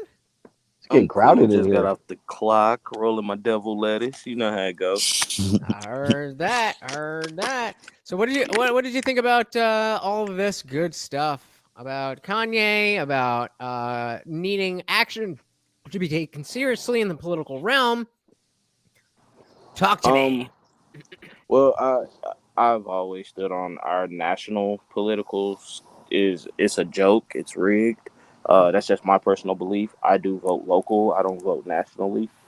However, um, the issue I have with Kanye is he he just doesn't says whatever he feels is right at that time and doesn't um necessarily think of all the implications that comes with everything that he does or says. He just kind of does it and says it, and then fuck it, go from there.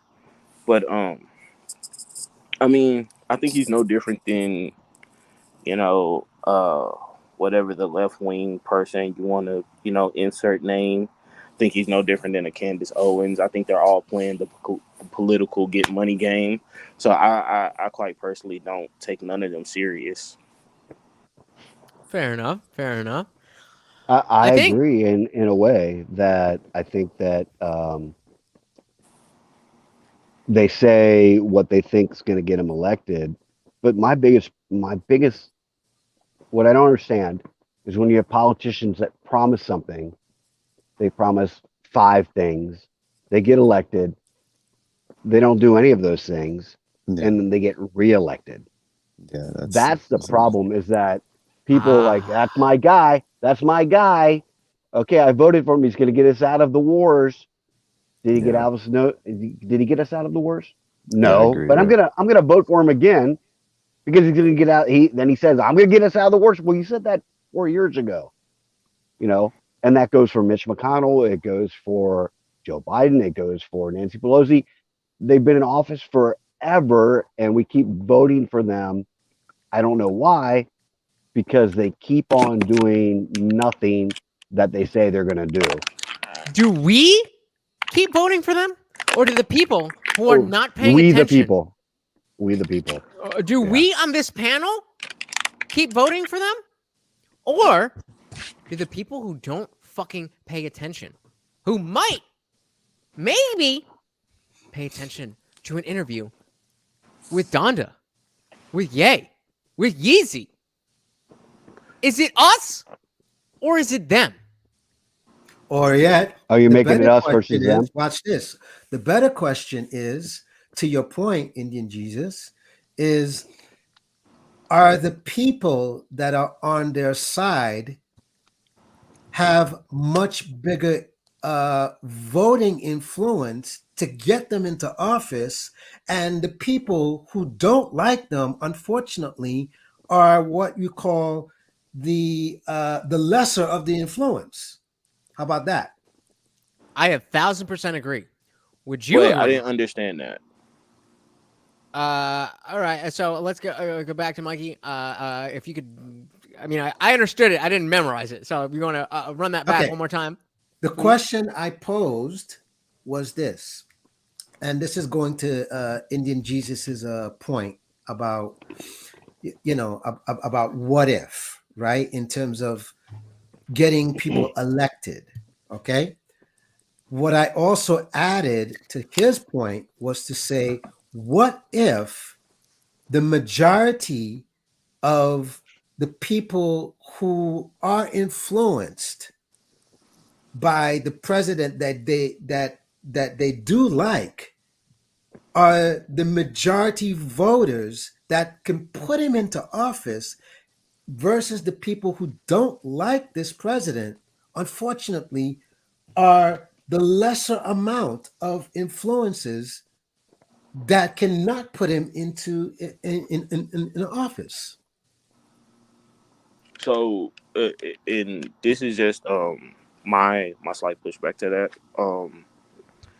I think it doesn't really matter who you necessarily put into the president's office, because the same motherfuckers who's making the laws been the same motherfuckers making those laws since 1979. So at the end of the day, the people who, I can call it what it is in my personal opinion. The people who've already been bought off are still in office. So the people who have to make these laws, go through these laws, put the bills up, filibuster, all that stupid shit that they go through in, Congress, Senate, House of Representatives, at the end of the day, as long as lobbyists and companies can put so much money in their pockets, their campaign, quote unquote, their pockets, it's going to be a lot different, because at the end of the day, money talks, bullshit runs the marathon. Sure. So You're absolutely right. But how does that change? How does that change? The way that changes is people have a better understanding and vote better. Exactly. The only way that happens is information. Yes. Which brings us all the way back to the very beginning. And the original question. Oh, I got a banner here. Look at that. How professional is that? Talking about Kanye. Is this what news should be? And should we care? And this comes back to answer that question and says, yes, abso-fucking-lutely. Because while the five of us and the five of you watching, all five of you, may care about politics and may care to tune into a show like this where we're dissecting these issues. There's only 5 of you here. There's only 10, including the panel, which, hey, I'm happy about. But in YouTube world, that's not really a high number. I'm having a great ass time here with y'all.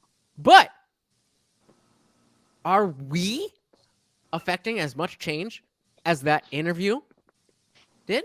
How many people saw that interview and thought something different than they thought before they heard the interview, versus how many people watch this stream and thought something different after they watch this stream? Well, I think you definitely have more people that watch. If you watch, definitely more people watching Kanye. So you have the more ability for more people to either change their mind or solidify what they were thinking with that, because it's reaching way more people. But that doesn't discount what you're doing.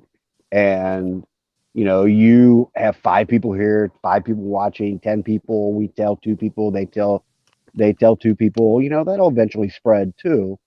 It better. But it doesn't fucking mean tell your friends, motherfuckers. It's not.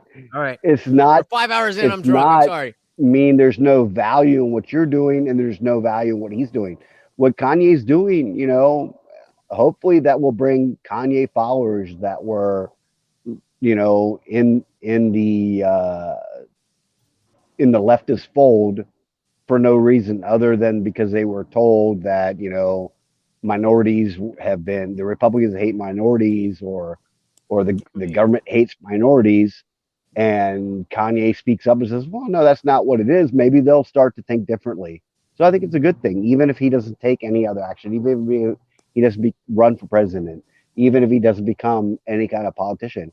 I think it has value, and I think it has the ability to change tens of thousands of people's minds on what's going on. And I think in this country right now, that's what's going on. I think there's a lot of people who are sitting back and looking at what's going on and saying, yeah, maybe I've been lied to. I know I have a son who realized he was being lied to by the media.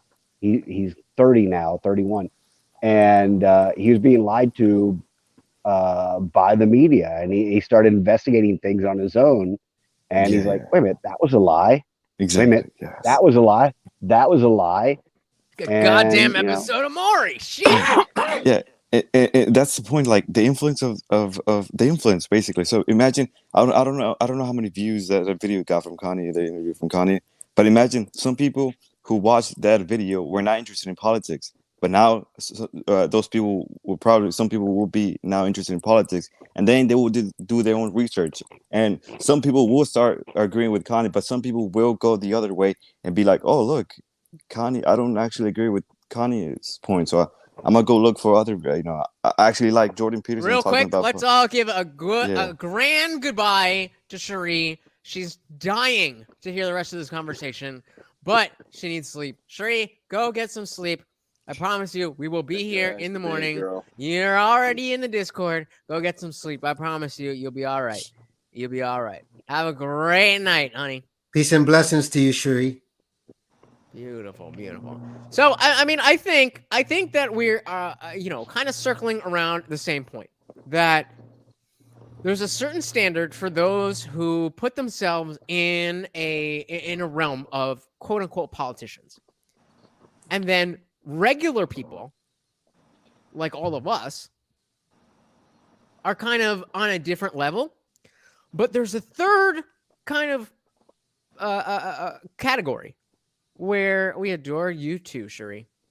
There's a third category where you're not in politics, yet you have a lot of influence. And I think we're coming to the conclusion that whether or not what you do is involved with politics, that if you have this larger influence, that comes with a larger responsibility. By the way, IndianJesus, I just wanted to point something out, because I remember I made this point earlier. And that's why, I wanted to kind of elaborate, by saying the difference between you saying and a YouTuber with 1 million subs that you're both going to run a 5K race for the very first time, right? Even though you both, have the same intentions, the same everything. But the only difference is going to be the YouTuber with the 1 million subs is going to be looked under a microscope, whether that's positive or negative, or could be both at the same time.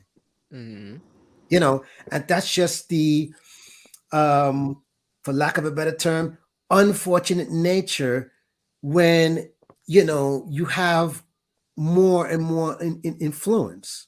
Got it? Right. Yes. But you understand why I was saying that if somebody has 1 million subscribers, there's a reason that they are under a microscope, because they're being watched by 1 million people, 1 million individuals who have said, yes, I want to subscribe to this channel.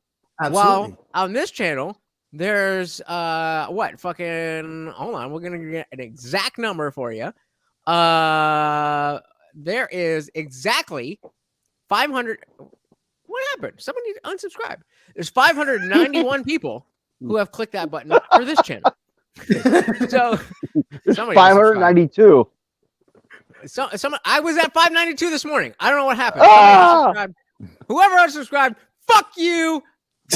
When I'm famous, don't come fucking knocking on my shit. But point being is that I at the point, if and when I do hit 1 million subscribers, right. there's a lot that I would have done between right now and that Yeah. time that would Yeah. warrant that higher level of scrutiny. Right, and that's right, and so this is what I was saying was that we do agree on that, you know, as far as the scrutiny, and at the same time, you know, certain things, fortunately or fortunately, whichever way it happens to swing, it comes with the territory, okay, and yet there is a responsibility that comes with, you know, when you are an influencer to a large amount of people, you know, that's just the way it is. All right. But it doesn't negate the fact that if we're both trying to run this marathon for the very first time, okay, it doesn't negate that makes you and the person with the 1 million subscribers that much different, because the point is you don't know shit about running a marathon because it's your first time. So you're both learning the same thing. But the only difference is the person with the 1 million subs has more eyes watching, and there's going to be positive and negative. Right? Whereas with you, you know, you'll be lucky if you get 2 haters that want to see you fail. Oh, honey, sweetie baby. I wish I had 2 haters. You know what I'm saying? You'll be lucky if you get 2 haters that want to see you fail. Speaking of which, thank you for the amazing opportunity to shout out.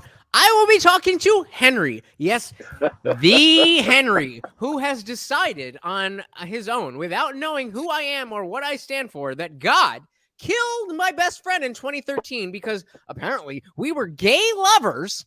Wow. And God decided to punish me by killing him because of the fact that we were gay lovers.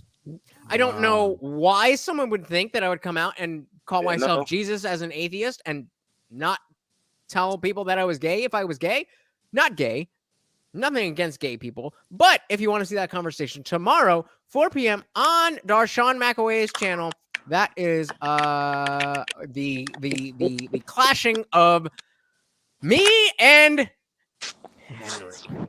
So, sorry okay. to take the opportunity, but we do. I do take your point, Mikey. I think you make a good point, and I think it's something that people should pay attention to. Yes. I think that you know, if you are in the realm of politics, you definitely have a different way that people look at you.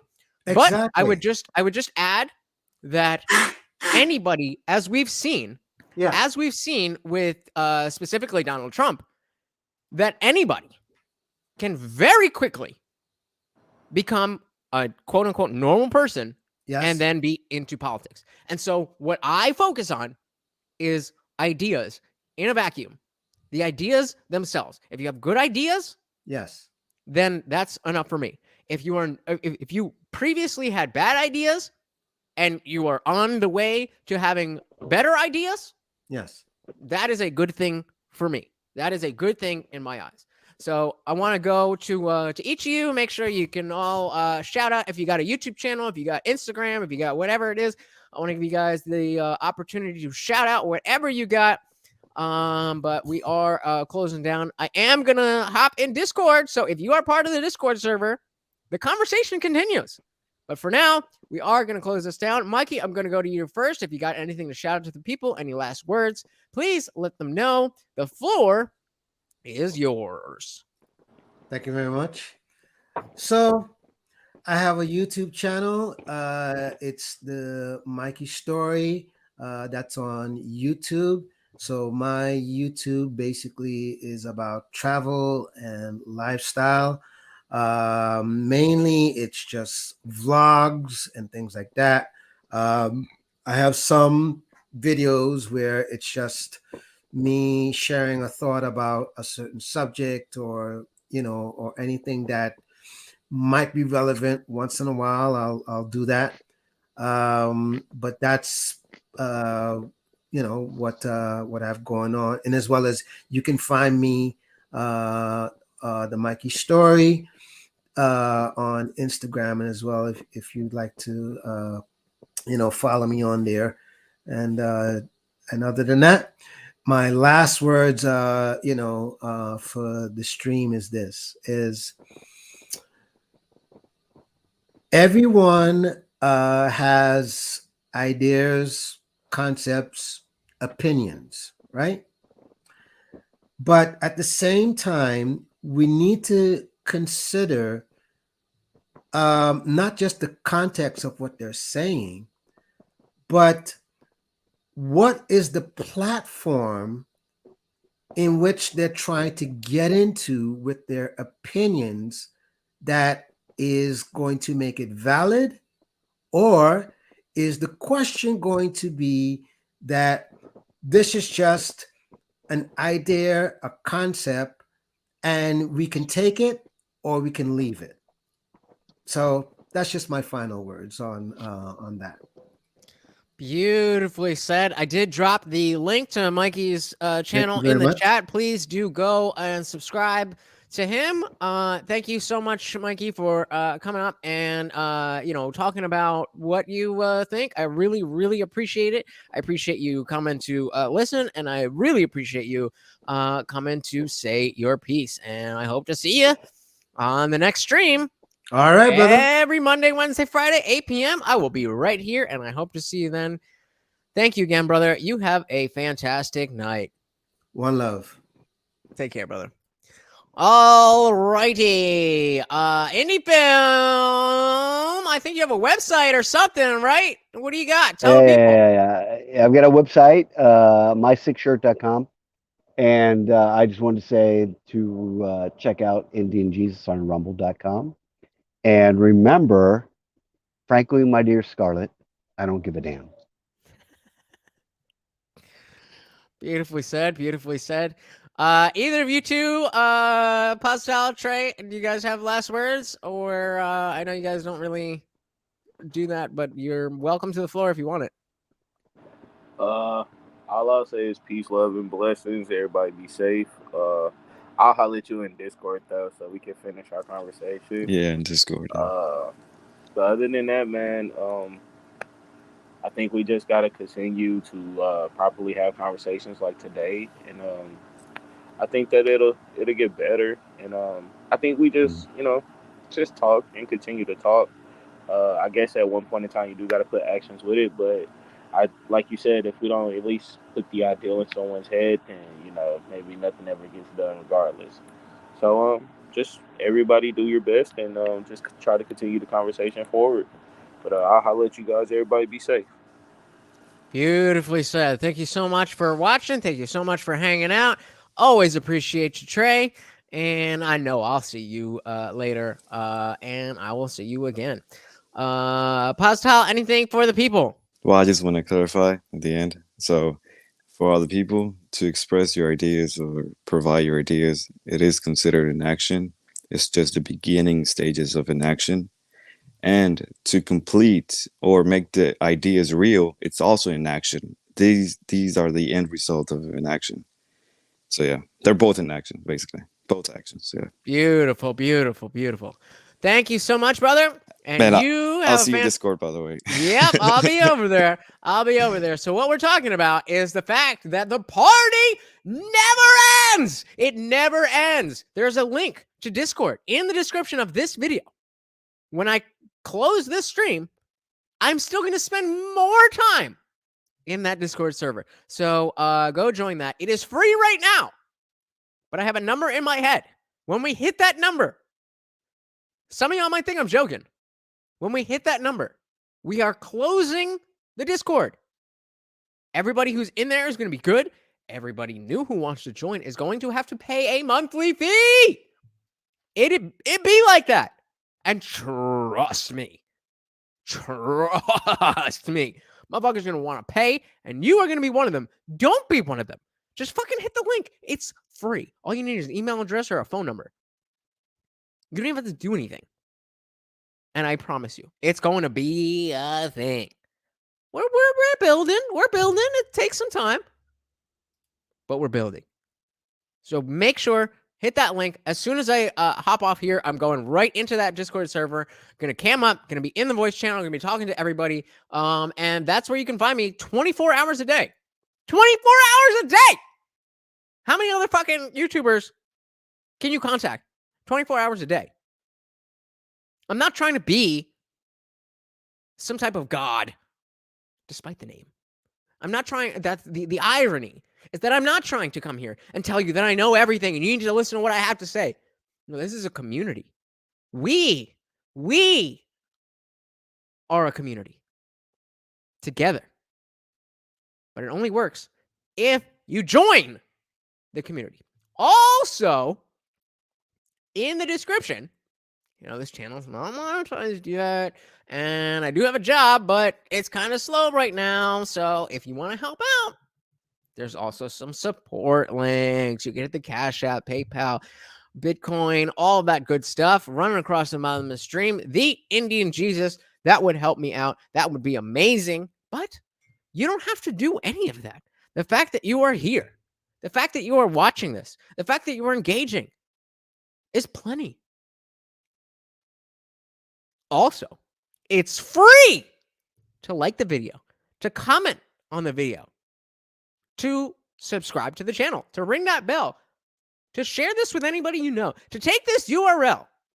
Those notifications. You can ring the bell and that notification don't do goddamn shit. So what I need from you is to be the notification. Be the notification you want to. Gandhi said it. Be the notification you want to see in the world. Take the URL from which you are watching right now. Put it on Facebook, Instagram, TikTok, Twitter, other social media things. Weeboo. Is that a thing? I don't know. But put it there. That is how we are going to grow. That is how we are going to become the best community available on the internet. If you think I am joking, I'm not. This is what I am doing. I have decided that we are going to make this the best community on the internet, and I don't stop until I win. If you have listened to any conversation, then you know that that is true. I fucking got you. Discord, support links, all that stuff.